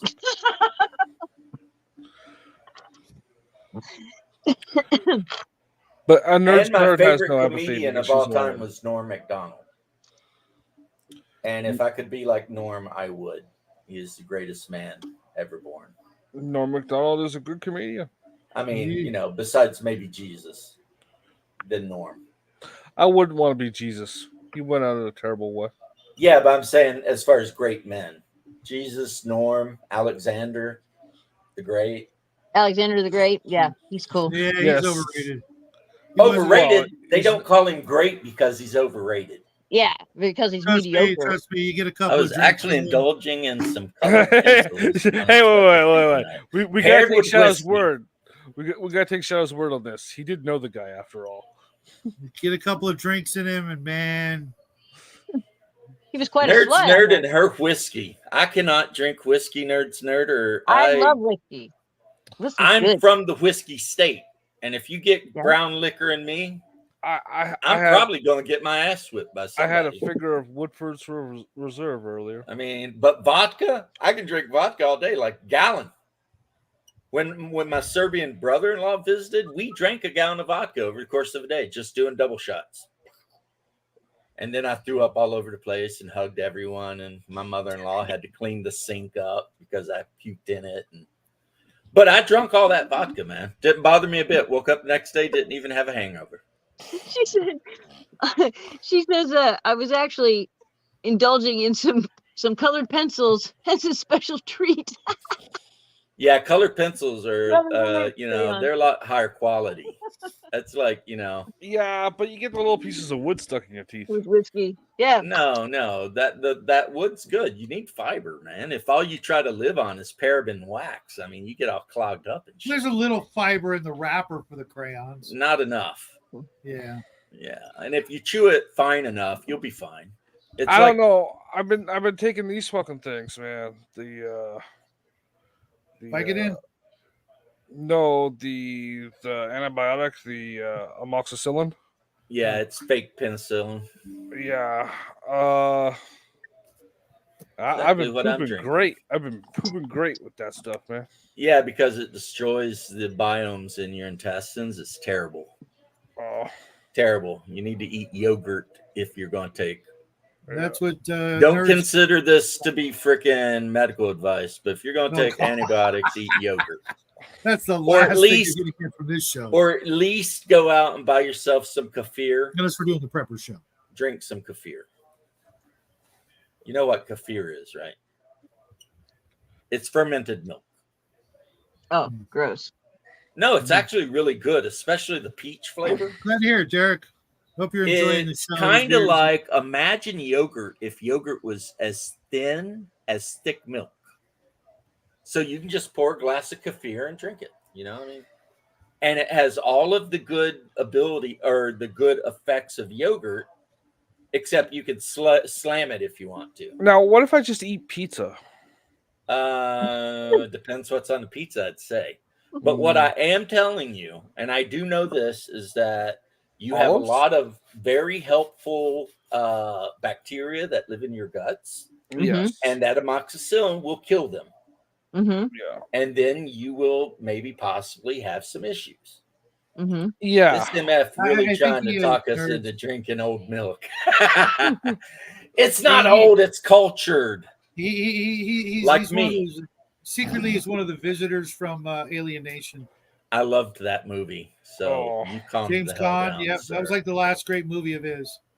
Yeah. And the series was good too. Yeah, Do the you series remember was good. Do you remember? I love who the played, part where he pulls the condom out, the alien, and he's like, your genital fits in this, and the guy's like, yeah, and he's like, all of it, and the guy's like, yeah, and because apparently the aliens are all freaking hung like horses or some shit. Do and he you couldn't figure remember out. who played? He's do you like, remember how who do you played fit him? anything in this? You know, like, Do you remember who played him though? Do you yeah, remember the who played same him? guy that played Inigo Montoya, Manny Patinkin. Manny Good job. Patinkin. Good job. That's right. That blew In- my mind when I found that You out. killed my father, prepared to die. In the movie, Yes. I prefer the TV We're talking series the movie. version. The TV show was good too, though. Yeah, I In prefer the TV show. show, instead of Khan, they had like the dude from RoboJocks and all kinds of other You shit. know, right? Yeah. That guy was such a weird actor. I He don't was know in a how lot he of ever- weird shows back in the 80s. He was in an episode of, I think it was Remington Steele. He played like this bad guy who wore like a leather vest but no shirt. He was just the greasiest, slimiest character you could think of, and then he went on to do those other things. I'm just Somebody like, just nerd's nerd. Kefir is cultured milk. It is a very huge part of Eastern European diet. Yeah, we already covered that. As a matter of fact, we actually use it when we make bread. If you would normally add milk to a type of bread, you can add kefir. hey, no saluting, Justin. No, I'll scratch my armpit. So, But yeah, 2 high-calorie humans wanted for allegedly setting fire to an apartment in Toronto. what? Wow, Hungar. Apparently in Canada, instead of saying they were overweight, they call them high-calorie. Okay, In case you want to eat them. where the fuck That's did you your see city, that? bro. I didn't do that. That's the new politically correct way to say somebody's large. Large. I live in O-Town, baby. We don't. But do the Yeah, real that question shit. is, Thi- are they This in is charge? this is some American website that's saying Yeah, this. we don't Keep deal with sick, that shit down here in O-Town. Install Act it. up, get lit up, Yeah, F no, around, find out. that's the Florida way. And don't feed acid to alligators. yeah. I remember seeing this a couple of weeks ago, Crazy. but they just What said is Also, it? that- don't What throw does an alligator do on alligators- acid? Also, don't throw Trip alligators into They trip drive-through windows. Because a guy did that too. He got mad at the drive-through window because they messed his order up. So he came back, and when they opened the With an window, he chucked alligator. an alligator. Well, what does an alligator do when it's on acid? Trip balls. I don't know. I mean, because you know how hard it is to find their brain? Their Yeah, it's very brain is small. so small, and Yeah. it's surrounded by this fatty tissue that even if you think you found it, you can never quite be 100% sure, really. So it's like, I don't know. But yeah, homeboy chucked a gator right into a Wendy's drive-through window once. That is hateful. Oh my That's god. pretty That's hateful. genius. That's pretty bad. Oh, that's what I'm gonna do. I'm gonna order some Wendy's and get myself a fucking milk. There's an alligator farm somewhere there in Florida, close to my grandmother lived in Sebring, and when we used to go visit her, we would go to this alligator farm, and you walked. They had like just rope, and then Gatorland. it's like 2 boards, and it was like suspension most of the way, like a suspended bridge. Let And me ask you a question. The entrance into the place, was it made to look like a giant alligator head? yeah, That's Gatorland. okay. Well, they It's used to still take me there. They still hang chicken off of the thing so the gators Oh can jump God, I like know it 9 was so feet in the awful. I freaking was air. traumatized, Yeah, traumatized from just it. to let And you then, know, lean too oh far over the edge of that thing, you are not safe. They'll no, come up and no, hell snatch no. your ass right off I of that know. thing. Oh my God, here's my dad taking home movies of this whole thing, Yeah, and then there's like a 1,000 of them in there. yeah, and Just they're like on it's either like side. it's Oh my terrifying. They're God. just everywhere. Oh, I was so horrified. I had nightmares. I was like 5, and they had some live chickens, and I saw this alligator eat this live chicken and kill, and I was like screaming, and I couldn't get that out of my mind, Each and I person had needs nightmares their about it niche. for a long time. A It's week. horrible. How are you ever Every year supposed to? they take me. They're like, no, I don't How, want to go. how are you supposed to ever engineer a race of chickens to have 6 wings per side? If you If you're don't afraid, feed them to alligators, I don't know, Joseph, but that's horrible. Thank God you're not a geneticist. nerd. I'm not a huge I- fan of tramp stamps, mainly because my second wife had one. And about 2 years into our marriage, she gained like 200 pounds. So her pretty little butterfly turned into this weird misshapen Mothra? pterodactyl looking thing. It's a So, Mothra. and ever since then, I've been like, nah, I'm opposed to the A tramp stamp thing. pterodactyl. Oh my God, that's funny. Yeah. I don't like tattoos on chicks. Period. It Yeah, distracts from the well, beauty some of of the them can flesh. be pretty classy. It just depends, It just depends. I mean, as a guy that's got a lot of tattoos, it just depends. But see, I'm smart. All of my tattoos, none are visible. I'll keep them all, To yourself. to myself because they're for me. I've I got got my my first one last year. Archangel Michael. Oh, cool. I've got my Shamrock, which I'd have to get removed if I ever went to prison, Why? and my Or- Stag, which is for or health. made bigger. Well, the thing is the Aryan Brotherhood used the Shamrock for people who've killed people for the gang. And Oh, they really? don't care if you're Irish or not. If you roll into prison and you got a Shamrock on, they're going to take it off of you. Or you got to And- kill someone. Right. And the way they take it off of you is usually they just beat the shit out of you and cut it off. Ew. Yeah. They just peel that bitch right off. Or one of the ways they say is they take like a bit of a wire and get it really hot and just rub it down your tattoo until it all blisters off. Ew. So yeah, you don't want to go to prison with it. I'll get a black flag over that Shamrock. I'm not playing those games. Yeah. Yeah. Yeah, I just heard a story from a dude who talks about when he was in prison for being a meth head here in Florida. And I guess this dude was a member of like the Aryan Brotherhood and he got out. And when he was out, he got rearrested for a little bit of kid diddling. So he went back in, and the other dudes in his little clique, they like called their outside people and they're like, why is this guy back? What's going on? And when they found out what was happening, they cut all of their gang tattoos off of him. Mm. Good for And them. then the POs put him in solitary confinement and they found him dead the next morning. Blood loss or Yeah, I mean, dude had a giant swastika tattooed on his forehead. They took that off. yeah. You're dealing with. I mean, when you're Hope that dealing was with my those brother. guys, Hope that was my Yeah. brother.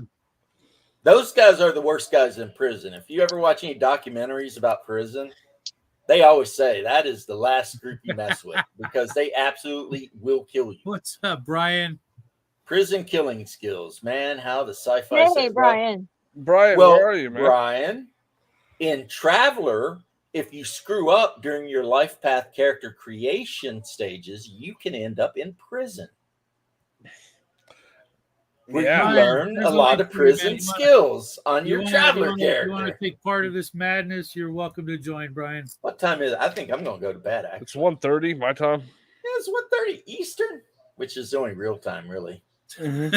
Nanites for prison time removal. Great idea, Nerds Tattoo Nerd. removal. Yeah. I'll tell you what, Nerds Nerd's been on fire tonight. Yeah. Mhm. Or just nanites for tattoos.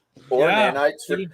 Dude, that's in Cyberpunk Red. you can get nanite tattoos that change colors and stuff. Here's Oh, the best. really? Here's the best one. Yeah, Your- your your character can prison literally nanite get like a tattoo- tiger or a dragon, and Your it's prison nanite neon. tattoo on command will remove itself from your arm and turn into a It shiv. will. It well, It'll not a turn into shiv. You've got No, your shiv, no, and no then when the shivs. guards come looking around, you tell it to go back onto your arms, and it No. turns back into the tattoos, and you walk Denied. away scot No free. shivs.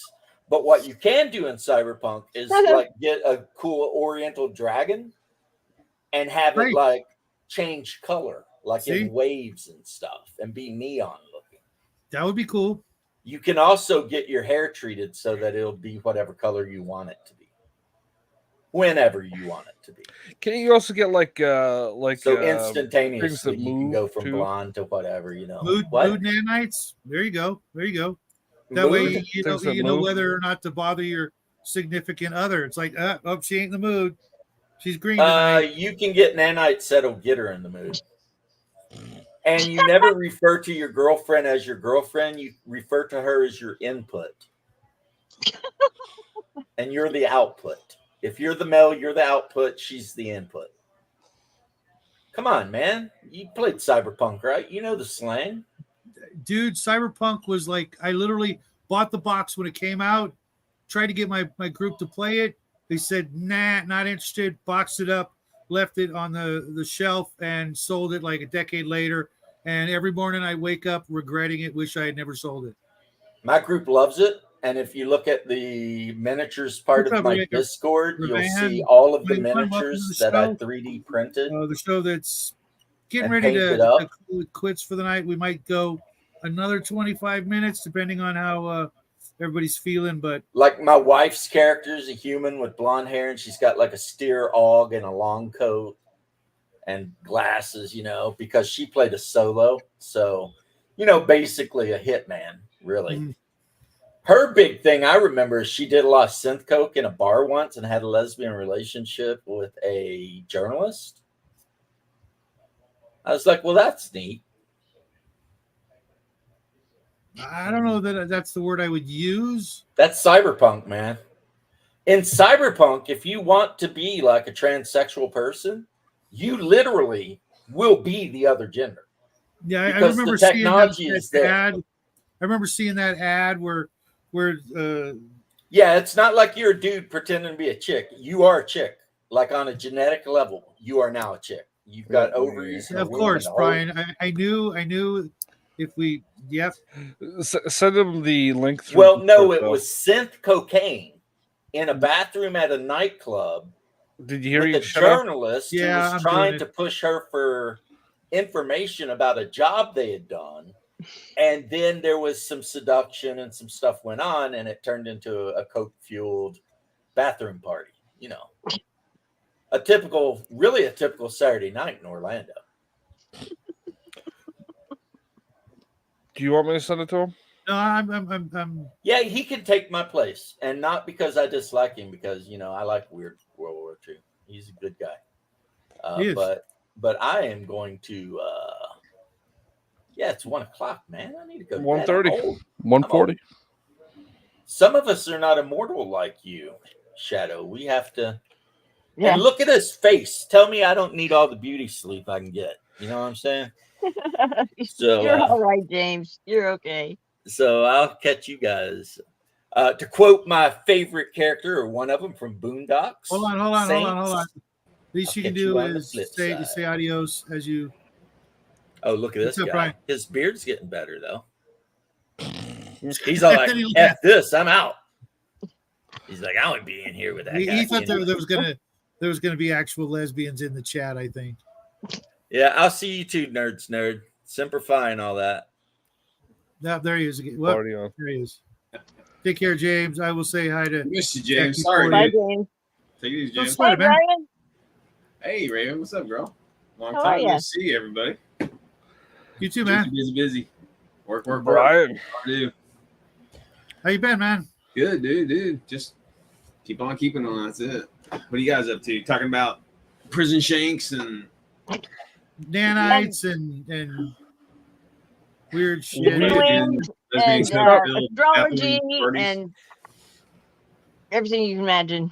James you know, spent 3 hours trying to Jared, make me what's puke. up, girl? I thought my minutes were over for StreamYard Thursday because I got that notification. You're almost out of minutes. Maybe you should send us $25 for the unlimited subscription thing. It's weekly, And then I though. went in to I made the show today, and I'm like, huh, okay, they're not asking for money. Let it run out because I believe I'm checking the calendar right now. I think it's weekly that they refresh that. I thought it was 20 hours a month. Oh, maybe. Well, you can always switch over to the other one. That was my impression. And so Thursday, I either don't do a show or I pay, and then my Or you minutes, could just launch it with the other one. yeah, With Restream. yeah. I was thinking about that because I don't want to be paying $25 a month because my minutes roll over in exactly a week, in which case I have another 20. Yeah. Yeah. Just use Restream whenever you run out. Yeah. Like it doesn't change the difference for people entering the room. It's just blue instead of white. Right. And I kind of like Restream, the way the messages are at the top, so I'm not looking down at the bottom of the screen. I like that little thing where they tell you, oh, you've had 100 chats and the little things like that. It's it's not a big deal, but it is kind of got that little bit of element of fun to it when they say, congratulations, you've had 100 comments in the chat, stuff like that. That's the one you're using, Brian. So, That's what you up with. Shadow, I've been printing up some stuff for a buddy of mine. This is all epic scale Eldar. Really? This is all Eldar, dude. Like, damn. All this. Those are those walkers. Those are the flying tank guys. Oh, Falcons or Falcons. Tempest? All of them. All the death spinners, web spinners. Here's all a bunch of infantry. Here's an avatar. Yeah, I've got a couple of those, but still, there's some more. That's holy crap. That's more than I actually own. Yeah, so that's probably like $15 worth of resin. I know. Yeah, it's just like I think all that was like maybe half a bottle, like the big bottle. Okay, so it'd be like bottle. $20 for me, $25 for me. Burr. So yeah. I know That's you're an awesome. Eldar guy. Yeah, Eldar Imperial Guard. I likes me artillery. That's cool. I love in Epic. I love just sitting in the backfield, just pounding the crap out of everybody. And when they finally get to me, I then throw my horses at them. Oh yeah. Yeah, you brought all that high tech crap.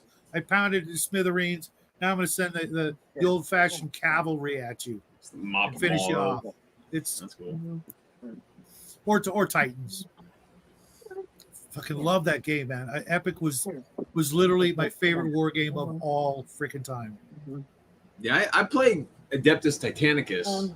Yeah, me too. It came out, and then when it I got still have I have like all the books, all of everything up until they did that 40K Armageddon epic, whatever that nonsense where everything had the same numbers on each army. It was I remember when they released the epic, and it became like 40K.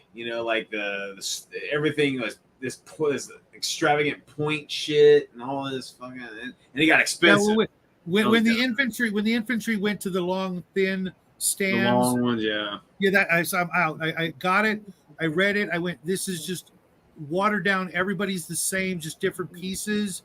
Your assault troopers have the same numbers as mine, regardless of what they were. It's like, no, they should all have different numbers like they did in the old days. We can handle it, but they're trying to streamline it, and they turned it to crap. And then they made all the metal pieces had to be bigger now. So a Land Raider was like, instead of you getting like 50 of them for $25, it was like 2 of them for $25 back in the day. I'm like, no, man, no. Yeah. And they made the new the Thunderhawk gunship. It was this little tiny little shoebox looking thing, and then the new one was like 2.5 inches long. I'm like, No. To remark to Nerd's message right there, Nerd, in my weird World War II, you know the famous was it Krojany, the Battle of Krojantany or whatever it is, the Polish battle in '39 against the Germans, where they supposedly the cavalry charged the panzers.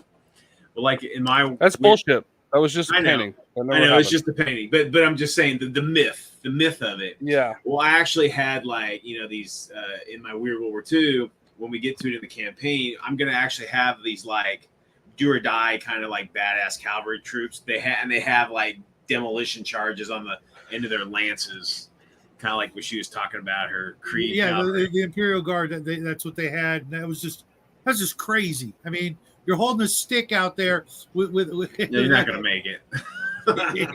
It's gonna blow up in your face. It depends. If it's designed to stick to the thing like a limpet mine, and then it breaks off, and then you keep riding, and then it like when it breaks off, it sets a timer. Well, the Japanese had those lunge mines, those suicide lunge mines, and the operator would die when he used them.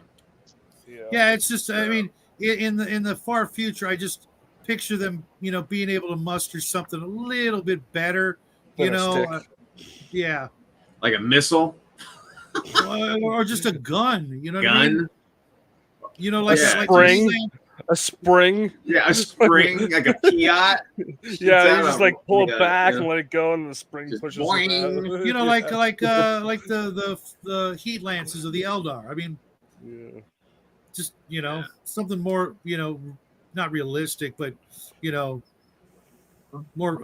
I mean, it is kind of badass and ballsy, but it just seems kind of. I mean, if you don't give a shit about your army and you have unlimited amounts of men and material, yeah, which is the point. And you can convince them to go do something incredibly stupid. Sure, yeah. I would love. I mean, and I'm building a couple armies. I want to play some 40K with real world military tactics. I think that would be fucking awesome. Like heavy, modern, heavy, tactical sense games. Very rare close combat, because you got guns. If you got a gun, you're not going to run towards the fucking enemy. What was that fucking game I was looking at? I think Grim, not James's Grim, but Grim to say, was telling me about this game where it was all about more shooting, and oh god, I wish I could remember the game he was talking about. I'll have to ask him, but it was a WW2 game, and I thought you'd get a kick out of it. That's cool. Well, it's just I mean, not to say that close combat would be a thing. I mean, it is even in today's wars. That's a thing, but you got to get a lot. There's a lot happening before you get into close combat range. Mm-hmm. You know what I mean? So there's massacres happening. Even in you actually building get there. suites, when we send people in, they're not pulling out their bayonet. They're just going to shoot you. Yeah. Now if you're out of ammo and shit like that, that's a whole different thing. You start hitting each other with whatever you got around, but close combat is relatively, rare. If 40K has an ammo tracker, If 40K had an ammo tracker for every troop, right? Like so every time you say the base had little dots on it, like the for the battleship pegs, and every time you shot, you had to put a peg in, or even so when it filled up, you either had to have someone come up with reloads, or you better have paid for the last gun. In my Battleground Weird World War II what are we system, paying by the laser now? We have something called an ammo rating for a trooper, and in my game I have like a jam. There's a jam result, and it doesn't necessarily mean the gun's jammed. It means like they're out of ammo, they got to reload, or there's a jam. It's just something that fouls that shot at the moment. Yeah. Well, the ammo rating, let's say it's a 4. If they get 4 of those ammo, there's a little marker you put on there. If you get 4 of them, they're out of ammo, or the weapon's defunct. And then, like you're saying, something has to be done to that miniature to like either replace the weapon or to reload it. So there is like a level of like, oh, shit, I'm out of ammo. Like machine guns, machine guns have a higher ammo rating because they got more ammo, right? But they shoot a lot more, so they have a more chance to do these jam results, so they can run out of ammo. So yeah, it's kind of cool because you can have like these positions get overrun because they just run out of ammo.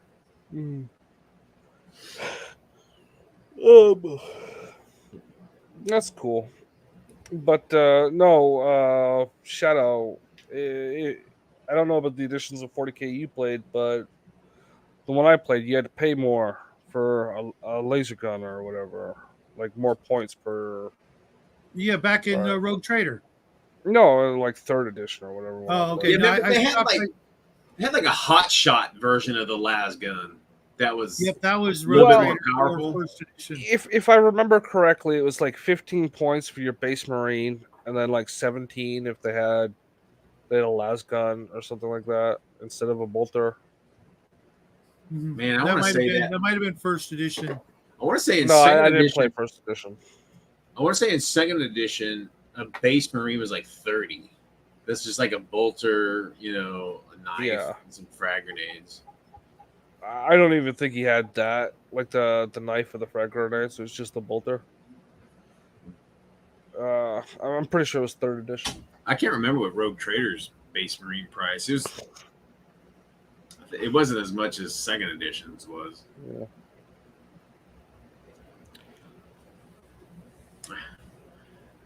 Yeah.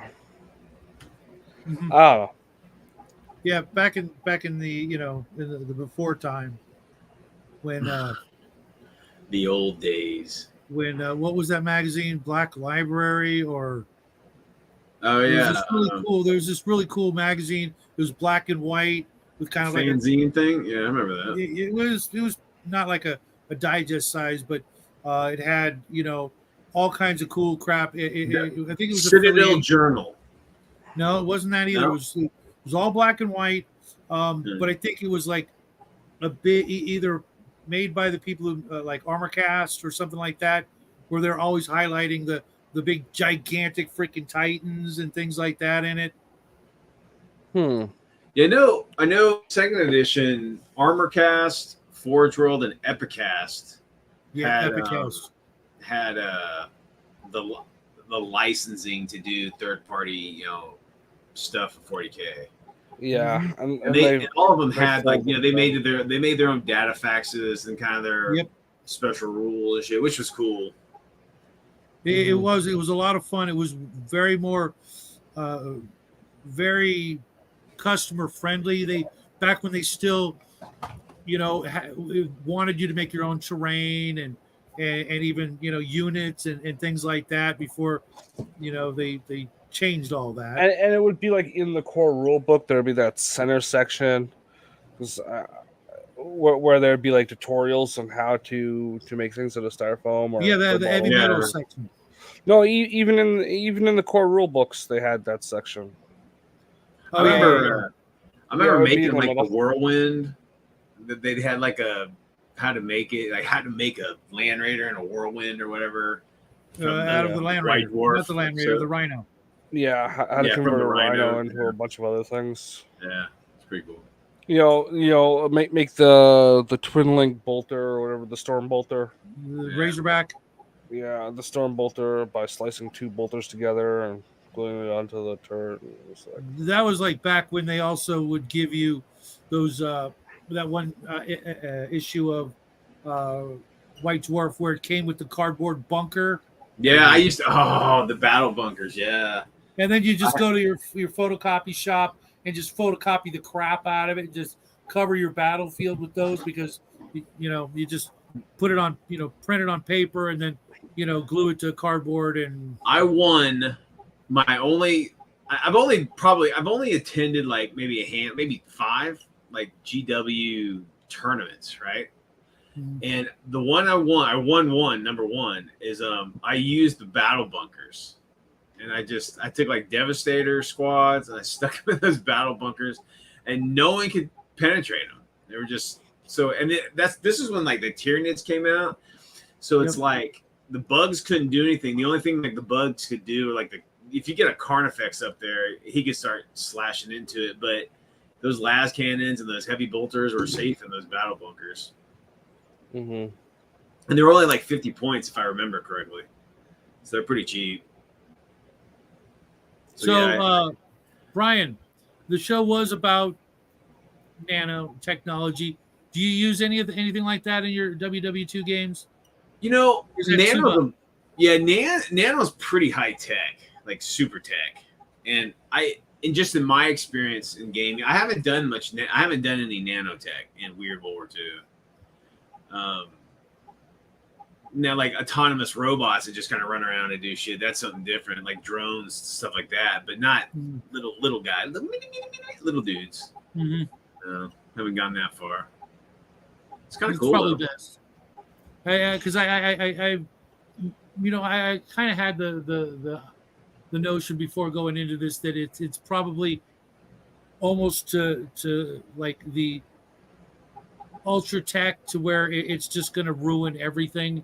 Like James was saying, turn everything to gray goo, which I could see. Your party lands on a planet and there's nothing but gray goo, and now they got to figure out a way to, get the hell out of Dodge before they become gray goo. But that's like a one-time thing. Otherwise, it's just going to be too overpowering or too much of a just steal the entire show. It's going to be, all about the nanites, and if you're not hooked up or prepared or protected, you're just, certain freaking out of battle. Wasn't there that movie that Lawnmower Man?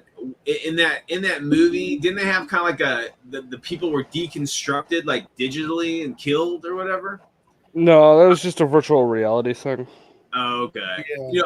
You keep saying gray goo. I'm curious what it would actually look like if nanos deconstructed a living thing.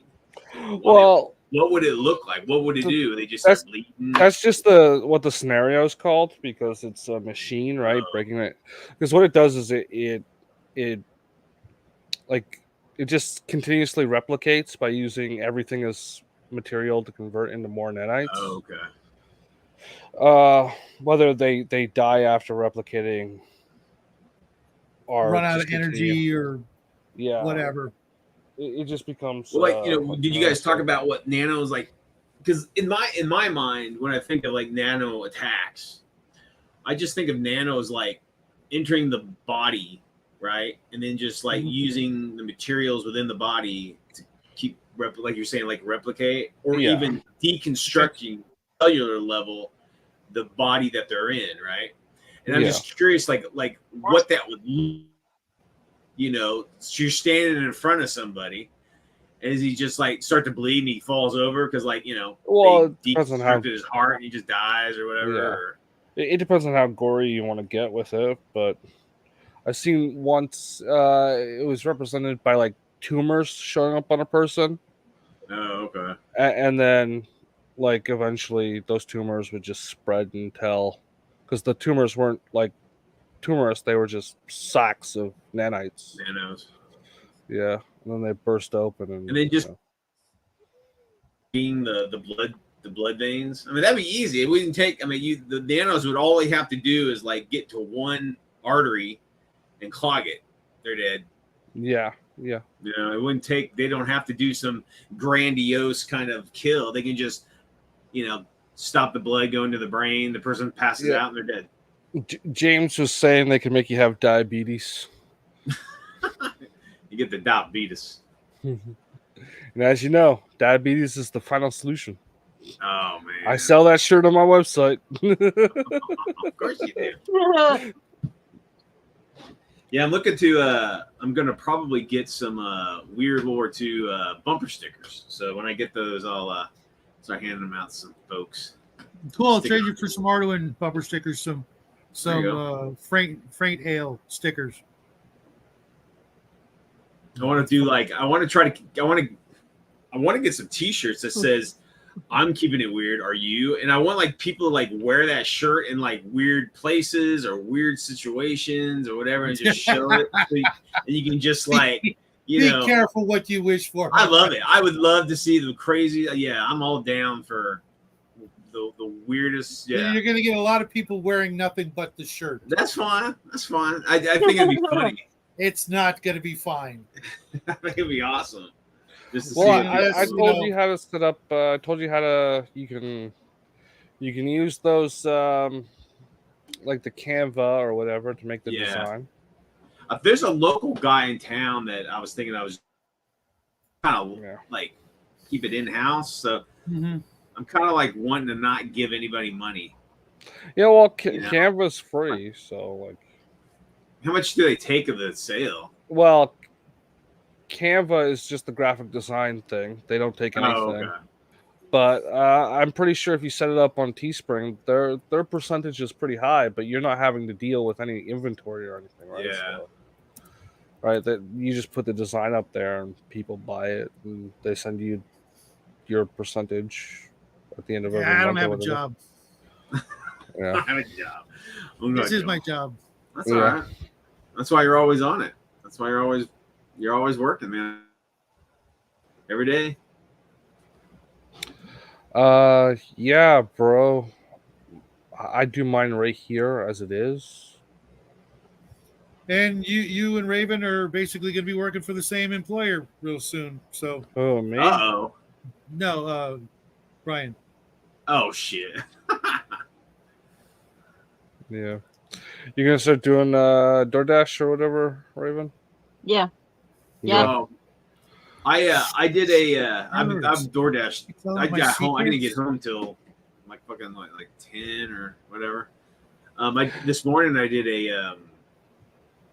like a big order from Panera Bread. Do you guys have Panera Breads where you're at? Yeah. Yeah. Mm-hmm. There's a big hospital here in town, and there was a big like catering job, and it was like 10 bags, massive bag. I could barely fit it all in my car, and it was only for $13. And I'm like, what the fuck? And I already committed to it. Yeah, so I drove over there, and I was kind of like pissed, but I was doing what they need. I was setting it up on their table.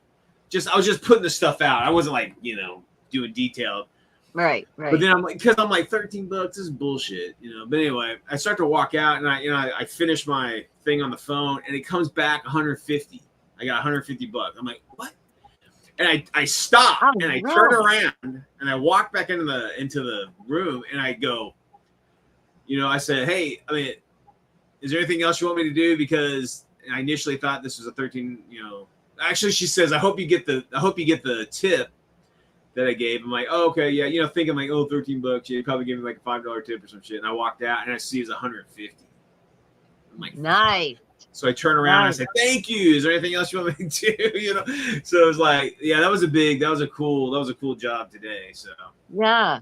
That's nice. I have an expired sticker. We have this impossible freaking admissions that have to be passed every 2 years, and I can't get my Jeep to pass without. Oh God! And they went like $150 just to explore what sensor it is. I think it's a sensor. All this stuff.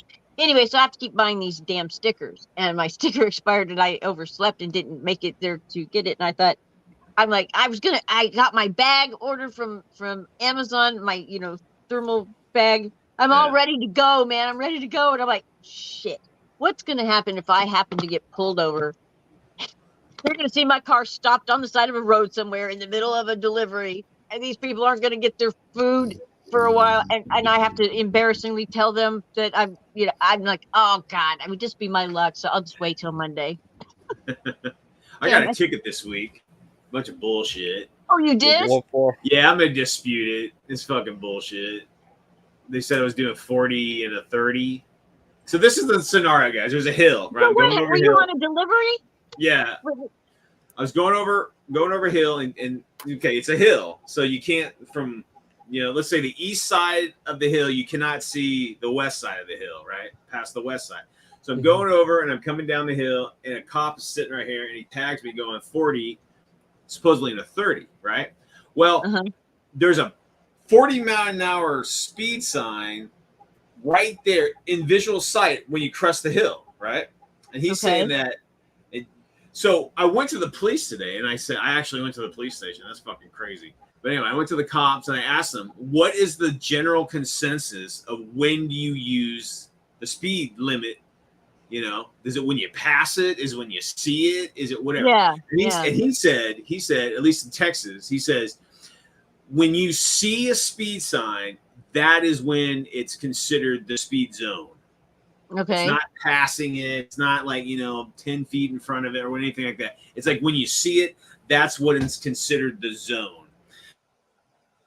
Okay. And I Yeah, can't so it do in 40 in the 30. Well, You know you what I'm can saying? see the 40 sign clearly. Correct. Yeah, I Right. can literally see the sign. Right. Yeah, Yeah. so I have to go So- dispute that bullshit. Yeah. So what happened with your order? Oh, I just sat on it. It was late, but it's no big deal. I still got it. Yeah. And I normally never speak to the police, but I'm like, I say, can you give me a warning this time? I went, hey, big boy, can I get a warning this time? He's like, nope, there's another ticket too for just being a creep. So DoorDash didn't say anything to you about your No. car being pulled over or anything? Said, Okay. we've noticed you haven't moved. Are you, and I'll say, yeah, there's heavy traffic. Oh, okay. Oh, that's a So- good idea. So what do you do when you have to use the restroom? So usually, like when I get an order, like let's say I go to like Panera, before I actually go to the front desk to get it, I'll go to the Mhm. bathroom, and then Oh, okay. then I'll just pick it up. Yeah, because the people don't see you on their phones or whatever until you actually like get the Have order. the food. Okay. Okay, Yeah, so so, like, that's different there. The app is different there. Here, the app it shows you pending, right? For the making the food. Then here it shows you the driver going to the restaurant and then waiting at the restaurant and then coming back to you. Well, from what Yeah. I've never used it, but from what I've heard, that the thing doesn't start showing until you get the order. So Well, at maybe least it might be different. Skip does, but they are regional variants on the app. So, but yeah, because it's funny because I ordered McDonald's the other night, and the guy's like 3 doors down from me went and picked it up and then came back.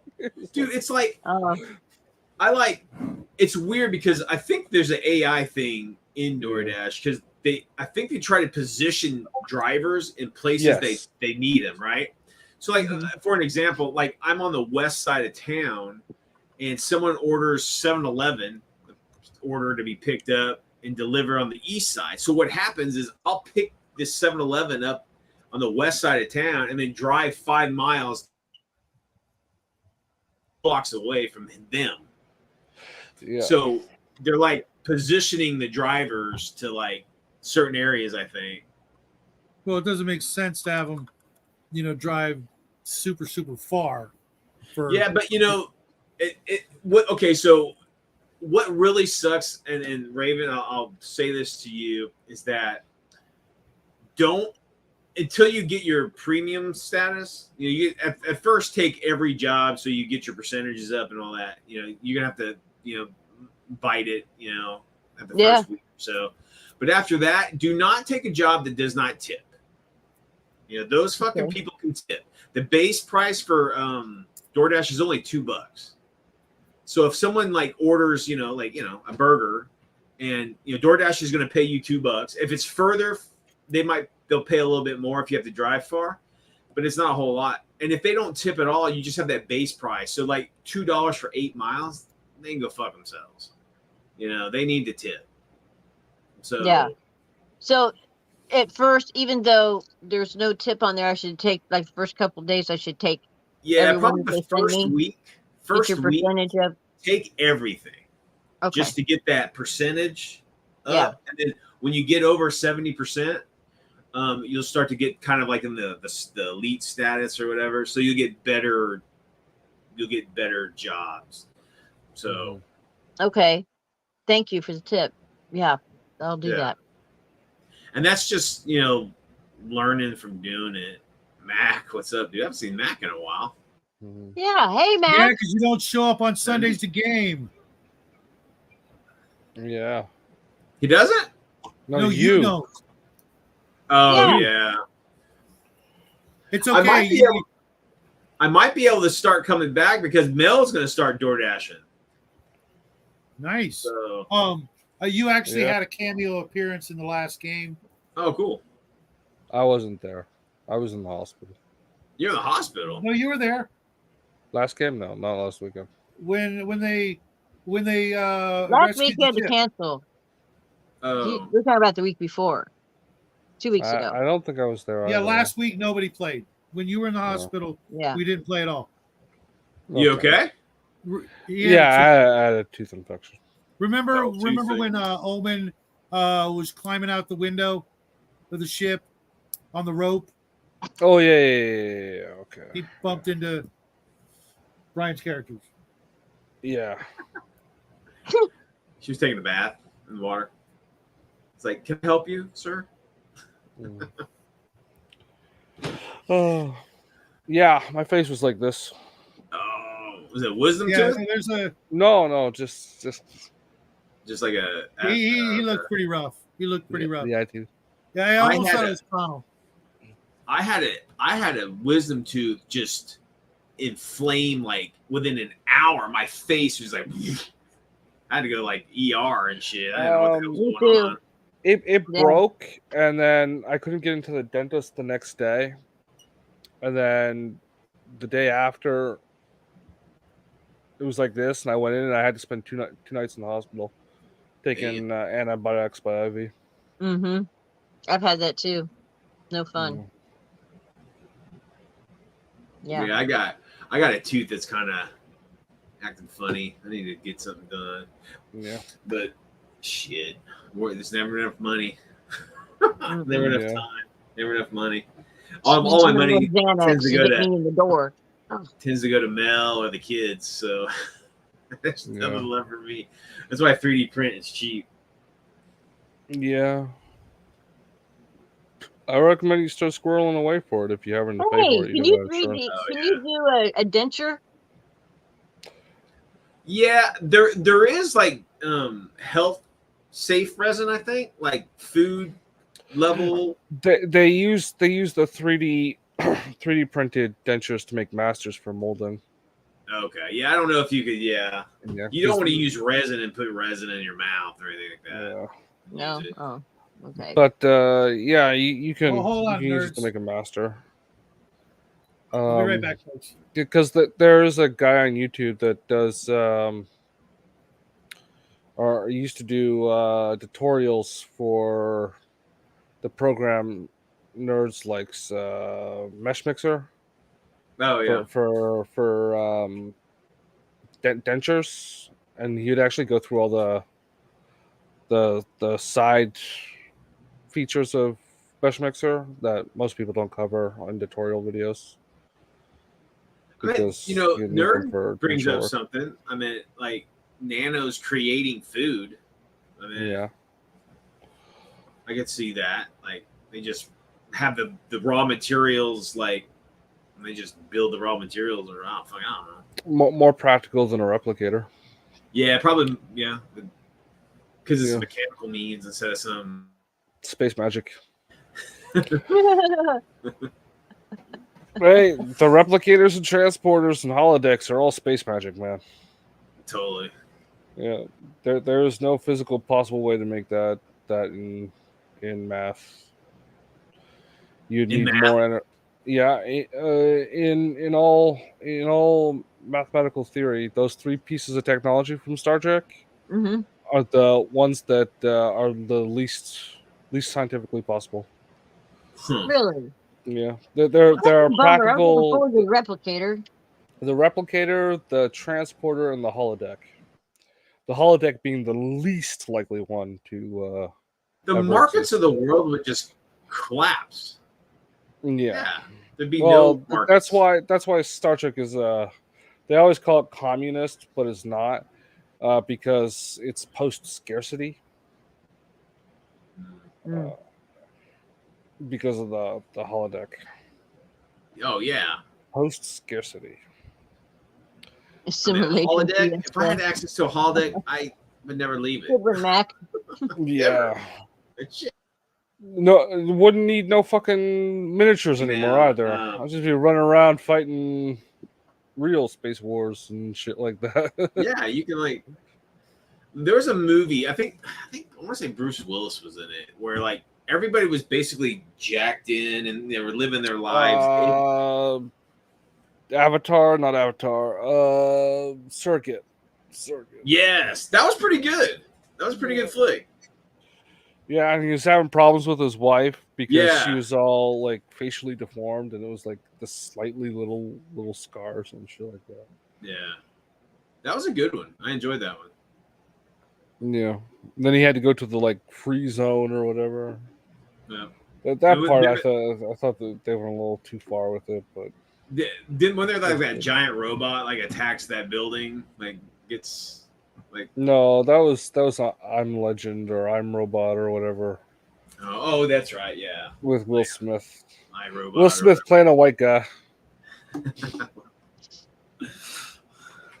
I've never read the real Yeah. story. Well, that's the joke, right? Like everything Will Smith ever did, he played a white guy.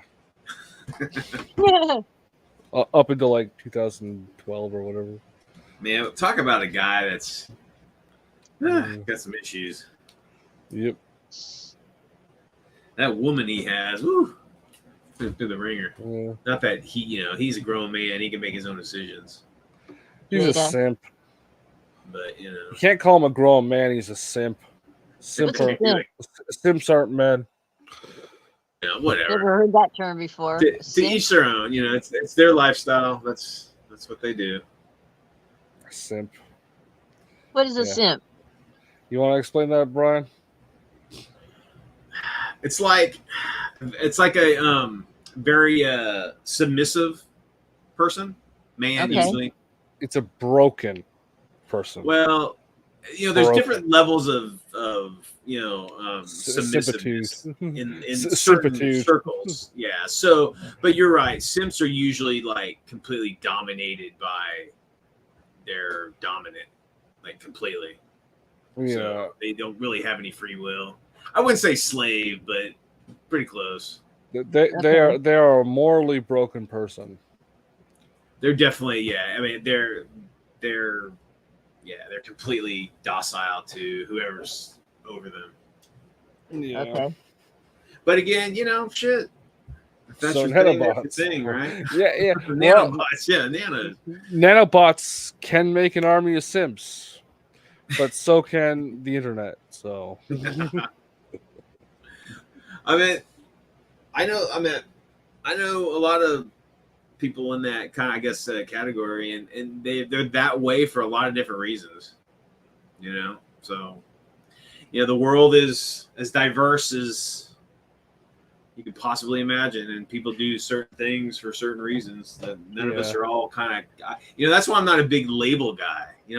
I don't take any labels but Brian. That's it, because I understand being submissive, but there is a degree, right? There's being a submissive And that's the person, thing, and it's there's like- being a simp.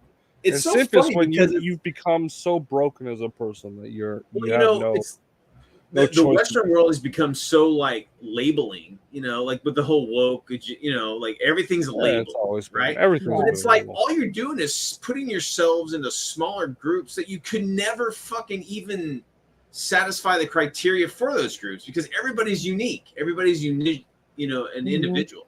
So to say, yeah. well, that's what I believe. I believe no one truly like identifies with a label 100%. Mm. True. So that's why I don't do labels. I'm like, I might think this way on this subject and be a little bit on this and da. So I don't really label myself. I'm not a conservative. I'm not a liberal. I'm not. You're a freaking liberal. Don't lie. Shit. I'm libertine in certain aspects of our culture. But yeah, but I'm not. you also carry, so there's hope. Yeah, I'm You're a a big gun guy. I'm a big Degenerate. Degenerate. In our Western ideals, I'm probably a degenerate. In all ideals, I don't know what I Brian. missed In with all this one. ideals. I introduced Raven to the term simp, Oh, yeah. and now I gotta go pee again. So Well, okay, so here's a little thing insight, and not this isn't graphic. It's just, but in the kink world, don't be fooled. The submissive has all the power, and let me tell you why.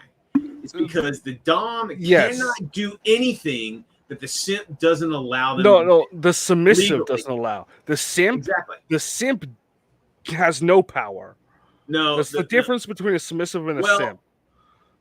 The thing is that and again, we're talking about, it's weird because on a societal level, you can't dominate someone to the degree where, like, you know, you're beating them and all that, because it's a crime, right? It's a crime. Yes, but that's not the simp dynamic. Well, no, Like, it's a not. Submissive But and a simp aren't the same thing when it comes to. Well, I don't know. Even at that level, a simp can say, "Okay, that's enough." And no, would because they have no balls to do so. But the thing is, they can if they do at any time. If they ever develop them, the odds that they will Anyway. are highly unlikely. Just saying, it's okay to be submissive. It's not okay to be a simp. But yeah, so don't be fooled. When you see all these dominatrix and doms and all this shit, this usually the submissive is the one who allows them to do whatever they're doing. No. So no. Don't be fooled. Hell yeah, nanos will just kind of form into like some new rig or. No. You instead of buying like different clothes, you just buy one pack of nanos, and they just kind of like, today I want to What's harness. BDSM? The nanos make the harness on you. What's BDSM? Bondage. Sadomasochism. Dominatrix. Oh, okay. Yeah. Okay. All right. Okay. Gotcha. All right. It's a different world out there, guys. There's a lot of stuff out there. Lots. Yeah. You immediately retract the. Hey, you're posing a question, and hey, it's fair game. But I'm getting quite the education tonight on all kinds of acronyms. I'm stoked that there's a movie coming out here next week. The League of Ungentlemanly, or the Ungentlemanly League. Some shit like that. It's a World War II kind of, pulp grindhouse movie. It looks pretty good. Some sort of take on the League of Extraordinary Gentlemen. No, it's like kind of like the OSS or the SAE or something like that. They're just like a group of badasses go behind enemy line, kick the shit out of a bunch of Nazis. It's pretty cool. Looks pretty cool. Apparently, one of my grandfathers was in the OSS, and I was, believe it or not, that one top secret book that I was reading, the special operations book or whatever. It was no game mechanics whatsoever. It was literally case files, and it included how the OSS became the CIA, like step-by-step historical accounts from a guy who wasn't even a game writer, but got hired by TSR to write these two game books that had no game mechanics in it whatsoever. Like who's who of the original OSS and how it went through all the stages to become the CIA. It was incredibly interesting. Really surprising for a game book. It was like, I guarantee you everything in it was classified at one point, and now it was in a TSR product. That's cool. It was very cool.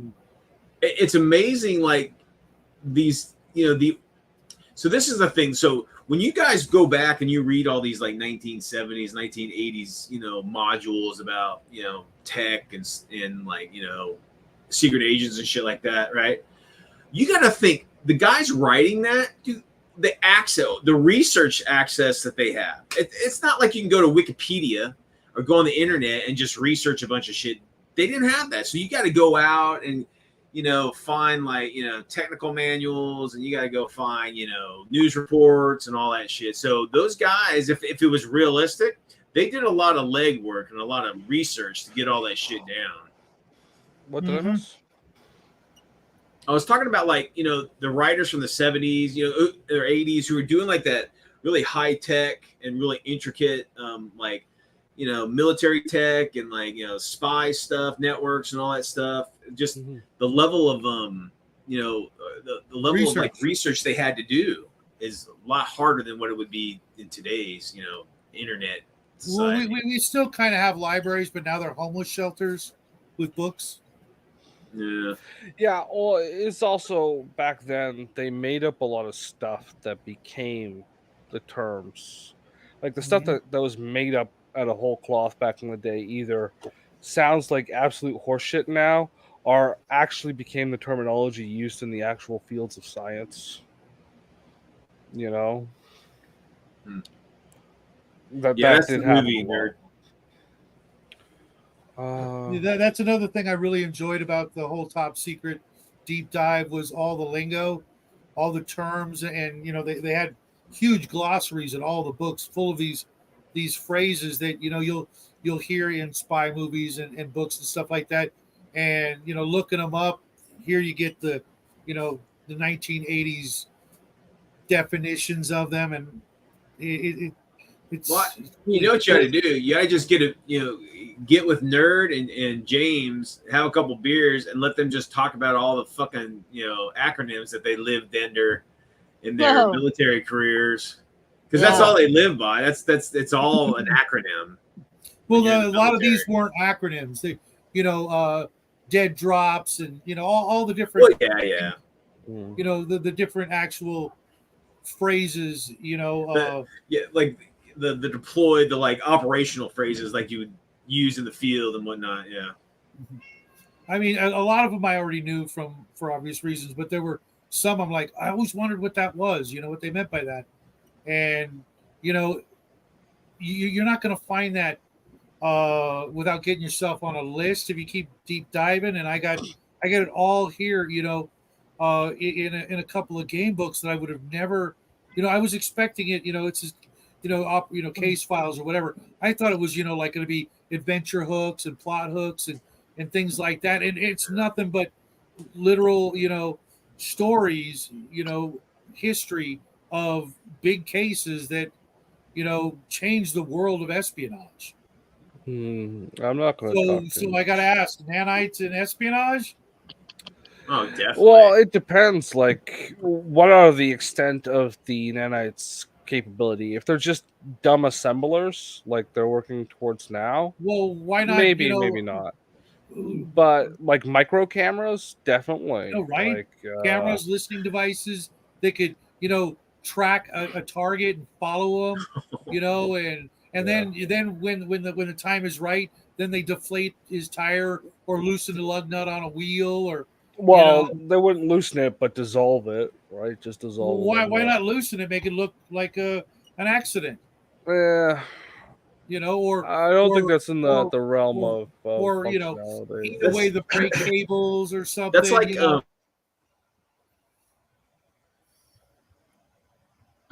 You froze, Brian. But yeah, like you could have a nanite that you just push up against a wall somewhere, and it just builds a pinhole camera into the wall panel. So even if the mechanism, the device is required to be bigger than a nanite, it could be like 1 nanite thick lens, and then the camera apparatus is like constructed inside the wall, just because it's unholy.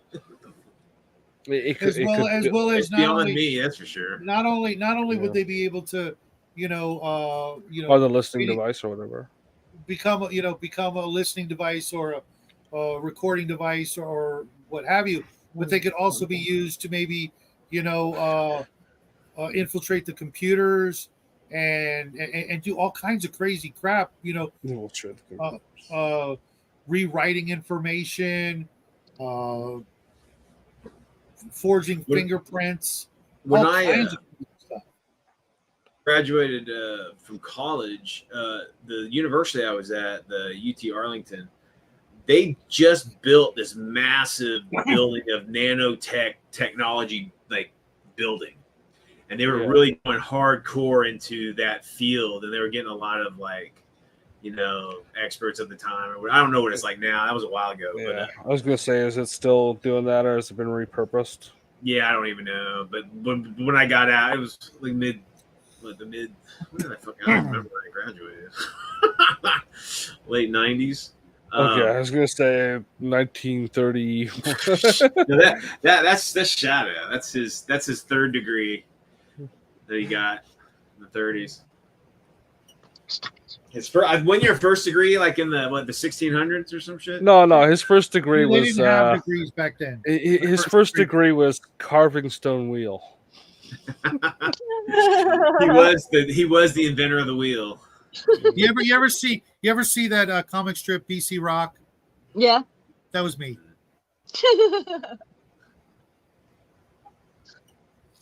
And I'm telling you, it wasn't the balancing on that stick on the unicycle wheel that I rode around on. It was drilling the damn hole that was the hard part.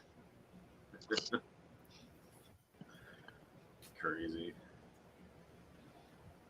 I mean, are they still pushing nanotech like the level that the sci-fi is wanting? I mean, are these like forward-thinking tech guys? Are they messing with it? I can tell you from personal experience, whatever we think their tech level is, it's easily 1 or 2 levels higher. When it comes to what's really going on, what's really being used at the big companies that I'm not going to mention because the sky's the limit. We have no idea what they're really up to. I tell the story how when my dad was younger, he worked for Kodak, and they had digital cameras way before we even knew about them. Yeah, no, we knew about them. They released a digital camera, but then they discontinued it right away because it was cutting into the profit from selling Polaroids. Absolutely, exactly. And they weren't as good, right? Because they were first generation. Well, but still, I mean, even before, I'm talking like in the 60s. Yes, I know that. Okay, I thought you were talking about the ones that came out in like the 80s. Yeah, they were working on them back then, and they sucked. They were obviously huge, and you couldn't lug them around. But when they released them, they discontinued them right away and shelved the patent. Mm-hmm. Yeah, a huge amount of it was about the patents for these cameras that had yet to see it yet to be produced for mass market. But they had hundreds of patents on cameras that they were just biding their time. It's like, okay, we'll wait a year, then we'll put this it ended up killing the company. Yep. Right. There were like 3D printers. We all have we're all big into 3D printing here. Like Brian and I both own one. James has one, like 5 of them. You like this stuff, even though you're not going to buy it. And Raven's technically illiterate, so it doesn't matter. Yeah, I know my phone's about to die too. Here, if I get cut off, you'll know what happened. I got to find I got so many damn cords for stuff. I don't know where the right one. But Kodak invented that technology, and they sat on the patent. They built the big industrial models. They licensed it out, and the only reason why we all have them now is because Kodak went out of business, so there was nobody to maintain the patent in development. So it just sat there until it expired, and that's why we all have them now. Crap. I mean, I remember instead of there was a movie made about the whole thing was like this dad and it was like a relationship, dad and son, but the whole thing was based around they have a roll of film that they're going to go and get developed at the last film developing company that had the last of the fluids to make to do the film developing. The whole movie was based about the ending of like film development. Yeah, the fluids. They don't make the chemicals to make the fluids anymore. And I'm this supposed to be in the future or no? This was like in the 90s or 2000s or early 2000s. Really, I thought you could still get actual film. I believe Kodak. I believe Kodak was the last company to have the whatever. I don't know what the chemicals are used to develop film, but they don't make them anymore. So no one makes that chemical. Maybe some small. We're not talking about the big frames like the black and whites that you can do in your whatever the solution chemicals are. The ones for the wind up film. Yeah. Yeah. Like 35 I have millimeter. no. Yeah. 35. I thought you could still get that. I have no idea. Probably out of China somewhere. Okay. But the last Kodak station or whatever. 17. So what do people put their weed in without those little film containers? Ziploc bags. They just use vapes now. They don't have Yeah, they just stored it in their bong. buds anymore. It's in Oh, that's a liquid load of crap. I get vial. an ad every month. I get a big old ad from a local place in one of those monthly flyer magazines. Yeah, And they're yeah. showing Yeah, You you know, should go support your local pothead. Romer? Potheads. Yeah, no, I don't do drugs. I got this package of gauze from the dentist, right? And they come in packs like this bag. Like this bag here, like this you get your weed in bags like this. It's funny because I would Don't when I ask me was how I know. Actually, it's funny because I actually I see they use prescription bottles in California, and it's Yeah. got the label and everything on it, and I see those bottles all the time in the parking lot, and people just toss the bottles. I see them all over the freaking place, and I'm just like, seriously. I remember when I had my miniatures company, right? When I would ship stuff, I would put the minis in little baggies, right? And the best place to buy little baggies was the head shops. So it's like I would buy a whole bunch of little baggies. Take care, Mac. I will see you tomorrow. Yeah, party on, man. And they all had like little pot leaves You're fucking stabbed on them. Those little baggies. You get those at the dollar store, man. Those baggies now. You get them in bulks of 100 or whatever. That was, I was always curious if like I got pulled over or whatever, and like, No, they why think you you're got so many selling meth. baggies? They would Your think you're business. selling meth because it's more profitable for them if they bust you with meth than weed. Yeah, but then you get to court and it's like I didn't actually have the packets on me. I had just a bunch of little baggies. And I own a miniature company. That's what I need the baggies for. And it's like you can then sue for false arrest. Shit. You'd be rolling in You can't $500,000 sue the right cops, now, man. bro. The cops are all protected. You can sue the city, Yeah. but you can't sue the cops personally. So what? The city encourages the cops to do that. You just need to find one report of the city promoting drug arrest on paraphernalia, and Man, if you guys ever look, I mean, especially back in your hood, Shadow in California, the money that because of like wrongful arrests and like whatever, the cops get heavy-handed and start doing some crazy shit, or it's pretty bad. Wasted money. yeah. Absolutely.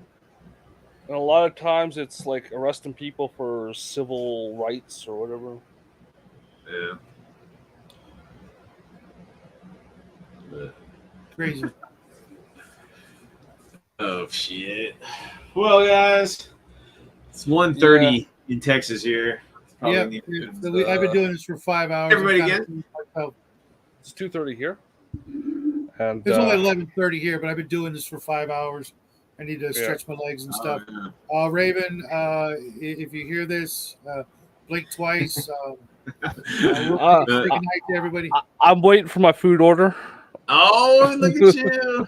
Yeah, I'm getting kind of hungry. Even though I had that chocolate pie, it was sleep was for the sane, Yeah. sanity is for the weak. I got I'm getting hungry. I got a large milkshake and an ice cream. At 2:30 in the morning. Are you gonna stay up all night or something? Yeah, I slept all day, man.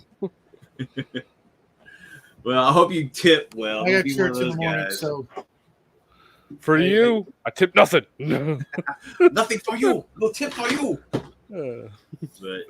thanks That's everybody one- for playing along. Yeah. And, I always like, give the cash tip because Oh, I've yeah. had some because it makes you tip at the beginning Uh, in this app, and I've had some fucking assholes just driving around the block like retards.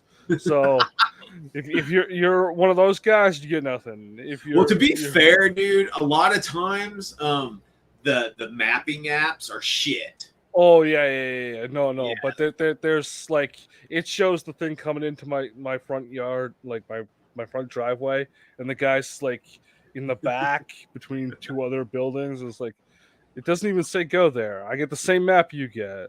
Oh, yeah. Because here I can zoom in and it shows all the streets. Before it used to say the side street. I never gave those problems as a problem, but Yeah. if it says show up here in my front yard, my like parking lot area here, no. You have no excuse. Are you the one that just leave at my door?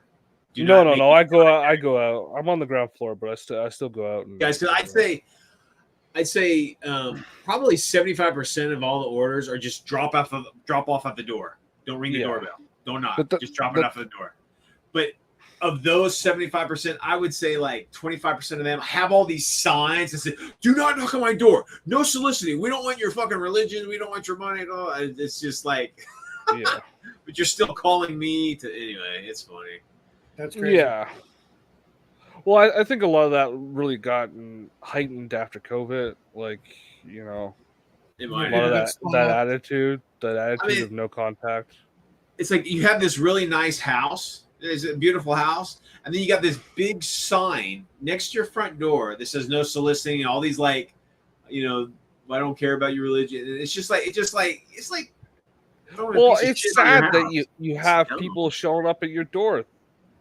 Just don't answer it. 6:30 in the morning on a Saturday or whatever. You know, we used to I've have never those had that people. happen before. We used to have the Mormons here at like 6:45. Just show up, open the door with your ball gag on, and then they'll just turn around. Sorry, Brian, I do not own a ball gag. I am not you. Hey, just 3D print one. Weird. I'd say keep it weird. No. Yes, but the problem, Brian, is you keep it too weird. Too weird. That'll be my bootleggers. The people who bootleg my logo, they'll say 2. They'll put the 2 in there so they can get away with it. Okay, I'll be right on that. All right, folks. You guys have a Okay. great weekend. For Yeah. those of you who've got any weekend left after this nonsense, thanks for playing along. I will see most With of you enough guys tomorrow. bleach, you'll have your weekend back. See most of you guys at the game table tomorrow. If not, go out and have some fun this weekend. Yeah. Hopefully, we'll get spring back. We got 2 days of spring, and then it rained like crazy. But I see Compare nerds. Shadow taking a shower after this broadcast. Yeah, yeah, I need some ear bleach and maybe with a Brillo pad. just all the Sorry, way through. guys. Keep it Okay, weird, party on. but not too weird. Happy trails, everybody. See you guys. Party on, party on. Oh.